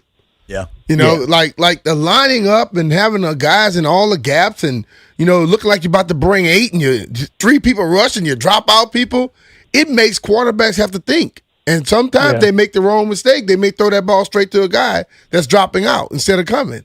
So, I think that's a part of their defense, which we may call it blitzing. They call it everyday work. I think Joshua Joseph's after said, like, we can just send 4. We don't even really need the blitz. And I don't think he's lying. Like, whether it's the defensive tackles, the defensive ends, the edge rushers, they can get after without having to send 5-6 guys. I've been impressed by Rasul Douglas. What do you make of the veteran corner? The thing about Rasul that I don't understand is how he is so good and yet only stays on teams for like 1 year. Like, he's playing against the Dolphins, who could probably use a good cornerback, and yet he's on Washington right now. Like, he's real sticky. I think it was earlier this week, he was going against Terry McLaurin in one-on-ones, and Terry got the best of him, but Terry had to work for it. Terry maybe even had to push off a little to get him off of it. Rasul is really good. The thing I just don't understand is why no team wants to have him for longer than, at this point, like a year at a time. Any players that we expect to play tomorrow night? Like, I'm really excited to see Katron Allen go tomorrow night because we haven't seen a ton of him in camp. Are there any players like that we know will play in this preseason debut that you're excited to see? Joshua Joseph, who I just mentioned, like, he's been great. Caleb Bond and Odafe obviously have been the highlights of the edge rushers just because they're so good and they're the veterans. But Joshua Joseph has stood out, and I know you like him, JP. I'm excited to see what he can really do. I think he did really well even against the Dolphins. I saw him, mucking some stuff up there. So I think out of anybody who's going to play, which is really probably the second and third teamers, Joshua is definitely one to stand out. Joseph has looked really good, man. He's got kind of that size and length off the edge. The guys in the 40s, man, I like Javonte Jean-Baptiste. I've covered him for a few years, but he's shown real good bend, too. And I don't know if Chason will go, but he's in there, too. Anybody you think – is there anybody that you think needs to show up in a big way kind of as we look ahead to the end of the month with roster cuts? Sam Hartman? Perhaps. I think they're going to keep, 3 quarterbacks? I think that's what they did last year, right? 2 or 3?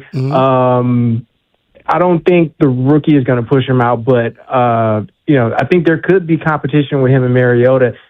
Not really, because Mariota is going to be number 2, but I do think Sam, this is year 2 for him or 3? 3. This is 3 for him. I think you do have to show something, and he's been kind of up and down at least from the training camp days. So I would want to see more from him because he's not that distinguishable. Right. I keep calling him a rookie because I don't want to mess up Athens' name, his last name. But Kelly Ackman. Yeah, there you go.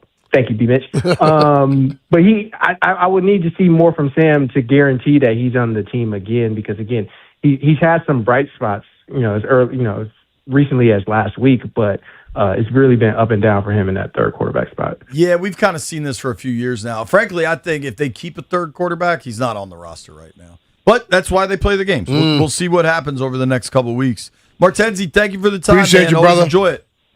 Yeah, for sure. I'll see you on tomorrow. All right. That's Martenzi Johnson from Notice. Give him a follow at 10Z Johnson. Coming up 1 o'clock, we're going to open those phone lines up for Bleep You Thursday. We also got a little news out of Louisiana and I believe a B. Mitchell Finley first. Nobody go anywhere.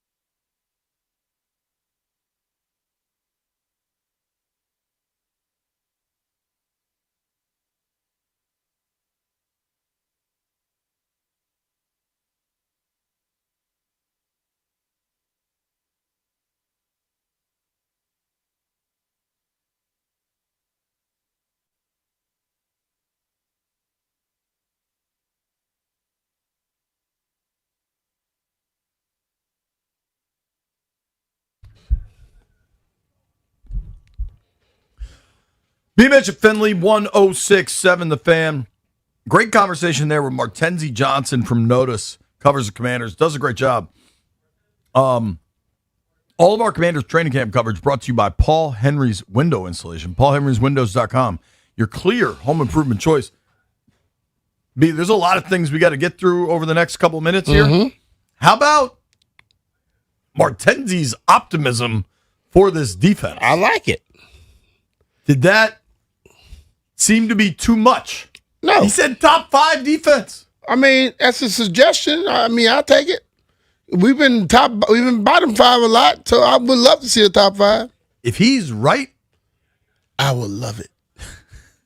If he's right, we got some stuff. Yeah. I wanted to briefly take a minute to talk about Russell Westbrook, but you got to do me a favor real quick.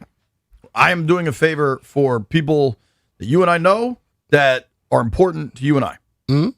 Need you to pick a number between 1 and 10. Between 1 and 10. You got to pick 10 numbers. Between 1 and 10. I can pick 1 through 10. You could just give me an order of numbers between 1 and 10. All right, let's go. 8. Hang on. 8. 5. 10. 10. You laugh at that 5? No. Just saying the number 5 kind of. 6. 6. 7. 9. 9. 2. 2. 3. 3. What I got left? 1, I think. Got 4 left, right? 1 and 4. 4 and then 1. Save 1 for last. Best for last. All right. Now that's my number, baby. Was number 1 always your favorite number? Nah, not tell Was it more of like I'm a badass? I wore I'm number 1? 11 because of Danny White when I was in 8th grade. Oh, really? And then when I got into the 9th grade, I got number 1, and I fell in love with that number. Like I would always tell people I'm number 1 on the field, number 1 in your heart. You know what number I always wore? What? Whatever they gave me. 62. I wasn't really in a position. We got to dive.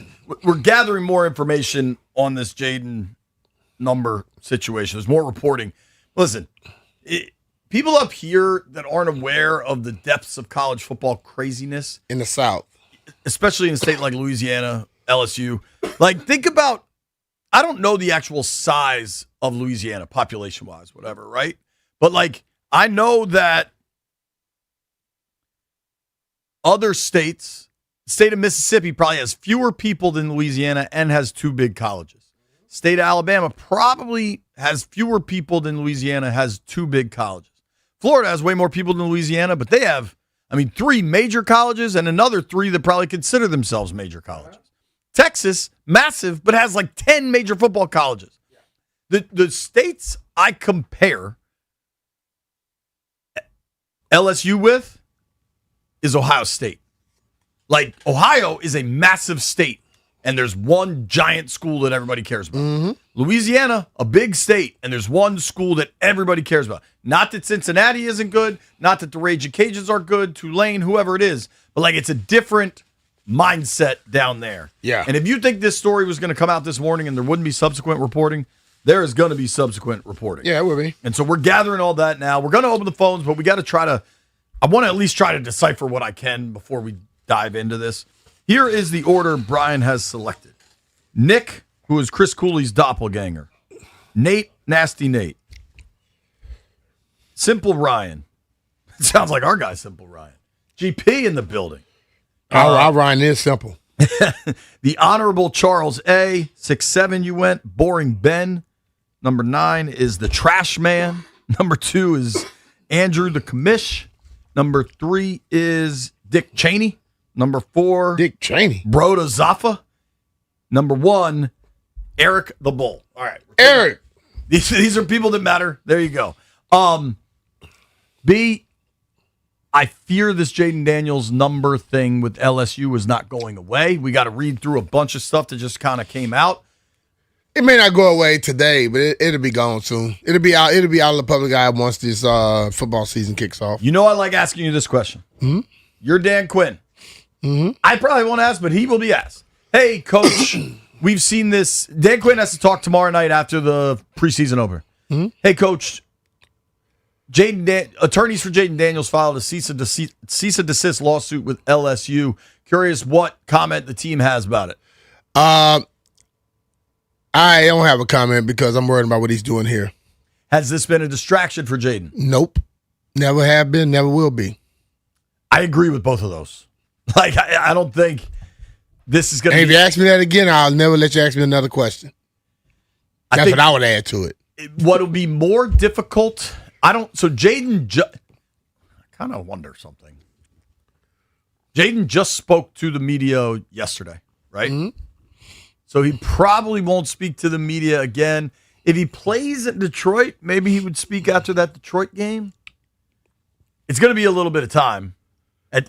Eventually, I'm curious. I think at that moment, it'll probably be almost a dead story. Because, look. A week from now? I'm hearing stuff, and I'm reading stuff just like you are. The dad says it has nothing to do with the number. He chose LSU because he really liked the coach. But he keeps talking about the number. So it has a lot to do with the number, right? Fresh reporting out of Louisiana. We're going to try to figure it all out next on B. Mitch and Finley.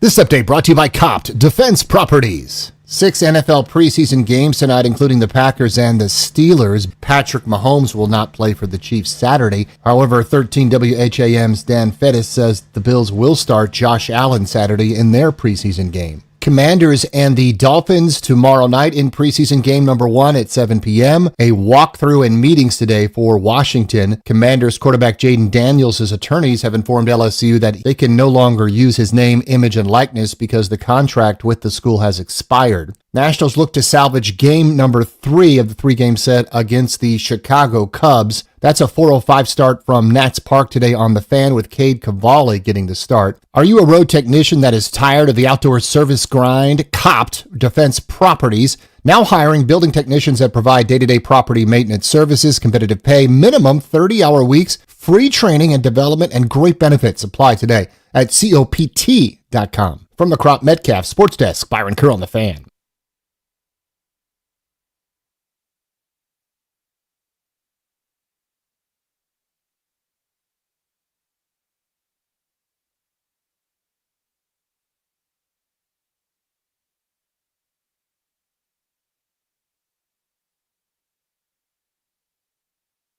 That was incredibly bizarre behavior from Stallion. Like, we do 20 hours of radio a week. Stallion, I told you he's silly, dude. We're going into our 6th football season, and for whatever reason, Stallion just freaked out. Sorry, I don't think I've ever seen you knock on the glass. Like, any of that, I don't think has ever happened. He's like, hey, we're back. Have you ever seen the people? Jeff, the update wasn't even over yet, and he have was you ever freaking seen out. the folks at the football games with that with them yellow shirts? And they overdo their jobs. Me. That's where he's been. He needs to back up a little bit. Because normally, I get tired of stuff and I just handle it. So, Jeff, that was odd, right? Did something happen? Did you think I was even plugged in already? Like, I was good. I heard Jay-Z come on. I heard it. I mean, but I'm like, you haven't said nothing yet. I don't need to throw the earphones. It on was yet. still the end of the update. I think he did that because he said something through the mic, but I guess you didn't hear him. Yeah, Well, maybe if he's looking and don't see the mic on, I mean the our headset on, then maybe My you headset see was on. He didn't say nothing through Jeff, the mic. Jeff, did I He said did- something to JP? He did say something down the line. I don't think. What did he say? You heard him. I He was said- like, JP. Yeah. And nothing from JP. I must have had my ear unplugged. So it wasn't on then. It was off. Yeah, but he But I heard could it hear coming. the music coming. We can hear That's the it. music. Bleep you, JP. Hold on. Fine. That's fine. You're only saying bleep you to me because you're scared of B-Mitch. Yeah. Oh no! Dog, this guy just Say it, Ryan. Bleep you, B Mitch. bleep you, B. There you go. Jeff just goaded him Hey into Jeff, it so bad. He just got lifted just now. I'm gonna lift him again. Jeff, you know how many people come up to me at training camp and are like, man, you got to get B-Mitch to stop beating Jeff up like that. The B-Mitch and Jeff wrestling videos are a big hit on social media. I don't want to wrestle Jeff. Jeff, just keep trying. And that's what I tell him. I'm like, yo, Jeff always is the aggressor. You are, Jeffrey. Yes, but I'm gonna get my W one day. Not going no win, but I'm gonna get it. All right, hey man, phones are going to be open this last hour. Okay? I'm gonna tell you. Well, I'm just next time. I'm gonna make it where you don't want to do it again. I'm gonna just let you know like that. We were kind of talking about this. I wanted to read through some articles in this break where I had a minute. Okay. Reporting from LouisianaSports.net, the real sports talk of Louisiana. I'm reading now from this article. Jaden Daniels personally reached out to LSU leadership before fall camp began to express his displeasure with the decision to allow sophomore corner DJ Pickett to wear his number 5. Mm-hmm. Daniels was made aware of the decision when promotional photos leaked with Pickett wearing the number, a source said. I was told, I talked to some folks this morning, that it was a Raising Cane's photo shoot. It wasn't even like an LSU photo shoot. Mm-hmm. But Raising Cane's is a major booster of LSU. Yeah.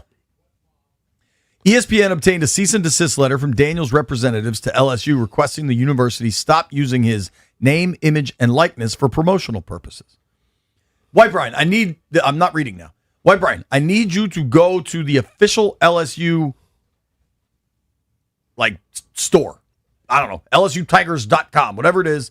Tell me if you could purchase a Jaden Daniels number 5 jersey and if it has his name on it. Because they can sell a 5 jersey without a name on it. Mm-hmm. But if it has the name Daniels on it, I'm interested. I'm back to reading. Daniels camp also requested LSU return its copy of the Heisman Trophy Daniels won in 2023, sources confirmed. LSU has no intention of doing so and is undecided to what degree it will comply with the cease and desist, noting it is not a legally binding document. LSU coach Lane Kiffin has also spoken with Daniels directly, sources confirm. Pickett was a 5-star corner when he signed with LSU out of Florida in the class of 25. Pickett signing with LSU was contingent upon wearing number 5, a source said. It was a stipulation discussed with all 3 of his finalists, including Oregon and Miami. He has worn number 5 every year of his football career until last season. Despite being promised the number during his recruitment, former coach Brian Kelly told ESPN he was not willing to issue the number without Daniels' blessing. Pickett wore number 3 in 2025 as a true freshman when he earned freshman All-American honors. When Pickett was negotiating his contract to return to LSU, money was not the source of the negotiation, but rather the jersey number, LSU sources confirmed. So if money wasn't a source, then I said I'm going to give you the number, I'm not going to give you no money. Money was still a damn source. This is complicated. Jaden and Lane speaking directly is certainly interesting. Jaden requesting the Heisman Trophy back, certainly interesting. And then there's also reporting. Whatever he has control over, he has the right to ask for. And they may not have the right to get that trophy back because I think when you make it, they give one to the school as well. Just like when the NFL did the thing with the Super Bowls, they send one football to you and they send one to your high school. Okay, so, and I can't ask my high school for it back. But the ultimate thing is, if he felt he had a quote-unquote agreement with them and they decide to go against that, he doesn't have to continue to let them use his name and his likeness. And that's the thing, that's what people got to understand. It's about that. The number, they can probably do what they want with it. But don't use my name and his likeness anymore. Can you buy official Jaden Daniels merchandise from LSU? So, no, they have Odell, Neighbors, Jefferson, Chase, and Burrow, but no Jaden Daniels. Do we know if they had Jaden as of yesterday or 2 weeks ago when this was probably actually happening? The fact they have all those players makes me think that Jaden would have been there. He probably was there, and then over the last 2 days, they took it down. And Jeff looked it up as well. I believe LSU Jaden jerseys were selling at Dick's Sporting Goods. They had like the shirt jerseys, like the T-shirts with the Daniels name on the back, but it's Dick's. Don't they got to get that has to if be it's real officially good. licensed LSU gear? Yeah. Go to the University of. Well, how many jerseys did you say were for sale? Burrow, Chase, Jefferson. Jefferson, Neighbors. There are some current players there, some former players, some old school guys. Do we know? Listen, of all the jerseys you named, Chase, Jefferson, Neighbors, they got to be selling the most Burrow ones. Does Burrow still get a cut of that? Like, how does that work after you've graduated or left the college? Probably not. It's probably, like you said, what Jaden is doing now may be something that go open eyes to a lot of players. Because, like, when you leave the school, I guess many people felt like when you left the school, but in this new NIL era, if you're selling stuff and promoting the school off of me, name and likeness is lucrative today. So according to Front Office Sports, college athletes now receive a financial cut from the sale of official jerseys featuring their names and numbers through name, image, Is it and likeness. college athletes while they're there? How about the ones that are gone already and you still doing it? And then I wonder if there is a clause in the NIL, because the reporting has said Jaden's NIL expired 180 days after he leaves the college. Do some of these have an in perpetuity clause? Do some of these have 5 years? I think these are questions. Yeah, also, according to Front Office Sports, players currently in the NFL do not receive retroactive royalties from old college jerseys. Give me that one more time. Current NFL players do not receive retroactive royalties from their old college jerseys. I wonder if that's almost a league rule. I don't know. Or a league. It shouldn't be a league rule. I wonder if the NFL wants you to try to sell your NFL jersey. I don't know. Yeah, but still, if you're using my name, image, likeness, let's be real. NIL was not a thing that was known 5 years ago. Okay? Now it's all over the place. So what the rules were before are not the rules today.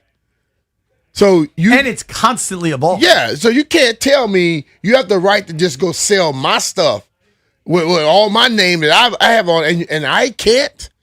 But maybe this recoup isn't about anything? selling it. Maybe it seems that this is about the promotional stuff. You're promoting. Went there. You're promoting, which means money. You promote something to get somebody to go buy something. Whether it's a jersey or they buying a suite or they going to do something at the school, you still promoting to using my name, image, likeness. Sure. What else is interesting here is this is reporting. This is from the Times-Picayune. Is this from NewOrleans.com, the first article you sent? Times-Picayune. I remember that. This is Damian Pickett, the father of DJ Pickett. Mm-hmm. Speaking of Lane Kiffin here, I have the utmost respect for him for honoring what was promised to my son, Damian said. During his high school recruitment, DJ and his family had asked the 4 finalists, Oregon, Miami, LSU, and Georgia, if he could wear the number 5 at each school. Each school, including LSU, told the Pickett family it wouldn't be a problem. Kelly told ESPN that DJ was promised the number during his recruitment, but he ultimately decided against giving him the jersey last season because Daniels didn't give his blessing. Damian had suspected that getting the number could be a problem for DJ since last season, his freshman year. But DJ committed to LSU because of his connection with secondary coach Corey Raymond, not because the school promised him that he could wear the number. We never in a million years would have thought that it would come to this about a number, but we're here. Again, my boy doesn't really care for the attention. It's disappointing considering that we're getting ready to start the season. To have a situation like this happen right now, considering that Jaden is a legend at LSU and it's out that he's not supportive of my son wearing his number, is very disappointing. DJ's intentions of wearing 5 have nothing to do with Daniels, Damian said. This was about honoring DJ's older brother, Jalen, who first wore the number, and the rest of his family, many of whom wear the jersey now or have worn it while competing in their various athletic endeavors. The number is also tattooed on DJ's left arm. We wish in a perfect world that Daniels would have given him the blessing. And just from tiger to tiger, wish my son well. That would be a perfect world. And the perfect world also, if you know someone had a number and they did something with it and they hadn't given a blessing, you wouldn't just want to go behind the back and have a deal with somebody else. To me, and I may be wrong on this, if it sounds like Brian Kelly promised him the number, and then Brian Kelly was like, listen, man, I'm really sorry. I can't do this. Jaden's not into this. Brian Kelly coached Jaden. Brian Kelly reaped the rewards of coaching a player like Jaden Daniels. Mm-hmm. And I don't think any of us on this program are the biggest Brian Kelly fan, but it seemed like he stood up for his guy. Lane Kiffin arrives. Lane Kiffin was not there for Jaden. Lane and Jaden spoke, according to LouisianaSports.net, and then Lane decided just to go ahead with it. Mm-hmm. I imagine somewhere in there was a disagreement between Kelly wanting to honor what Jaden did for the organization and where things are now, for the school, if we can even still call these schools, and where things are now. Right? I'm with you on that, but it just comes down to the fact of the school's got to let all the coaches stop running everything of this caliber. When it comes to this level of something, the school got to be involved with it, not the coach. You get what I'm saying? It has to be something established with the legacy of the school, not necessarily the coach. Because this is a player that came and played for your school. And he did something that's unbelievable for your school. If Lane is gone in 2 to 3 years and just had a stop by like he normally do, you chose him over that player, in a sense. And say what you wish about these colleges and whatever. Coaches are allowed to just stop in, pick off, keep moving. Players aren't allowed to be like that. This whole thing is just odd. It's odd, but I think Jaden has every right to do the things he's doing. He's going to do his job. But for the people who think that just because he's a player, he ain't supposed to have any kind of comeback on his own, you out your damn mind. 800-636-1067. 800-636-1067. Little more information coming out now. I also I've been kind of in contact with a friend of ours that knows the ins and outs of the legal world at a very, very high level. Mm-hmm. And he said, I'm reading a text now. It's not really matured into a lawsuit. Basically, what is being suggested is that if you do not cease and desist, stop what Then you a are lawsuit doing, comes. then there will be a lawsuit. Yeah. Folks complicate things when it comes to college athletes. No person can have their image and likeness misappropriated. He said, for instance, nobody could put up a billboard of you and I and say we support some position without our permission. Mm-hmm. Essentially, college athletes sell their personal rights for a limited period of time in exchange for compensation from the university. This feels like it is going to open a door. Tell me how many jerseys you can buy from the official Miami Hurricanes store. Like not Dick's. Like I want Miami Hurricanes, the U.com. Because think about the number of players and jerseys they got. Mm-hmm. We could all pick. But this is what it is, Jay. Schools have been able to do this for a long time, and the players didn't really care. The first player that does it, and they change it, and guys now start saying, "Oh no. Use me for any promotional stuff. I want compensation." This changed the whole lay of the land right here. Let's take a call. My guy Sam is at the beach, Lewis, Delaware. What's up, Sammy? What up, Sam? Hey, what's up, gentlemen? Thanks for having me on. Hey, I think you both are spot on with the situation right now. It totally sounds like Jaden was promised something by Mr. Kelly. Nobody would wear his jersey without his say-so. I believe that's the exact same reason nobody has worn Joe Burrow's jersey yet. And it sounds like Lane just came in, undermined that entire deal. So Jaden has a valid argument. I would be upset, too, if, I had a deal with the school. You guys can use my name, image, and my likeliness. In exchange, I don't need any money, but I would like you guys to, not give out my jersey unless I give that blessing. And, Lane comes in, has no regard for that deal, has no regard for, the customs that go on at LSU, gives this number to some sophomore that, hasn't done anything yet. He might go on to be the greatest corner ever. We have no idea. At this point, hasn't done anything yet. And, Jaden, again, he has a valid point. I'd be upset about it, too. It is remarkable. I went to the Ohio State official team store. Right, this is it's a good call, Sam. Thanks, buddy. Enjoy the beach. The Ohio State official team store, you can get a Carnell Tate red Buckeyes jersey, Arvell Reese, Sonny Styles, Eddie George, a fella that looks like the guy I spend a lot of time with. Eddie George jersey is actually on clearance. And the question I would ask you is, can get an Archie Griffin jersey. How much of that are those guys getting? I don't know. And for the average person out there, probably say, well, they don't need to get none of it. They already have money. They can have a lot damn more for their family, right? So this is according to ESPN, actually. They're saying that former college players generally do not get a cut of replica jerseys sold by their former schools, if they played before the modern name, image, and likeness era. Now, Jaden... It sucks for you, B. Yeah. Like Joe Burrow's obviously in that, and then I guess Jaden technically would not be in that, so he could get retroactive pay. I'm looking now. USC does not appear. Oh, you can buy a USC Marcus Allen jersey. It's kind of a dope looking jersey, honestly. You can buy a USC Ronnie Lott jersey. Now, USC also sells a bunch of just generic jerseys. We haven't let you guys weigh in on this. We obviously did an hour this morning, but now there's new information coming to light. Jeffrey, where are you on this thing? I don't even know what to call it. Thing. Kerfuffle. I'm not mad at it at all.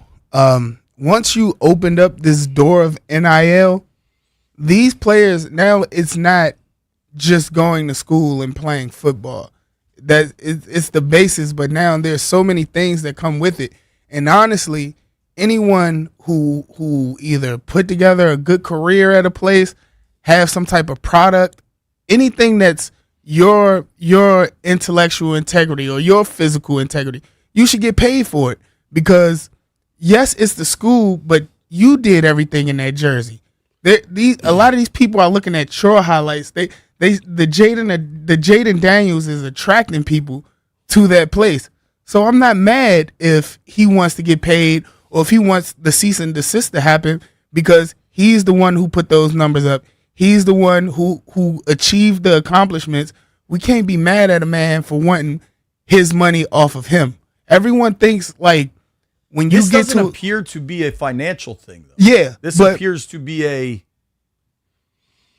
In essence, feelings. it is a financial thing because I'm pissed because whatever the deal could have been, you're doing something you did that disrespected me in my eyes, but you're still trying to benefit off of me. You get what I'm saying? Yeah. You were able to not keep a word or whatever it could have been that you gave me, but you still want to benefit. You're right. But I believe this, just like people have gone back and sued the NFL and sued the college football, remember all those class action suits?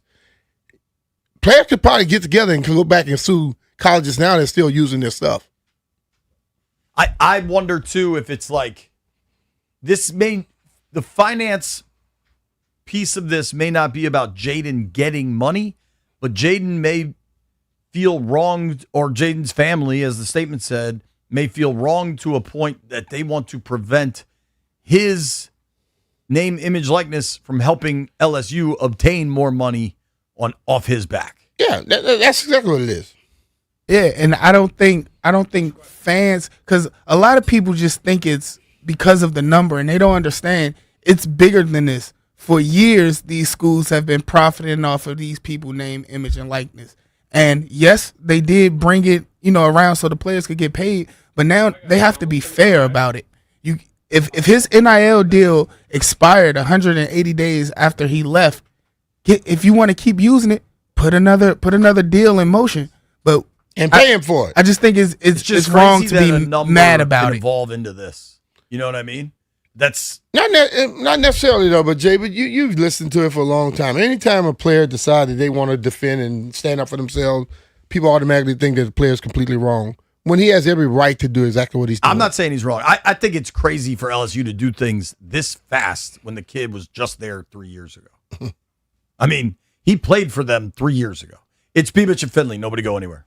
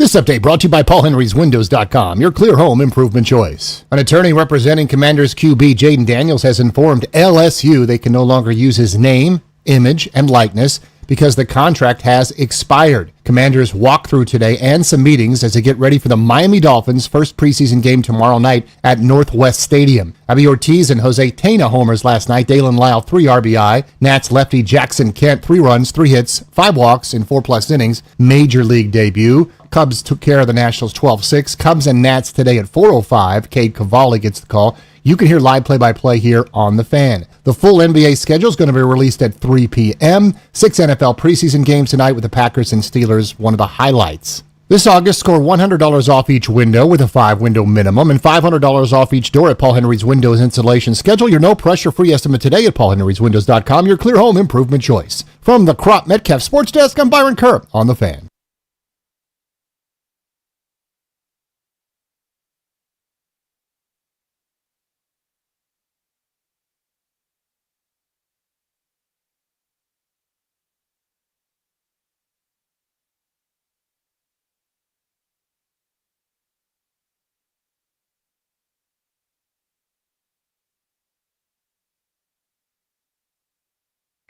B-Mitch and Finley, 106.7 The Fan.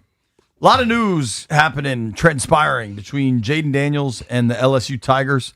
Sure looks like a young man, DJ Pickett, who by all accounts has done nothing wrong here, was promised to wear number 5 by Brian Kelly when he was recruited to LSU. Kelly, at the last minute, said, sorry, I can't do it. Jaden's not with that. I got to respect Jaden Daniels and his accomplishments at LSU. Kid played wearing number 3, played very well. Kelly gets fired. Didn't leave school, did he? Kiffin shows up. Kiffin says, yeah, you can wear number 5. Reporting says Jaden and Kiffin talked, and he let the kid wear number 5. Curious where people are landing on this. Brandon is in D.C. Brandon, what's up, dude? What's going on, fellas? So the story can go one of several ways, but the real issue is that you can't complain when it's not your jersey number. The university, yes, they made a deal with him, and they should honor that. I'm 1,000% on the side of Jaden when if they told him, look, man, we're going to hold your jersey number. We're not going to give it to anybody the same way we do JB9, and we're going to respect you. We're going to hold you in reverence here.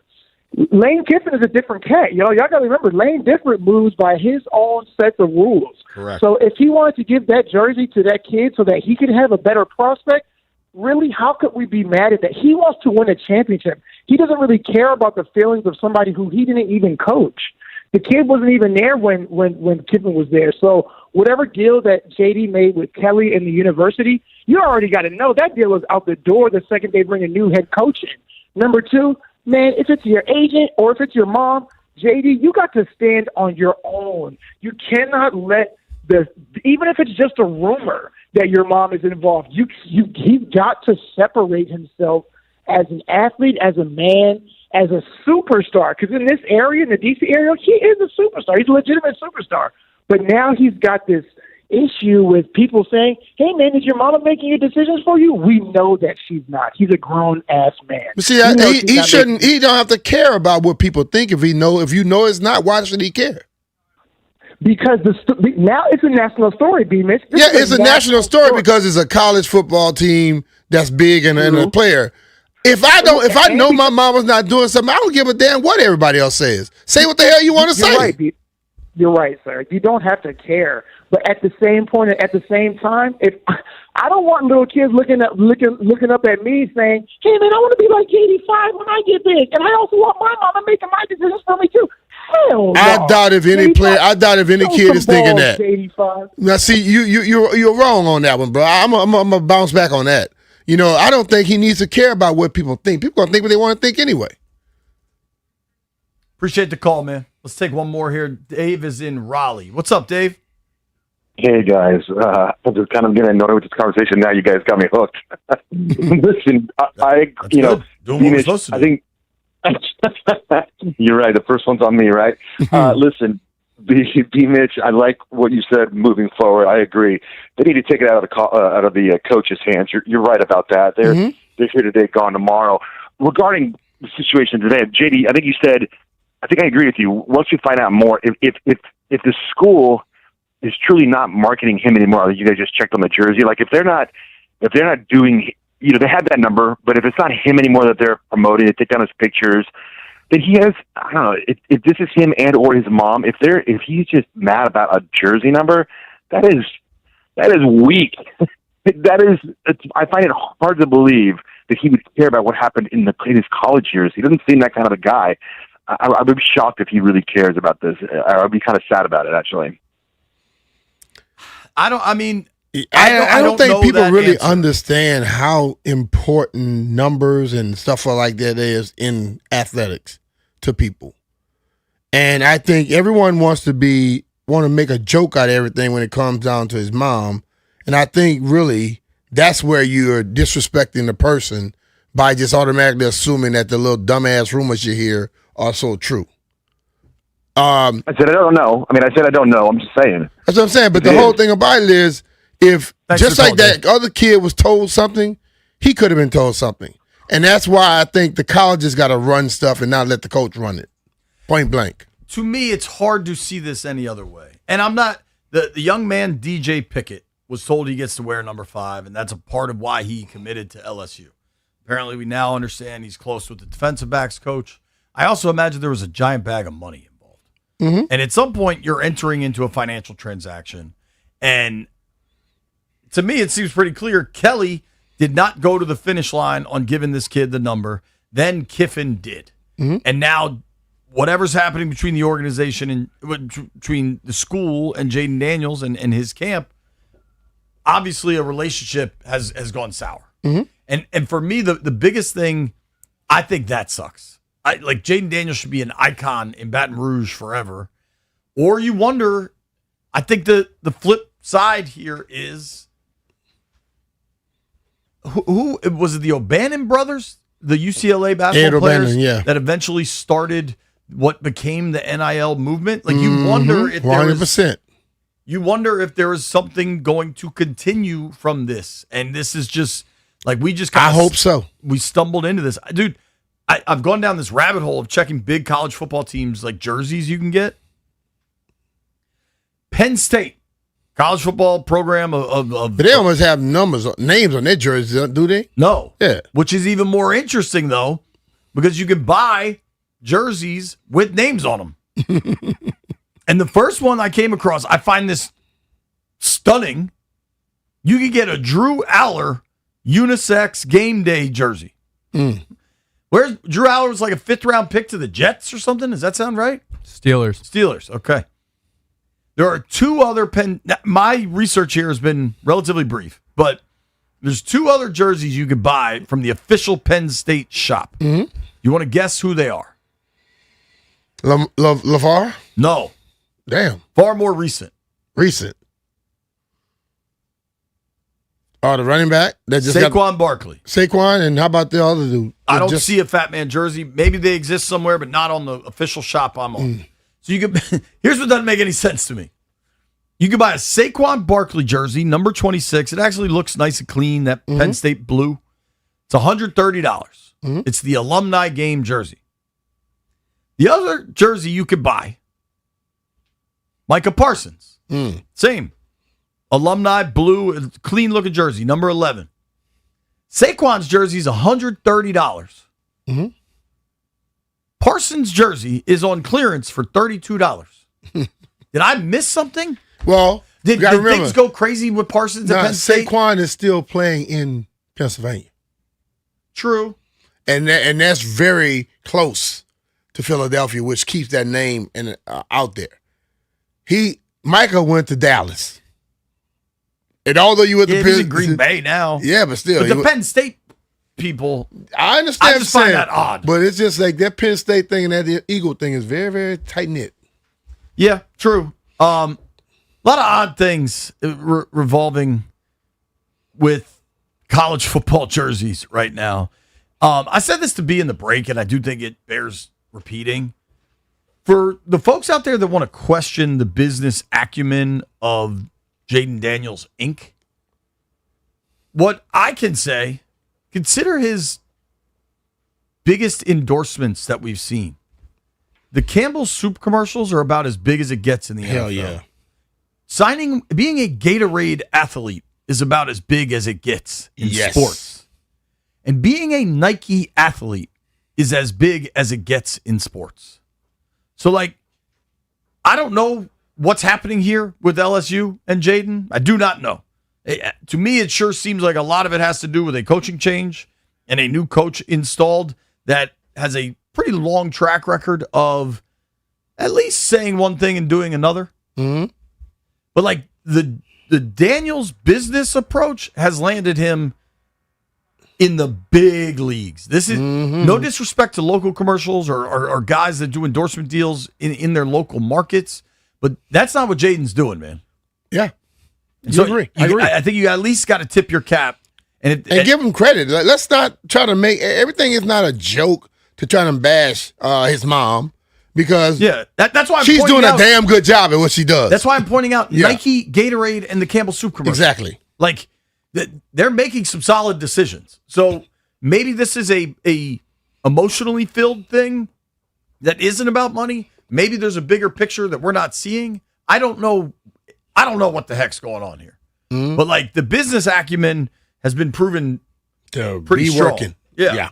All right, we got to make some bets when we return. It's B. Mitch and Phil.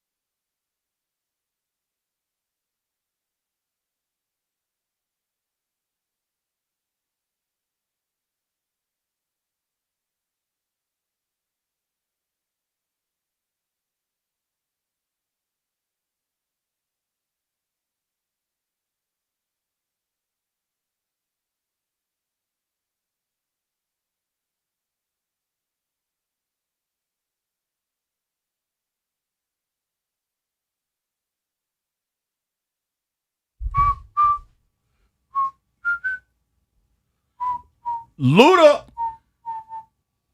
All right, folks, time to give away some tickets. 800-636-1067. 800-636-1067. Caller number 10, right now you get to win a pair of tickets to go see Jason Aldean and Luke Bryan. The Double Trouble Tour 2026, Thursday, August 20th at Nats Park. For tickets and more event information, visit thefandc.com/events. For astute listeners of the program, I asked if Wendy could get me tickets. She was actually very cool about it, so we'll see what happens. I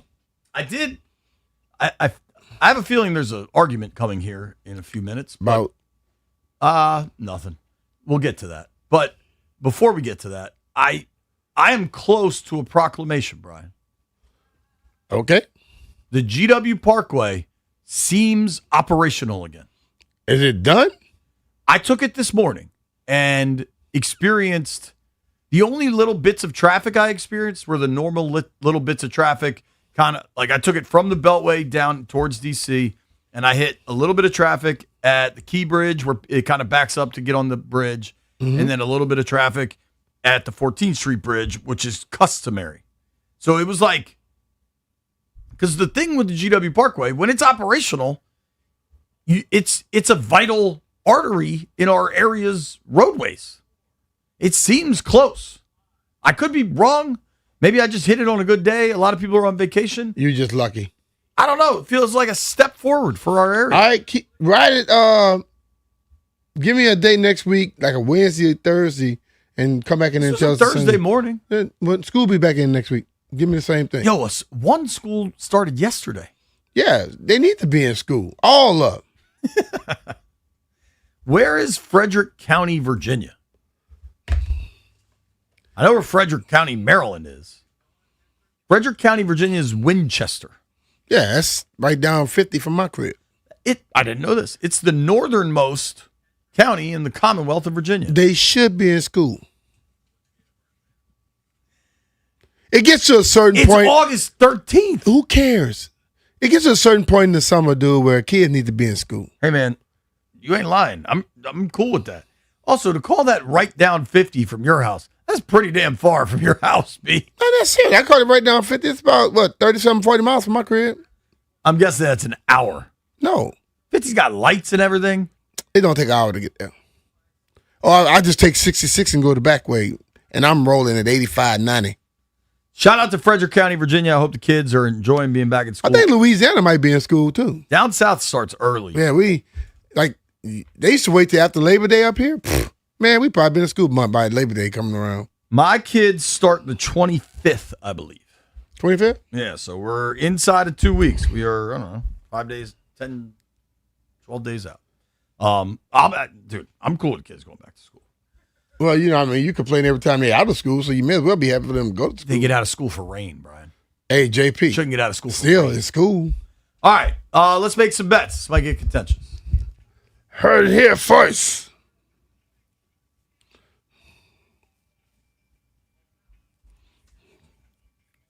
Gather around, gather around. All right, White Brian. So, JP, you lost the biggest last night, and Ryan Clary found the hot dog hat. JP, that's messed up. They found the hat when you get back to the office. We sure did. That's my contention. I ain't wearing it. Why? No one's worn that thing for like 3 weeks. Because we've been out. We've been out in They also Ashburn. keep losing it. We've been away. I found it a long time ago. Yeah. It's been sitting in that damn, that little thing over there. I don't think I have to wear it. I think you have to. JP I sound wore like a it. big kid. When I lost, I wore it. You did? need to wear it. Yeah, but that was when we were wearing it all the time. We No, haven't worn it was not. I refuse to We provide had- my name, image, and likeness to the hot dog We hat at had this not. time. We had not worn it. I cease and I and desist. found it. Cease and desist with the See, hot said, dog hat. put the wing on your head, dog. I don't think I should have to wear it. I no think one you has should. worn it. I wore it last because this fool here couldn't go in the room and find it. Hey, JP, wear that. Cease and desist. If I wore it, you need to wear it. You get an NIL deal with Nathan's after this. Here, wear it. Ballpark Franks, hit me up. They pluck Definitely Ballpark over Nathan's for the record. Nah. Really?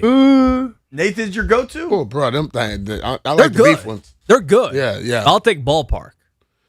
And that's why you look like you do and talk like you do. Jeez. How do I look? You look like a weird. I kind of like Hebrew National.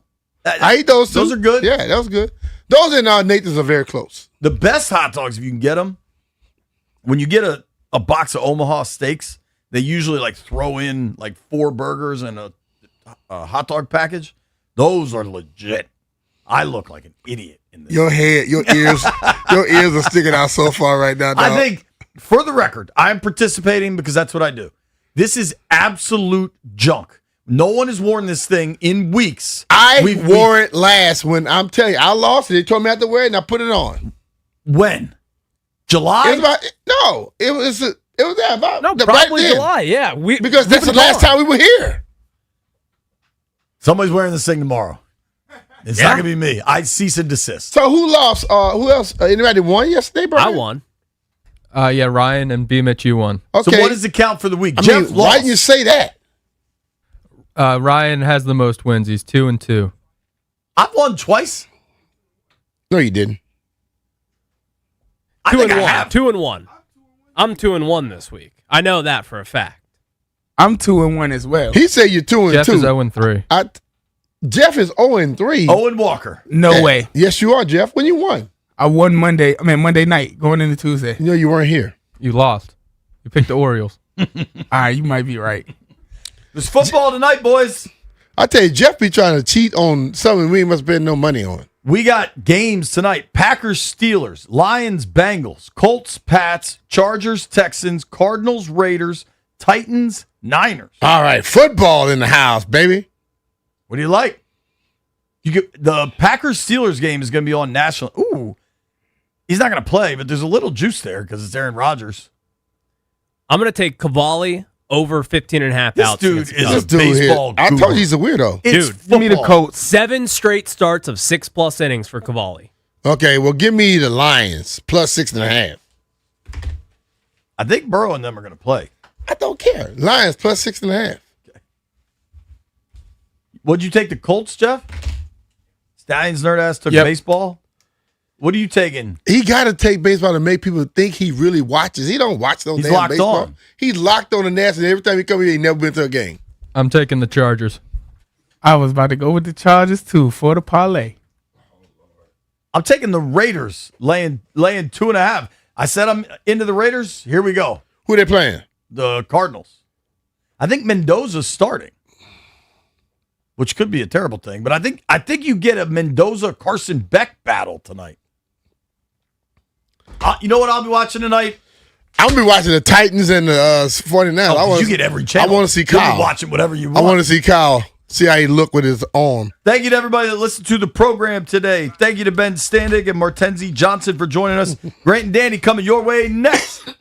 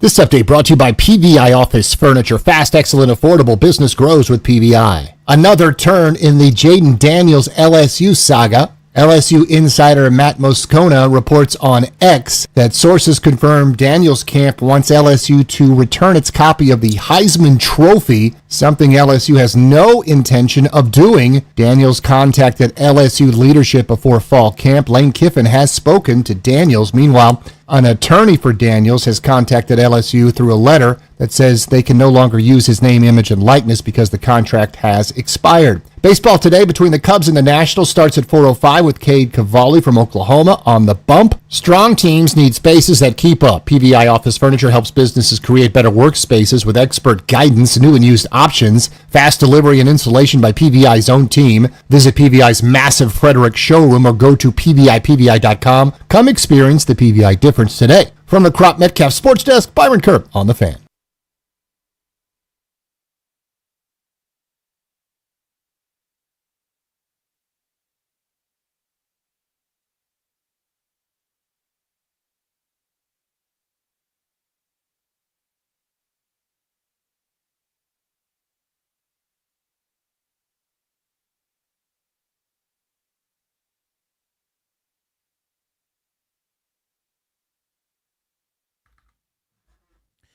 Good Thursday afternoon, and welcome into Grant and Danny. August 13th, 2026, just after 2 o'clock. We only have about 90 minutes with you today. The Nats play just after 4. Getaway day. They'll try to avoid a sweep at the hands of the Chicago Cubs.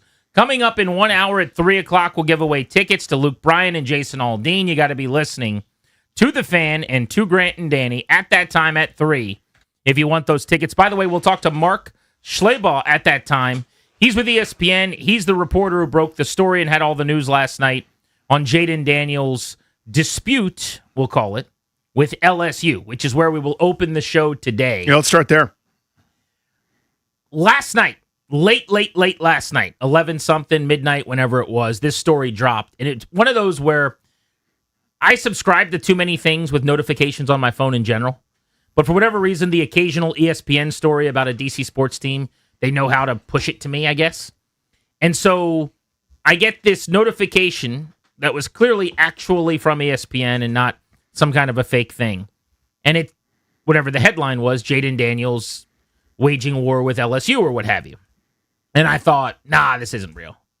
And so I clicked it and I start reading it. And it was one of those, Danny, where you have to do the double take because this is so unlike everything that has happened since they drafted Jaden Daniels, who seems to be all ball and only really care about playing football and winning and has not really been involved in any shenanigans or nonsense. Everything he's done off the field has been the right thing every step of the way.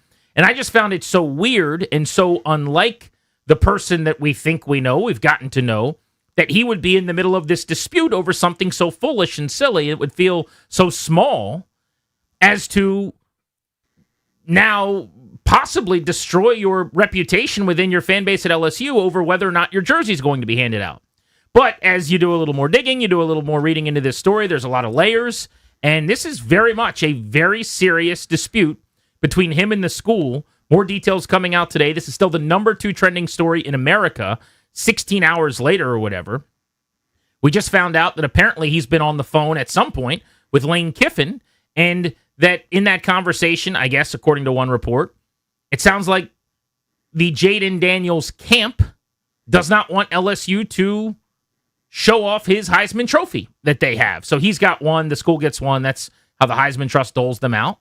But this is just getting uglier and uglier as the hours go on here. Yeah, so each party to this is using whatever means are at their disposal. So just to try to clean this up, I'm sure you guys have heard the details of the story by now, but Jaden Daniels can't really do anything, or his group, or his attorneys, or anybody can't really do anything about the jersey, right? They don't own that. There's nothing you can do. You don't own number 5 at LSU. Right. So because they're disappointed, and that's the center of all this, that's the first line here of the cease and desist letter, it has to do with that.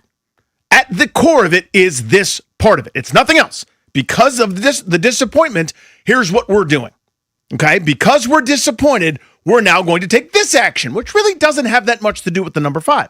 If this was a story about Jaden Daniels is gone for a few years, and they're selling Jaden Daniels nachos and Jaden Daniels popcorn and Jaden Daniels novelty sodas and Jaden Daniels action figure dolls and Jaden Daniels novelty helmets and jerseys and everything else under the sun, and he wasn't getting a cent from that, I would have a lot of empathy here and go, yeah, Jaden Daniels' business arm, attorneys, everybody that's responsible for this and upholding your brand, get involved here. You get one shot at this thing to make your worth and make your nut, so to speak. Do that, no problem. That's not what's happening here. Someone's using the jersey. Regardless of how we got here, Brian Kelly promised, Lane Kiffin's following through with it, or whoever you want to blame. Doesn't matter. Someone's using the number 5 jersey. Daniels' camp is mad, so they're going, just like my 8-year-old did the other day, you won't let me use that, so you can't use my Nintendo Switch. One has nothing to do with the other, but this is the Daniel saying, you can't use my Nintendo Switch. That's what's happening right now. Pretty much, yeah, that's well said. I mean, some of the details here, just to refresh everybody on how this is actually working. So, an attorney representing Daniels informed LSU that it can no longer use the name, the image, the likeness, as Danny said. That happened in a letter 8 days ago on August 5th that was sent to the athletic director. The reason we found out about it last night is that somehow that letter was leaked by LSU to ESPN, and then a story was done on it. The center of the dispute is this corner named DJ Pickett. Now, it's important to talk a little bit about Pickett, I think. DJ Pickett is the number 2 recruit in the United States of America. I didn't know much about him. I'm not a huge SEC or college football guy. I don't pretend to be. But I did a little digging, and this is one of the great corners in America and over the last few years to come out of high school. And so basically what happened was, according to the reporting that's been done, and this also speaks to how ridiculous college football is, too. I think that's a huge part of this that has to be acknowledged. But I guess when DJ Pickett agreed to go to LSU, part of the agreement he had with the school, don't know if it was in writing, probably verbal, but at that time, they said, we promise you'll get to wear number 5. And it sounds like DJ Pickett said, if I can't wear number 5, I don't want to play there. Now, imagine for a second, not that DJ Pickett should be catching shrapnel in any of this, but you're making the decision on where you're going to college and where you're playing and who's readying you for the NFL and, frankly, for the rest of your life as a human being, based on whether or not you can wear the number 5. But that was where we were, okay? Mm-hmm. I need number 5. They said, we promise you'll get number 5. Well, last year, in his first year, Brian Kelly, the head coach at the time who made this promise to him, I guess reaches out to Jaden Daniels, who he coached. They have a relationship. And it sounds like Daniels was not really ready or did not want them to give out the number 5 at that time, according to what I've seen. And so they didn't. They said, Pickett, you can't wear number 5. But don't worry, we'll kick the can down the road. Lane Kiffin shows up this year. He doesn't have direct ties to Jaden Daniels. He just got to LSU. And I guess DJ Pickett is floating the idea that I either get number 5, which I was promised, or I'm gone.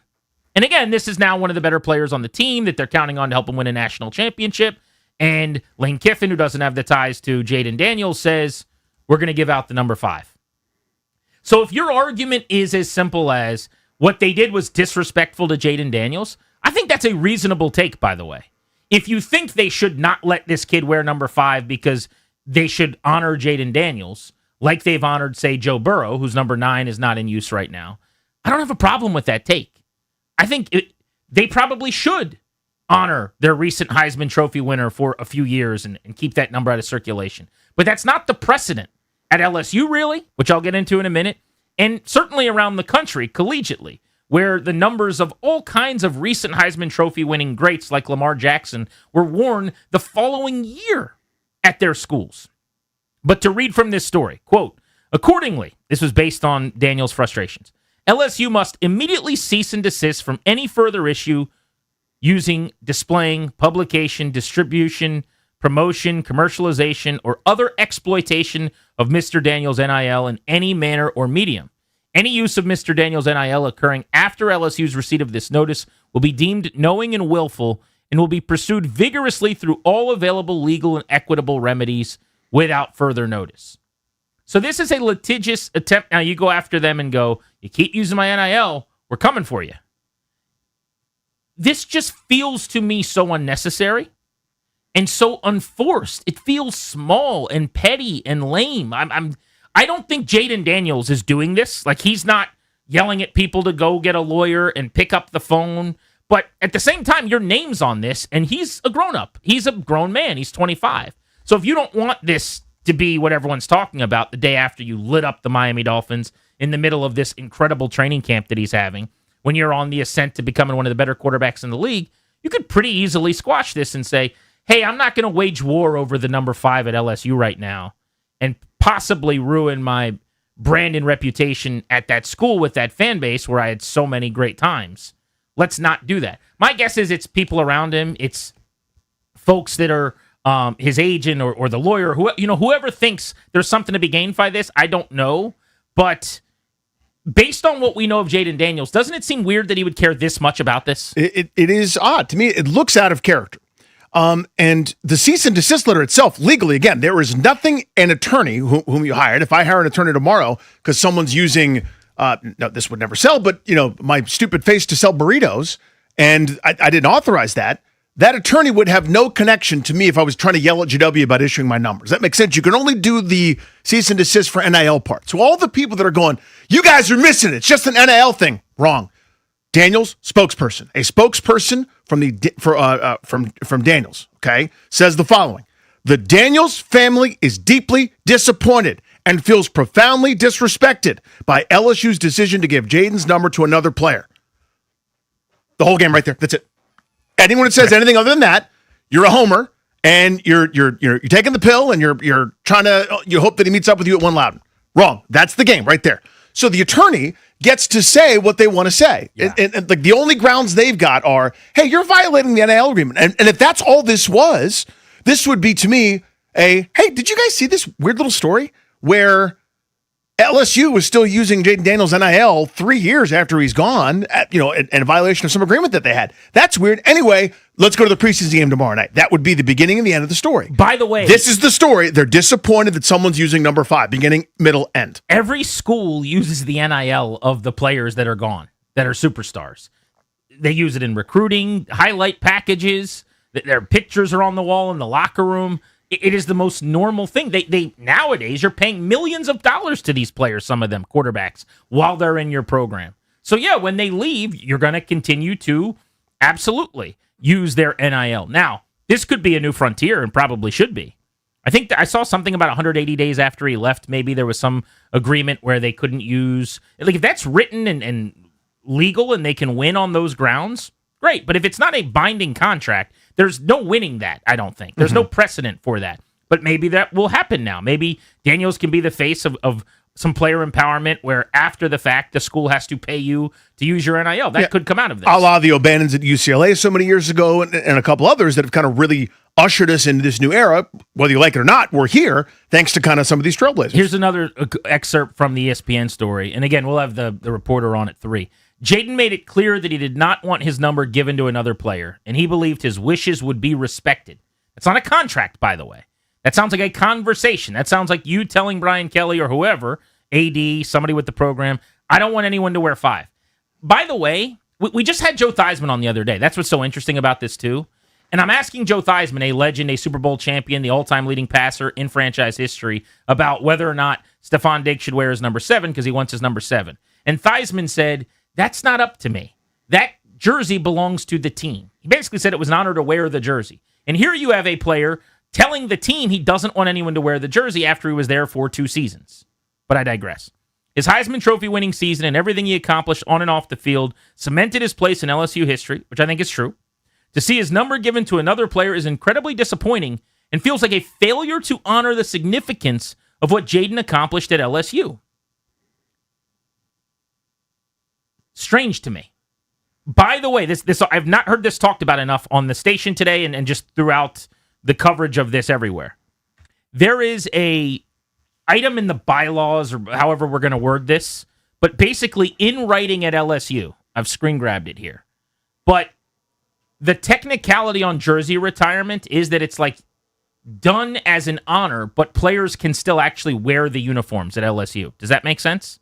So if they were to retire the number 5, they have the ceremony, they hang your jersey in the rafters, however they do it, then players can still actually wear number 5. It's done as almost like this technicality so that you're in the club, so to speak. Right. But this was as of like 2007 they passed this. And I'd imagine the reason is not that they're at risk of this because they've only retired a couple of uniforms, but there's 90 guys on a team. It's a big program. You got a lot of kids. Yeah. There's 70, 80 dudes on the sideline. There's 99 numbers. Like, you can't retire in baseball. You can do that because there's 99 numbers, and if you're the Yankees and you retire more than anybody, there's still plenty of numbers to go around.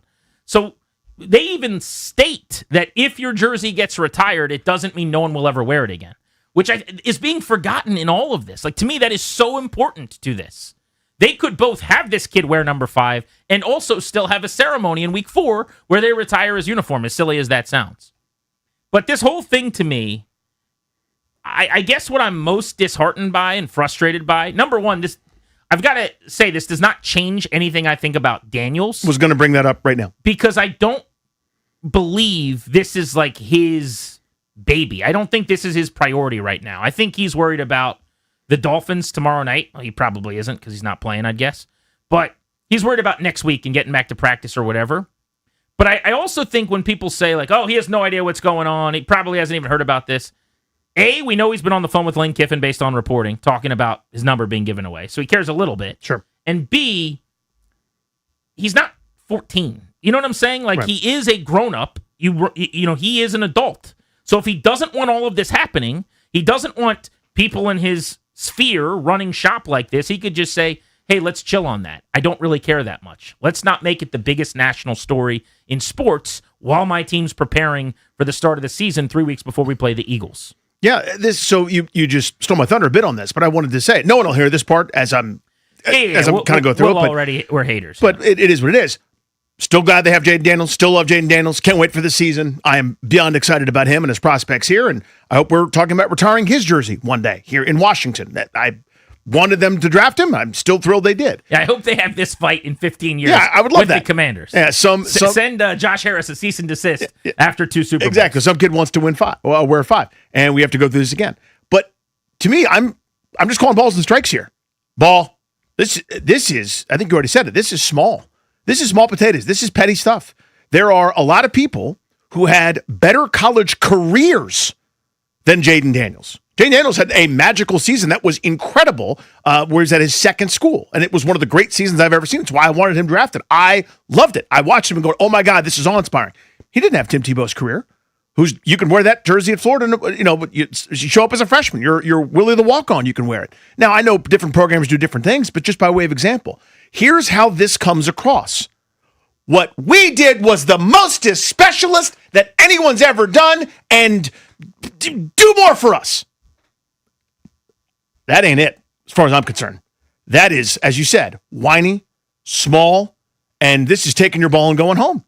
This, again, is what my 8-year-old did the other day when his older brother wouldn't let him use something or, kind of wasn't that thrilled about something. And then he goes, oh, you know what? Fine. You can't use my Nintendo Switch.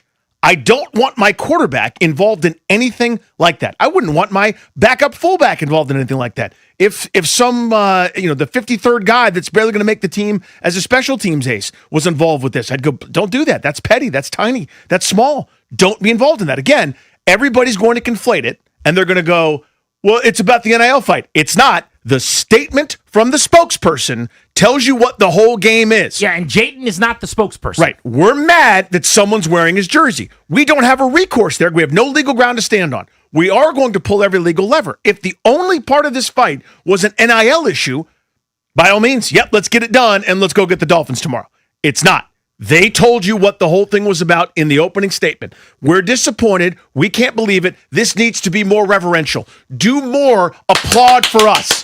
Do more applauding for us.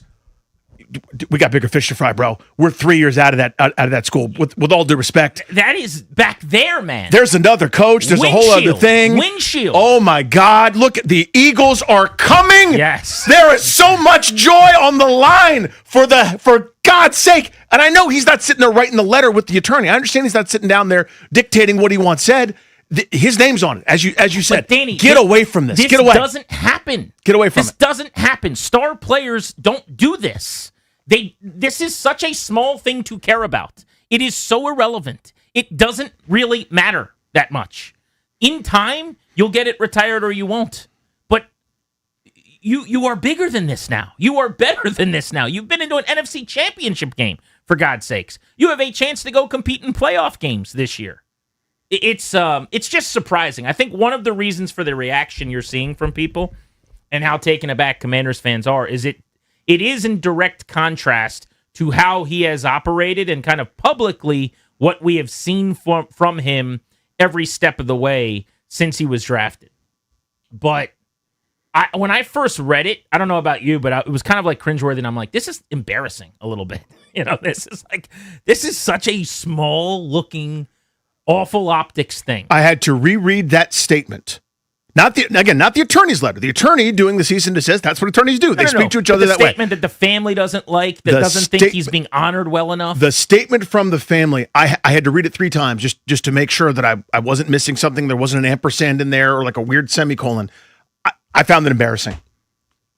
Found it embarrassing. I just thought it was so small and petty that it just is antithetical to every way that he's operated the entire way that he's been here.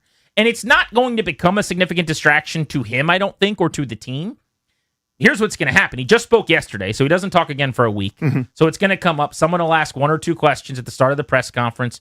He'll either say he's not talking about it, or he's got people to handle that, attorneys handle that. Yeah. He'll be pleasant, and that's kind of the extent of it in terms of on-site. But it's one of those things where there's just certain moments where something will happen, and you're so taken aback. You have a friend that says something or does something, and you're like, do I have this right? Do I have this whole thing right? Am I calculating correctly what I'm dealing with?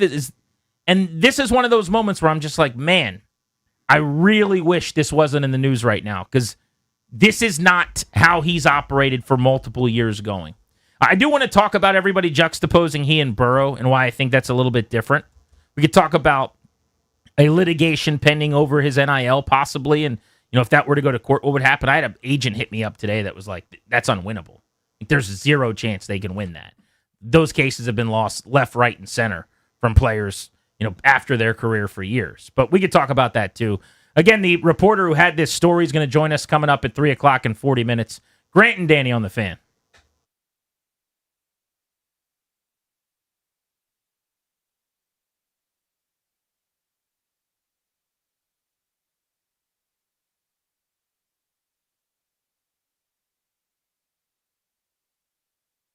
What's up, guys? Grant and Danny here for our pals at Window Nation. Are you using Chat? Lock in Chat to research home improvement projects like window replacement? We'll look no further than Window Nation. They are the real deal, Jim Neal. Get replacement windows and doors without the Robert hassle. Act now before your energy bills skyrocket. The pros at Window Nation can help you get new energy-efficient windows at a fantastic price. I've done it a couple times over, and so has Grant. Yeah, we love Window Nation. They've taken great care of me. They've taken great care of Danny. Our families in a couple of homes each for many years. Right now, get 50% off all window styles. You can get 0% down payments and 0 payments or interest for 2 years. These are uncertain times for a lot of people financially. Best thing you can do is invest in your home. Experts report that windows retain 80% of their value. Window Nation is the way to go. We love Window Nation. Hurry, this sale ends soon. Do not wait to put an end to your window problems. These windows will be installed right the first time, guaranteed. Schedule a fast, free consultation now at windownation.com or 866-90Nation.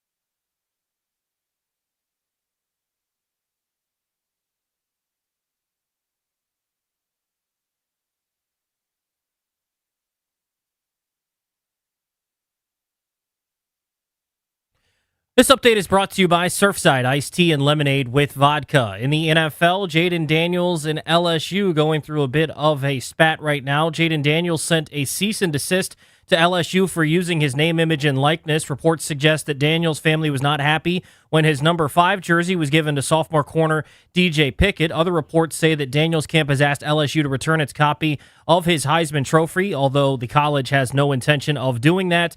Also, new LSU head coach Lane Kiffin has personally spoken to Jaden Daniels. On the football field, the Commanders getting set for their first preseason game coming up tomorrow night at Northwest Stadium. They'll take on the Miami Dolphins. Baseball, final game of the series for the Nationals and the Cubs at Nats Park today. 4:05 first pitch. Can hear it right here on the Fan. Cade Cavalli toes the rubber for the Nationals. Kevin Gausman starts for Chicago. Introducing Super Light, a refreshing vodka plus aid canned cocktail inspired by your favorite classic sports drink flavors. With just 90 calories, 0 sugar, and 0 bubbles, Super Light is here to fuel the moment. Look for Super Light variety packs and individual flavors at stores and bars near you. Must be 21 plus. Please drink responsibly. From the Crop Metcalf Sports Desk, I'm Toby Altizer on the Fan.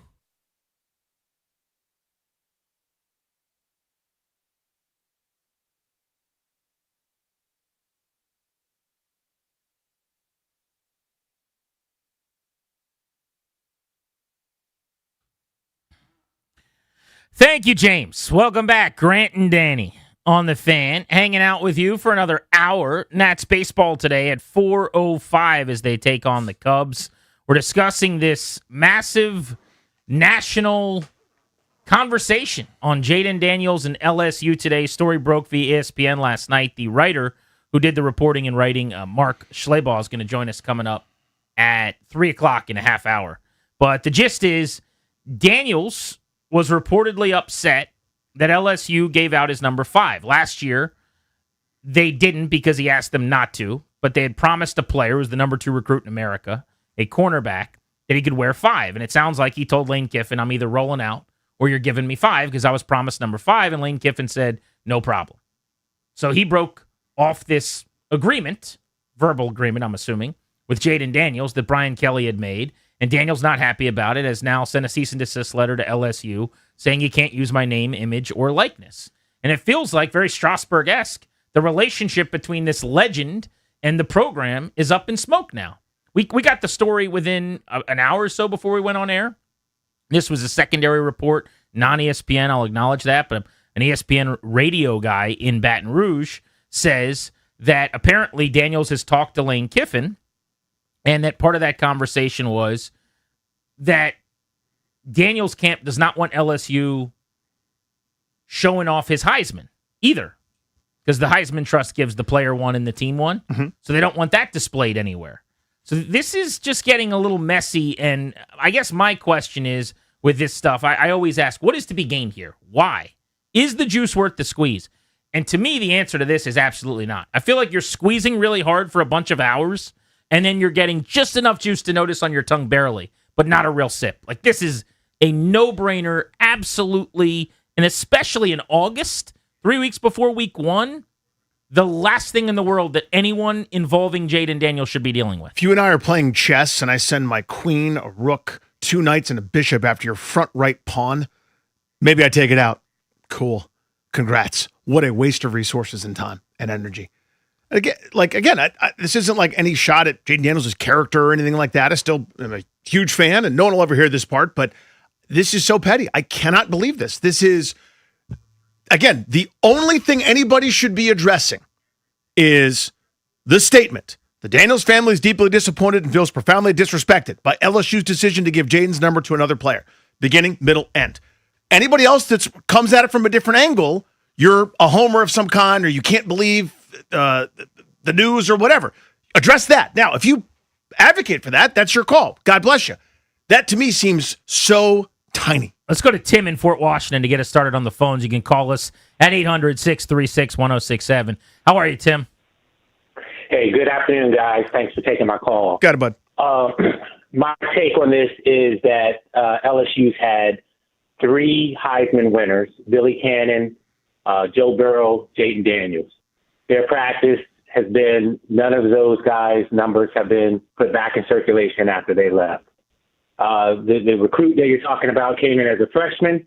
They gave him number 3. They're honoring commitment. These guys are legends. This is real big money, NIL money that is a new environment that Daniels played under. And with these guys, in these college towns, and I'm sure LSU is using it for recruitment purposes, all kinds of things with his image. I think this is a real argument. I think it's a real argument to say, hey, it's a mispractice of LSU and how they did everything else for any other Heisman winner. You're saying it's a real argument, meaning they disrespected him, so his retort is just to take back the NIL, you're saying. And you think they... Yeah, I think that's exactly right. I think that, it's inconsistent in terms of how they've treated their own internal Heisman winners. So here's my issue with that, because I've heard this case made all day, and I'll leave you on because I want to hear what you have to say. But everyone just says they've had 3 Heisman Trophy winners, and the other 2 are getting treated differently. So number one, the other 2 won national championships. Jayden Daniels did not. Not his fault, but very important. I mean, that is, when we talked about Joe Theismann's jersey being retired 2 days ago, we talk about him being a Super Bowl quarterback, right? 1959, Billy Cannon, a Heisman Trophy winner, national title winner. Joe Burrow in 2019, a Heisman Trophy winner, arguably the greatest team of all time, by the way. Certainly the greatest LSU team of all time, but a national champion. So when people say that it's the same, all 3 of them are the same. No, 2 of them are the same, and one of them is different. 2 won Heisman's and a national title. The other one did not. The other thing I would point to is Mendoza's number has already been given out. Bryce Young's number 2 years later was given out. Devontae Smith's number after his Heisman. Kyler Murray's number the next year. Baker Mayfield's. Lamar's. This is not the norm. And the last thing I'd say about Burrow and Daniels being the exact same, the only thing that would make it the same to me is if a recruit came along and demanded the number 9 to play at LSU, who was the number 2 player in America at his position. Because I promise you they would give him the number 9 or promise him the number 9 to keep him around. It just didn't happen that way. They asked for the number 5. They didn't just go around the locker room trying to give out the number 5. This one kid, who was the best recruit that they had, said, I'm only coming if you give me 5. And they said, okay, well, we got to smooth this over with Jayden. It could take a little time, but we'll make it work. Year 1, Jayden said, nah, I don't want you to give out 5. And then a new coach came in who, frankly, probably is a guy that doesn't mind ruffling feathers anyway, in Lane Kiffin. Yeah, he's here to do his thing. Exactly. He's a Lane Kiffin guy in the Lane Kiffin business, and he gives out 5. But to me, if the guy asked for 9, then the same thing would have happened. I doubt Joe Burrow would be sending a cease and desist letter today, but otherwise, I think number 9 would be getting worn. Well, here's my take on that, and then I'll hang up after this one. But here's my take on that: is 2 things. One, I think the Heisman is an individual award, so I do think that when you're saying, hey, you were the best player in the nation, LSU has won other titles, but they've only had 3 Heisman winners. And sure, so but there's no there's is. nothing that says once you win a Heisman, we retire your uniform. I just went through all the guys recently who won a Heisman and their number immediately got given out. That's true, but that's the practice at LSU, not at the other colleges. My point is, the practice. Thank you for the call, buddy. I appreciate you. The practice is the 2 guys that won Heismans and a national championship. You're saying the practice is they won a Heisman. I look at those 2 guys and I go, LSU could easily say Heisman Trophy winners on national championship teams. So I just, maybe. I also started by saying I do think giving out his number is weird. And yes, I think it is probably disrespectful. Like, if I'm running LSU, I'm not trying to give out his number. But am I losing a number 2 cornerback in America recruit over it? Probably not. Yeah, it's depends on what you'd like to be. In other words, if you go and spend all the money to try to, like, in other words, no one's going to be kind to Lane Kiffin when their corner that replaces this kid gets burned for 70-yard touchdowns. You know what I mean? The guy that's wearing number 22 coming in because this kid leaves. This kid better be good, by the way. Well, but like, in other words, you went and hired this mercenary to show up in, as you said, part of the Lane Kiffin business, but maybe you can benefit. The alums and people are going to run his ass out of town on a rail if they go 9-3. The expectations of that place are astronomical. What if you want to be? We're grand old tradition. You could just be Notre Dame and talk about how good it was in the 70s. Or you could try to play the game that everyone else is playing now in college football in an arms race where you're climbing over your grandmother to sign somebody. You'll promise them whatever the hell you have to, and you got to pay them out the wazoo. What do you want? You don't get to judge Lane Kiffin harshly for an LSU fan, and this kid transfers out because we're going to honor a guy that wore number 5 3 years ago and had an amazing season. We're just doing that. You see what I'm saying? Like, everybody wants it all the different ways. Yeah, I think that's a good point. Also, we'll see what this kid is. And I'm saying this kid, I forgot his name, Pickett? Pickett. The cornerback.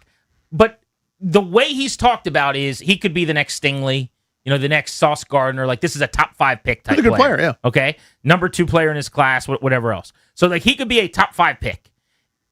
I'm not saying Jaden Daniels should care any more than, like, Joe Theismann is excited that Stephon Diggs is coming. So, Joe Theismann shouldn't give his 7 away. But in college, where recruiting and kind of next man up and all these universities are, like, you're the best player, you get the number 7, or at Ohio State, you get the block 0. I'm a little bit surprised that Jaden, who, still wears the purple shoulder pads and is like Mr. LSU at the facility or whatever when he's making the bets, friendly wagers with his teammates during SEC Saturdays or whatever, that he wouldn't have been like, oh, we get a number 2 corner in the country, and as long as he takes my number 5, all right, like, good. An elite player going in the top 5 in the class is going to rock my number. But I also understand that numbers are really important for players too. E's in Rockville. What's up, E? Hey, what's going on, guys? Thanks for taking my call. Got it, dude. So, I'm gonna push back on something you guys said earlier, where you said, it sounds like it's out of character of Jaden. It sounds like it's it's petty, right? When you call Jaden petty, and that kid says, if I don't get the number 5, I'm leaving, is that not petty too? I mean, that's very childish. If you leave yeah, of or course. not go to a school because you don't get a number. Yeah, that's silly. I just want to say we got to be careful when we call a player in the NFL who used to be somewhere or anybody petty if somebody else is going to back out of a deal because they don't get a number. Well, I'm not doing a radio show in Baton Rouge where we focus on LSU, but yes, it is. I understand that. It is odd to me that Pickett would care that much about a number that he would transfer. So if your question is, am I surprised by that? Sure. I'm surprised by a lot of things that teenagers do in the NIL era. Right, and I understand, but I'm just saying that's also petty in my eyes, too, for a kid like that to back out. As far as the Jaden thing and, about the cease and desist, like, Danny had already said, number one, the representative wrote that letter. Jaden's name happens to be on the story because it's about him.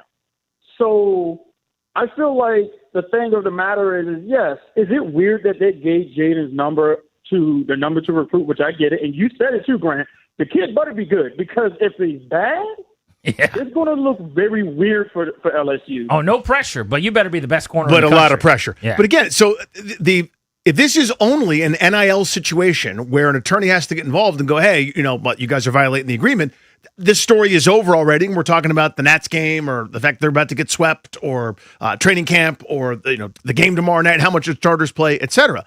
The statement from the family, again, I keep going back to that. Anything that happens legally or otherwise, don't display my Heisman, you're violating the NIL agreement, stems from the statement. The Daniels family is deeply disappointed and feels profoundly disrespected by LSU's decision to give Jaden's number to another player.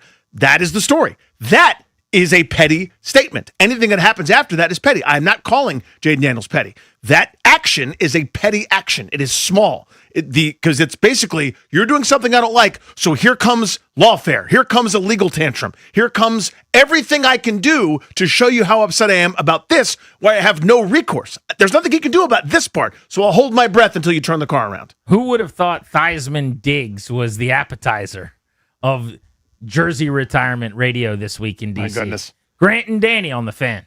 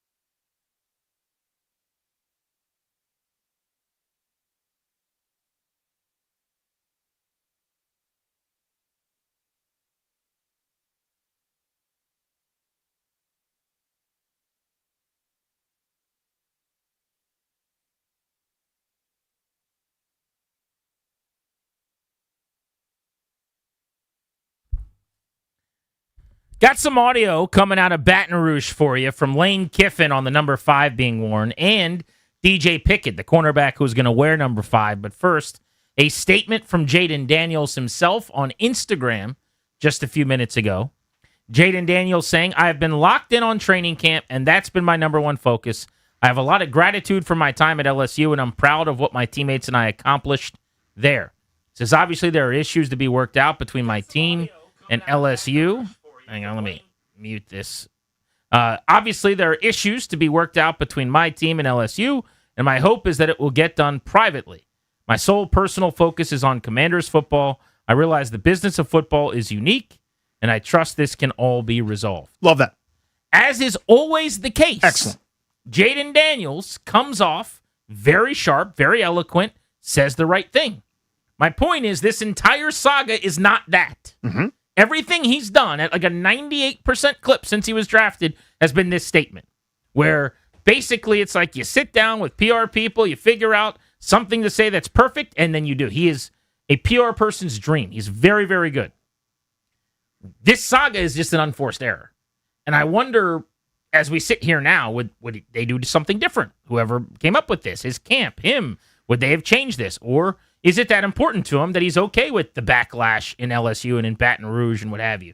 This is Lane Kiffin today speaking at a press conference, the head coach of the Tigers.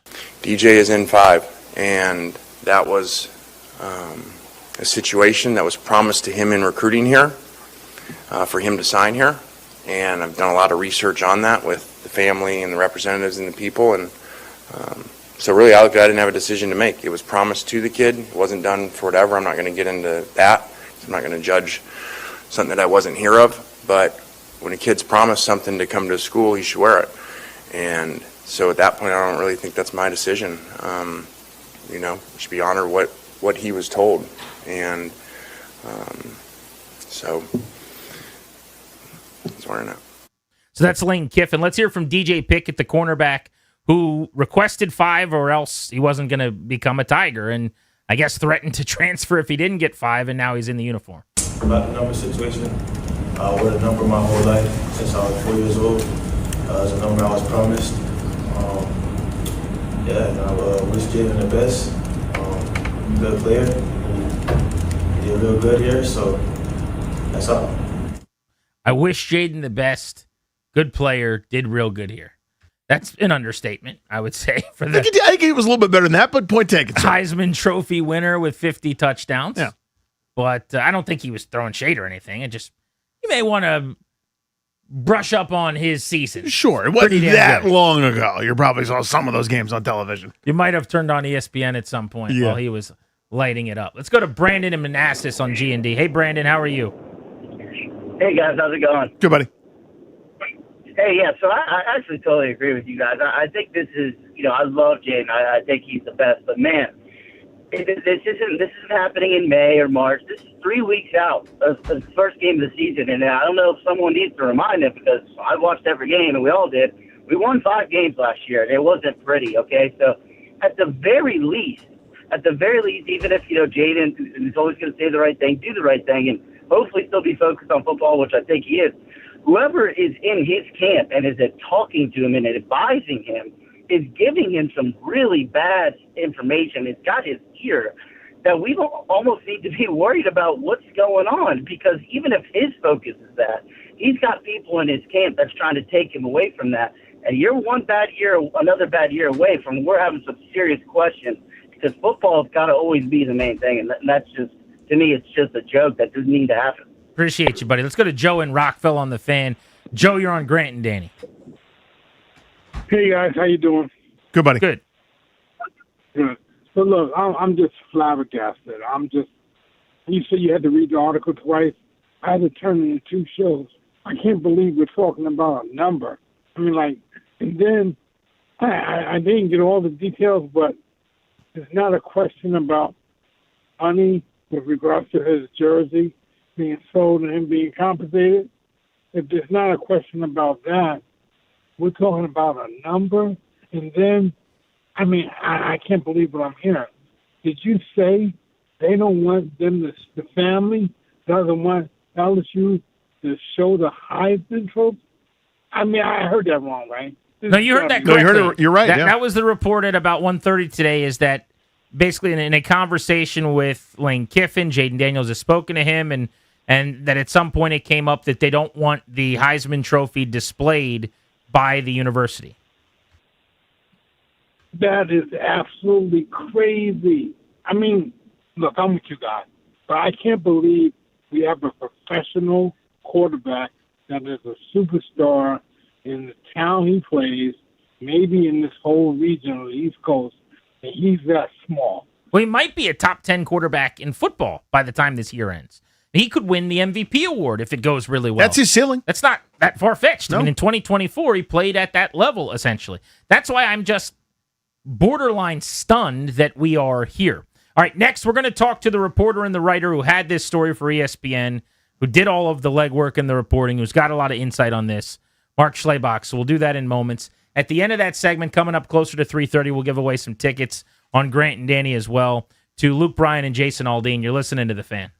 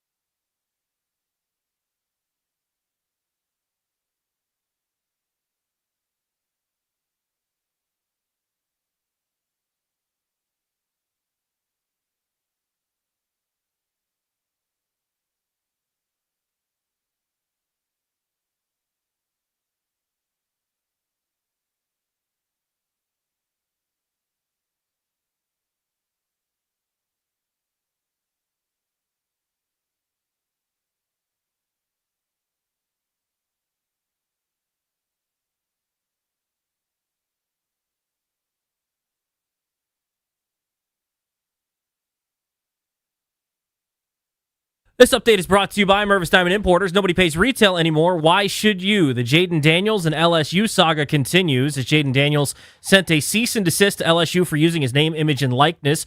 Reports suggest that Daniels' family was not happy with his number 5 jersey being given to sophomore cornerback DJ Pickett. Other reports say that Daniels' camp has asked LSU to return its copy of Jaden Daniels' Heisman Trophy, although LSU has no intention of doing that. Other reports saying that new LSU head coach Lane Kiffin has personally spoken to Jaden Daniels. Commanders getting set for their preseason opener coming up tomorrow against the Dolphins at Northwest Stadium. 7 o'clock kickoff for that one. And in baseball, the Nationals taking on the Cubs. 4:05 first pitch. You can hear the game right here on the Fan. The Nats looking to salvage one game in the 3-game set. Cade Cavalli starts for the Nats. Kevin Gausman goes to the Hill for Chicago. Getting engaged or married? Visit Mervis Diamond Importers for the finest diamonds and best value. At Mervis, you'll find the largest selection of Tacori engagement and wedding rings in D.C. Together, Mervis and Tacori help create a ring as extraordinary as your love. Go to MervisDiamond.com. From the Crop Metcalf Sports Desk, I'm Toby Altizer on the Fan.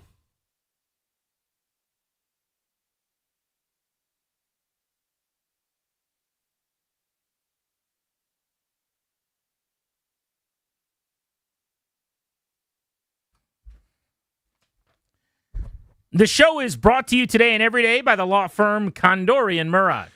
They can help you with so many things: estate planning, elder law, real estate transactions, probate administration. Their attorneys are always there to protect you and your family's assets. Schedule a free consultation with their team today by visiting kmlawyers.com, and be sure to let them know that we sent you. That's kmlawyers.com. Let's go to the Ruud guest hotline. Ruud, the most reliable heating and air conditioning products in the DMV. We've been talking since the start of the show about Jaden Daniels and his dispute with LSU.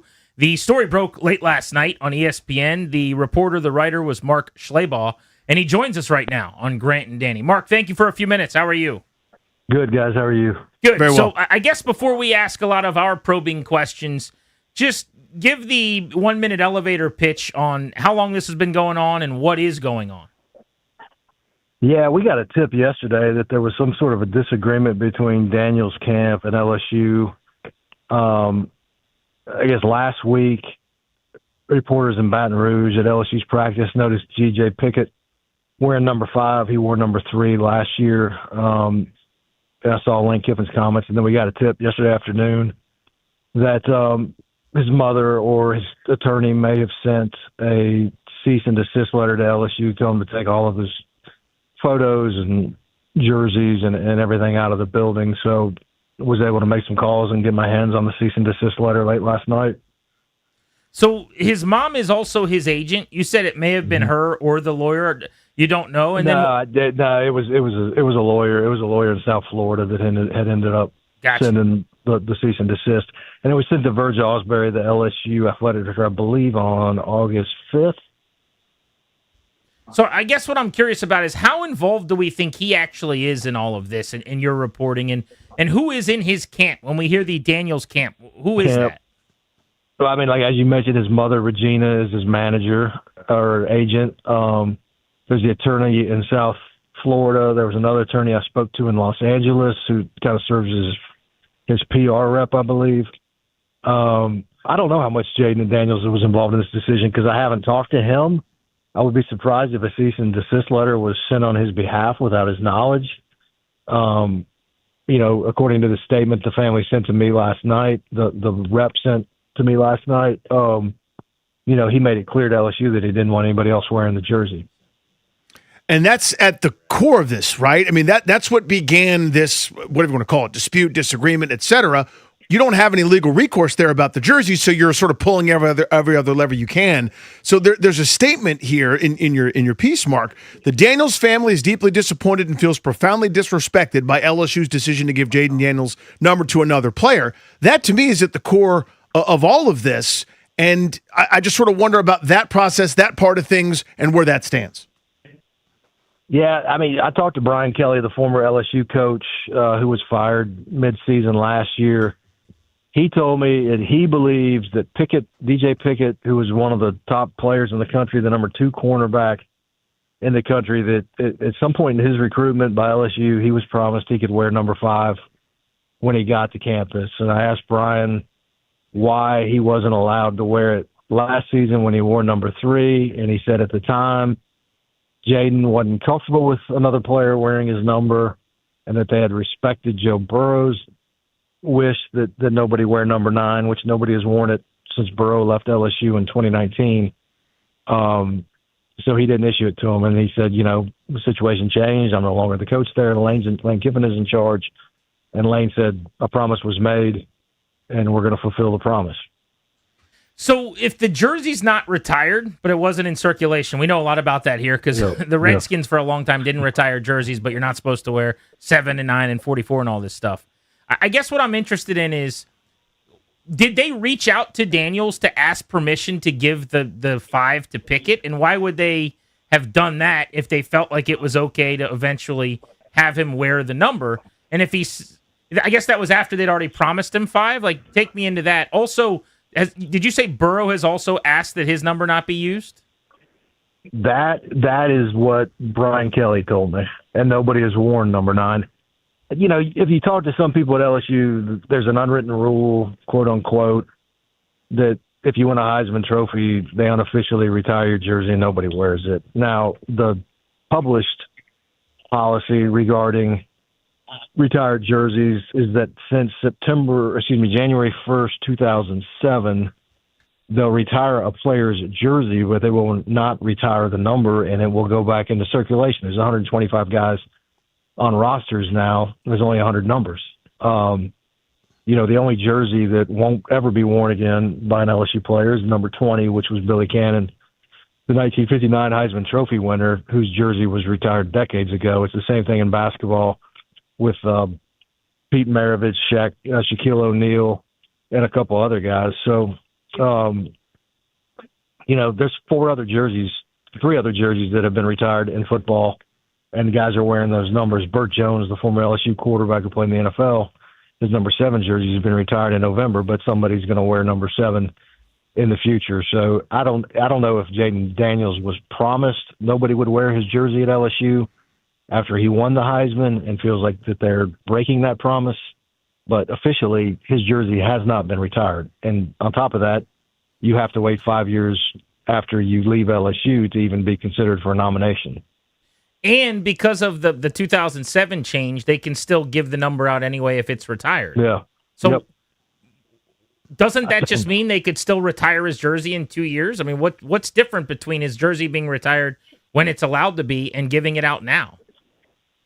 I just feel like they felt like they were told nobody would ever wear the number. Who said it? I have no idea. That's the assumption that I have after reporting the story. ESPN's Mark Schlabach with us here on G&D, breaking down the Jaden Daniels cease and desist against LSU, all about the number 5 jersey. So reading the cease and desist letter, I am not an attorney, Mark, but I play one on the radio, I suppose. But what's intriguing to me is if there is any legal grounds here, right, where the thing I was most interested in was the 180-day sort of period after Daniels finished his time there at LSU, and it sounds like, if that's to be believed, LSU is in violation of that. You have any kind of marketing material with him or a video with him or whatever, it's past that 180 days. That's interesting to me in terms of maybe a new frontier for NIL. Just what do you make of that? Yeah, I'm not an attorney either. If I believe the attorneys on X, which is pretty dangerous. Right. That's a great practice. That's where I get all my best advice. Yeah, they don't believe he has much of a legal standing.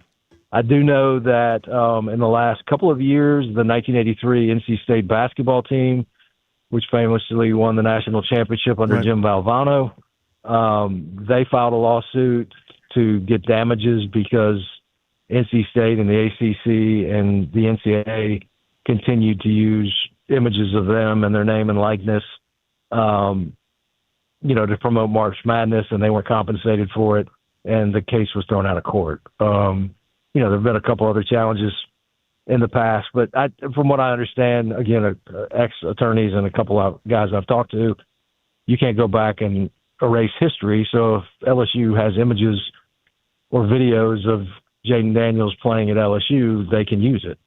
That's part of the scholarship agreement, and I had, I don't want to say his NIL agreement, but other NIL agreements that these guys were familiar with. So the 180-day part of this, is that contractual? I have not read the contract, but based off what his attorney is saying, reading between the lines there, I think that means that they can't use any new images of him beyond 180 days. Got you. At least that's what attorney told me. Again, it's just meaning difficult. like Commander stuff, NFC Championship game. Yep. But when he's in the purple and gold running away from Florida, that's theirs to have. That would actually make plenty of sense. That makes sense. Yeah. I mean, LSU had not responded to the cease and desist letter as of last night. I saw a video on X earlier today from a television station in Baton Rouge or New Orleans that showed video of LSU workers putting up a plaque commemorating Jayden Daniels today. So I don't know that LSU is going to abide by it. Wow. So I mean, hopefully this thing gets worked out. I mean, it's rather silly. I think it's the current state of college athletics in a nutshell. It's all about money and individuals rather than teams. But it would be a shame if a guy like Jayden Daniels never goes back to LSU and isn't honored at halftime. Totally. What was his relationship like with the team over the last year? I would be speaking out of turn. I mean, I assume it was fine. I don't think anything ever became an issue until DJ Pickett showed up wearing number 5. What's next here? Now everybody's pulling. I don't say everybody. I don't know what LSU has done in terms of responses, but levers are being pulled, and it's like it reminds me of a neighbor feuding with another neighbor. It's like, well, I can't respond because your tree overhangs mine, but I sure as hell can play big band music until curfew. You know what I mean? It just sort of seems like we're arguing. What's next here? Talking to people in DJ Pickett's camp, he will not give up number 5. He has no intention of giving up number 5. He was a freshman All-American last year. He's probably going to be a really high NFL pick at his current trajectory. Everybody in the country wanted him. I know Miami tried to get him to transfer after this past season. He's a kid from Florida. He's got really good size and speed, led LSU with interceptions as a freshman. He has no intention of surrendering the number. I think it would probably have to come from Jayden Daniels' side. Look, I think he's taken a PR hit, if you believe the people on social media in the reaction. But he's got to decide whether or not it's worth it to stand his ground. Yeah, I was going to ask you in terms of the folks in Baton Rouge and LSU fan base. He was such a legend and an icon and just an all timer. I mean, what has the response and what you've seen been like over the sub 24 hours since this story came out? Yeah, good. Again, talking to people in Daniels' camp, he doesn't have a beef with Joe Burrow, but I just think that there's this belief that he's being treated differently than Joe Burrow because nobody's worn number 9. Joe Burrow won a Heisman Trophy, and his team went 15-0, and they won a national championship. Yeah, so I wanted to double-click on that because we have had that kind of whataboutism a lot today, right? Where people are going, but it's just Heisman Trophy winners, and I'm going, no, there's 3 guys, and 2 are pretty similar. They won the national championship and the Heisman Trophy. And I'm not trying to knock Daniels because, by the way, his defense was terrible, or else he would have won the national championship too. He couldn't do a whole lot more. But I do, every time I hear someone act like it's the exact same thing, no, it's not. I mean, how important is a national title to legacy? We were just talking about Joe Theismann the other day, and we lead with Super Bowls and hardware. To me, that is a huge part of that, no? No, definitely. I mean, it's the ultimate achievement. It's the ultimate team achievement. As somebody pointed out earlier, I mean, the Heisman's pretty much a quarterback award at this point, for the most part. 4 out of 5 times it's going to be a quarterback that wins the award, but I'm taking nothing away from him. He was an unbelievable player at LSU. If he had a mediocre defense, they would have challenged for a national championship. Unfortunately, their defense was terrible. But yeah, that Burrow team, I covered about 4 of their games. That was probably the greatest college football team I've ever seen since Miami in the 80s. The other thing I wonder, we're talking to Mark Schlabach, who wrote this story and did a lot of great reporting on this. Jayden Daniels versus LSU came out last night. But I do wonder, to my knowledge, there's been no player that was a number 2 prospect in America who wanted to wear number 9. And I just think that the business of college football, to keep up now, you kind of make all kinds of deals with people. you do a lot of things that you wouldn't have wanted to do. And maybe I'm crazy. I think they probably would have said to the kid, we'll get you number 9. And this year, if Lane Kiffin had to hand out number 9 to the number 2 cornerback in America, or else he transfers, he might have handed out number 9. Yeah, and again, look, I don't know that DJ Pickett doesn't have a clause in his contract with LSU that says you have to give me number 5 or you're in breach of my contract. I reached out to his agent. He wouldn't talk about it because he didn't want to break the confidentiality agreement with his client. But yeah, I don't know. It's crazy, man. I went back and found a story I'd written in 2003, 23 years ago, about a linebacker prospect named Ernie Sims Jr. out of Tallahassee, Florida, who was the number 1 linebacker in the country. His final 3 schools were Auburn, Georgia, and Florida State, where his father played, and he wanted to wear number 34. Bo Jackson wore 34 at Auburn. Herschel Walker wore 34 at Georgia. Ron Sellers wore 34 at Florida State. They were all 3 retired. Sellers agreed to let the kid have it because he wanted him to play at Florida State. I could see where you're going with that. Mark Schlabach with us here on G&D. I am no Lane Kiffin fan by any stretch of the imagination. To me, he's, what John Calipari was a handful of years ago. He's embracing the system. This is the system now. Everybody was mad for college hoops about one and done. Coach Calipari was like, yep, I'll do one and done. You guys can mess around with all your juniors and seniors. I'll just get lottery picks, and we'll try to go compete. And then, of course, college basketball changed. Kiffin understands that at this school especially, you got about 7 seconds to start winning big, or they will run your ass out of town. So for LSU fans who want to honor the history and do this and do that, that's awesome. They're not going to give him any benefit of the doubt if the Pickett kid transfers and they give up a 65-yard touchdown to Florida. I mean, so I guess kind of give me your Kiffin perspective here on this, because he doesn't mind being the villain or a foil character for a while, knowing that his time is probably short. Nah, I blame Lane Kiffin for a lot of things. I don't blame him for this one. I think he's in a no-win situation. It's a mess he inherited. He knows he's got a damn good cornerback he needs to keep. He didn't coach Jaden Daniels. That's Lane. I think I saw his press conference in Baton Rouge today, and he refused to answer another question about it. But, he said, look, promise was made. If you come to this school, we're going to abide by those promises. And it really wasn't a decision for me to make. It was promised to him in the past. I'm not going to talk why he didn't wear it last year. I don't know why it didn't happen, but I'm not going to talk about things that happened in the past. Last one for me. I mean, what's your best prediction on how we have a breakthrough here, or what happens next, how this ends? Hopefully Jaden Daniels starts worrying about playing for the Commanders. Succinct. Yeah, that's where we're at, Mark. Mark, thank you when I heard it last night or yesterday afternoon, I was like, yeah, I want it. I love it. It's college football. It's pettiness and drama and everything else, but it's a jersey number. Come on.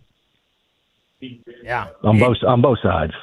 Well, I was going to say, and that goes both ways. It's a jersey number. Sure. Come on. And by the way, put that on a T-shirt. I'm all for that. Thanks, Mark. We appreciate you. Appreciate you. Thanks, guys. Have a good weekend. Thank you. Too. There's Mark Schlabach of ESPN with us on Grant and Danny, who had the story last night. Because Kiffin is such a lightning rod that his involvement automatically generates so much attention and outsized influence. But I'm actually with Mark on this one. To disagree, again, I am not a Lane Kiffin fan. In fact, I think he is emblematic of everything that's bad about college football.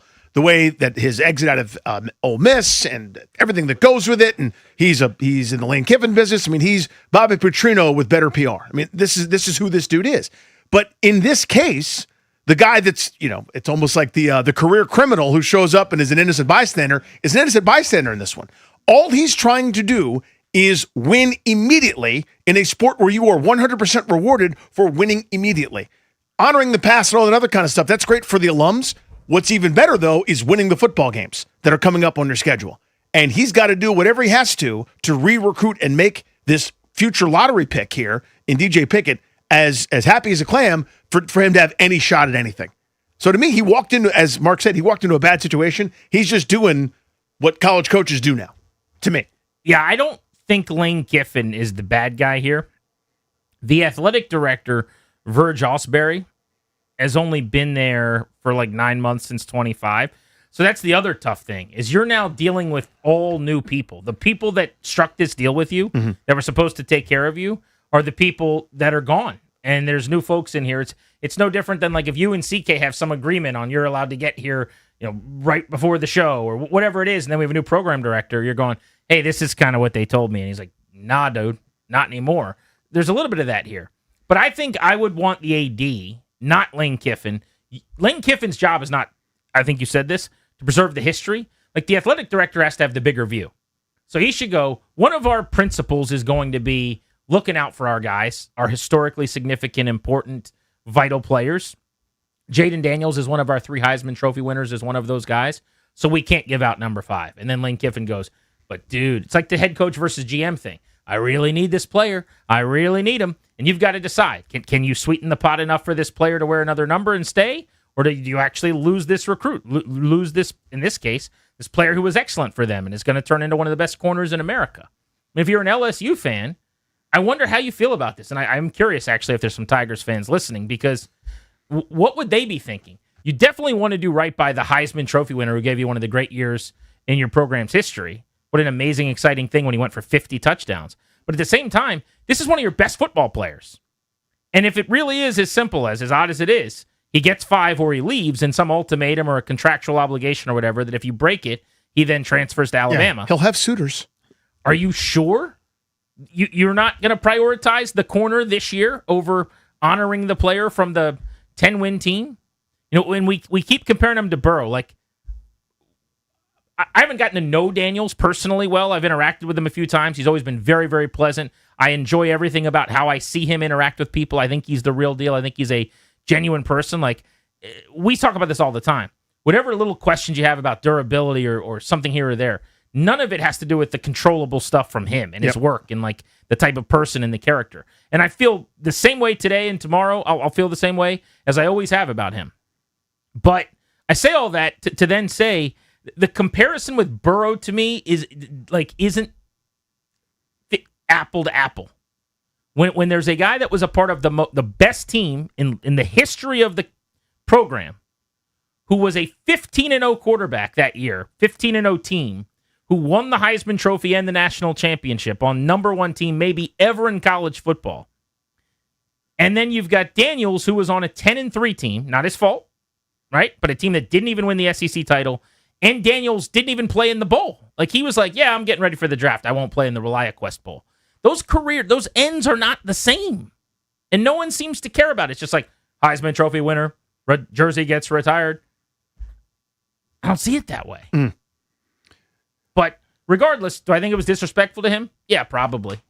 At the same time, this feels like one of those things where let's handle this next offseason. As soon as the year ends, to my agent, to my whoever the camp is, everyone keeps talking about his camp, whoever those people are. Whoever's in the camp. In January, we raise hell. We ride in January. But right now, Eagles, Seahawks, Cowboys. Oh my God, that's NFC first 3 weeks. East. Holy crap. And he's not focusing on this. Like, I'm not saying he is. But all of this attention, he's posting a statement today, which was a very good statement. Really good statement. He's going to be asked about it in press conferences. You're having dinner with your people in your camp or an agent or whoever, and you're around these people. It's going to be a topic of conversation. It's noise. It's unnecessary. It just seems unforced. It's all unforced. And this is not the middle of the offseason. September's 2 weeks away. It just seems so crazy to me. Yeah, it all centers around the grievance over a number. Mark, I think we get that. Yeah, Mark just said it. He goes, it's a number, man. Come on. Right? So many schools with so much history don't have jerseys retired. And LSU doesn't really either. I don't know. I can't get over that individual fact of it, that this entire squabble that's now involving lawyers and cease and desist letters and billable hours and any kind of rock fight is over the jersey number. It seems like it's very much for him a frustration that Burrow is getting treated differently, according to Schleybaugh. And I wonder, too, I'm pretty sure Caleb Williams' jersey got retired by USC already. I wonder if that's not part of it, too, because they're linked all the time, 1 and 2, and so much of a juxtaposition and a rivalry between the two. Healthy rivalry. But in some way, that might chap you a little bit, too, where it's like, wait, that guy had his jersey retired already? But You're giving mine out to this cornerback? Yeah, you've just discovered college football. You know what I mean? Like I don't know. What's most important to you? That your school wins or this stuff? Grant and Danny on the Fan.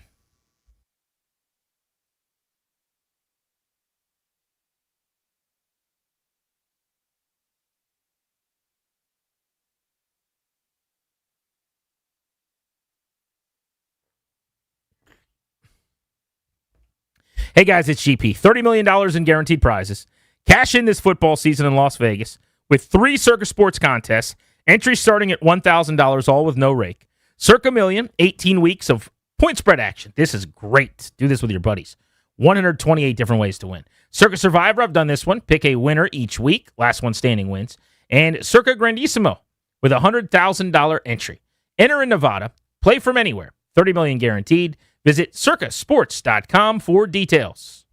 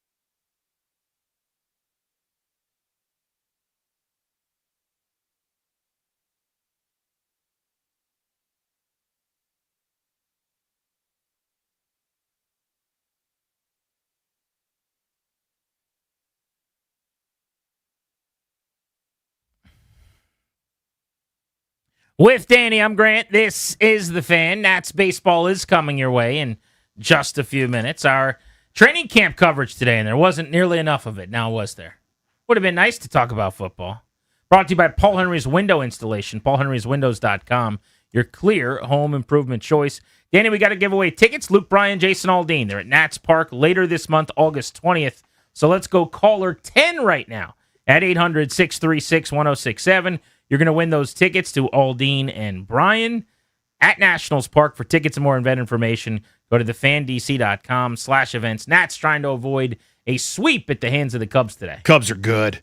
That is a good team. Now, pitching-wise, I don't know if they're going to hold up in the postseason. They're kind of cobbling it together with duct tape and some spit and a little bit of chewing gum. But, man, offensively, they are tough. Game tonight in Major League Baseball. Some national TV eyes will be on. The Field of Dreams game. I love this. It's in Iowa. Best.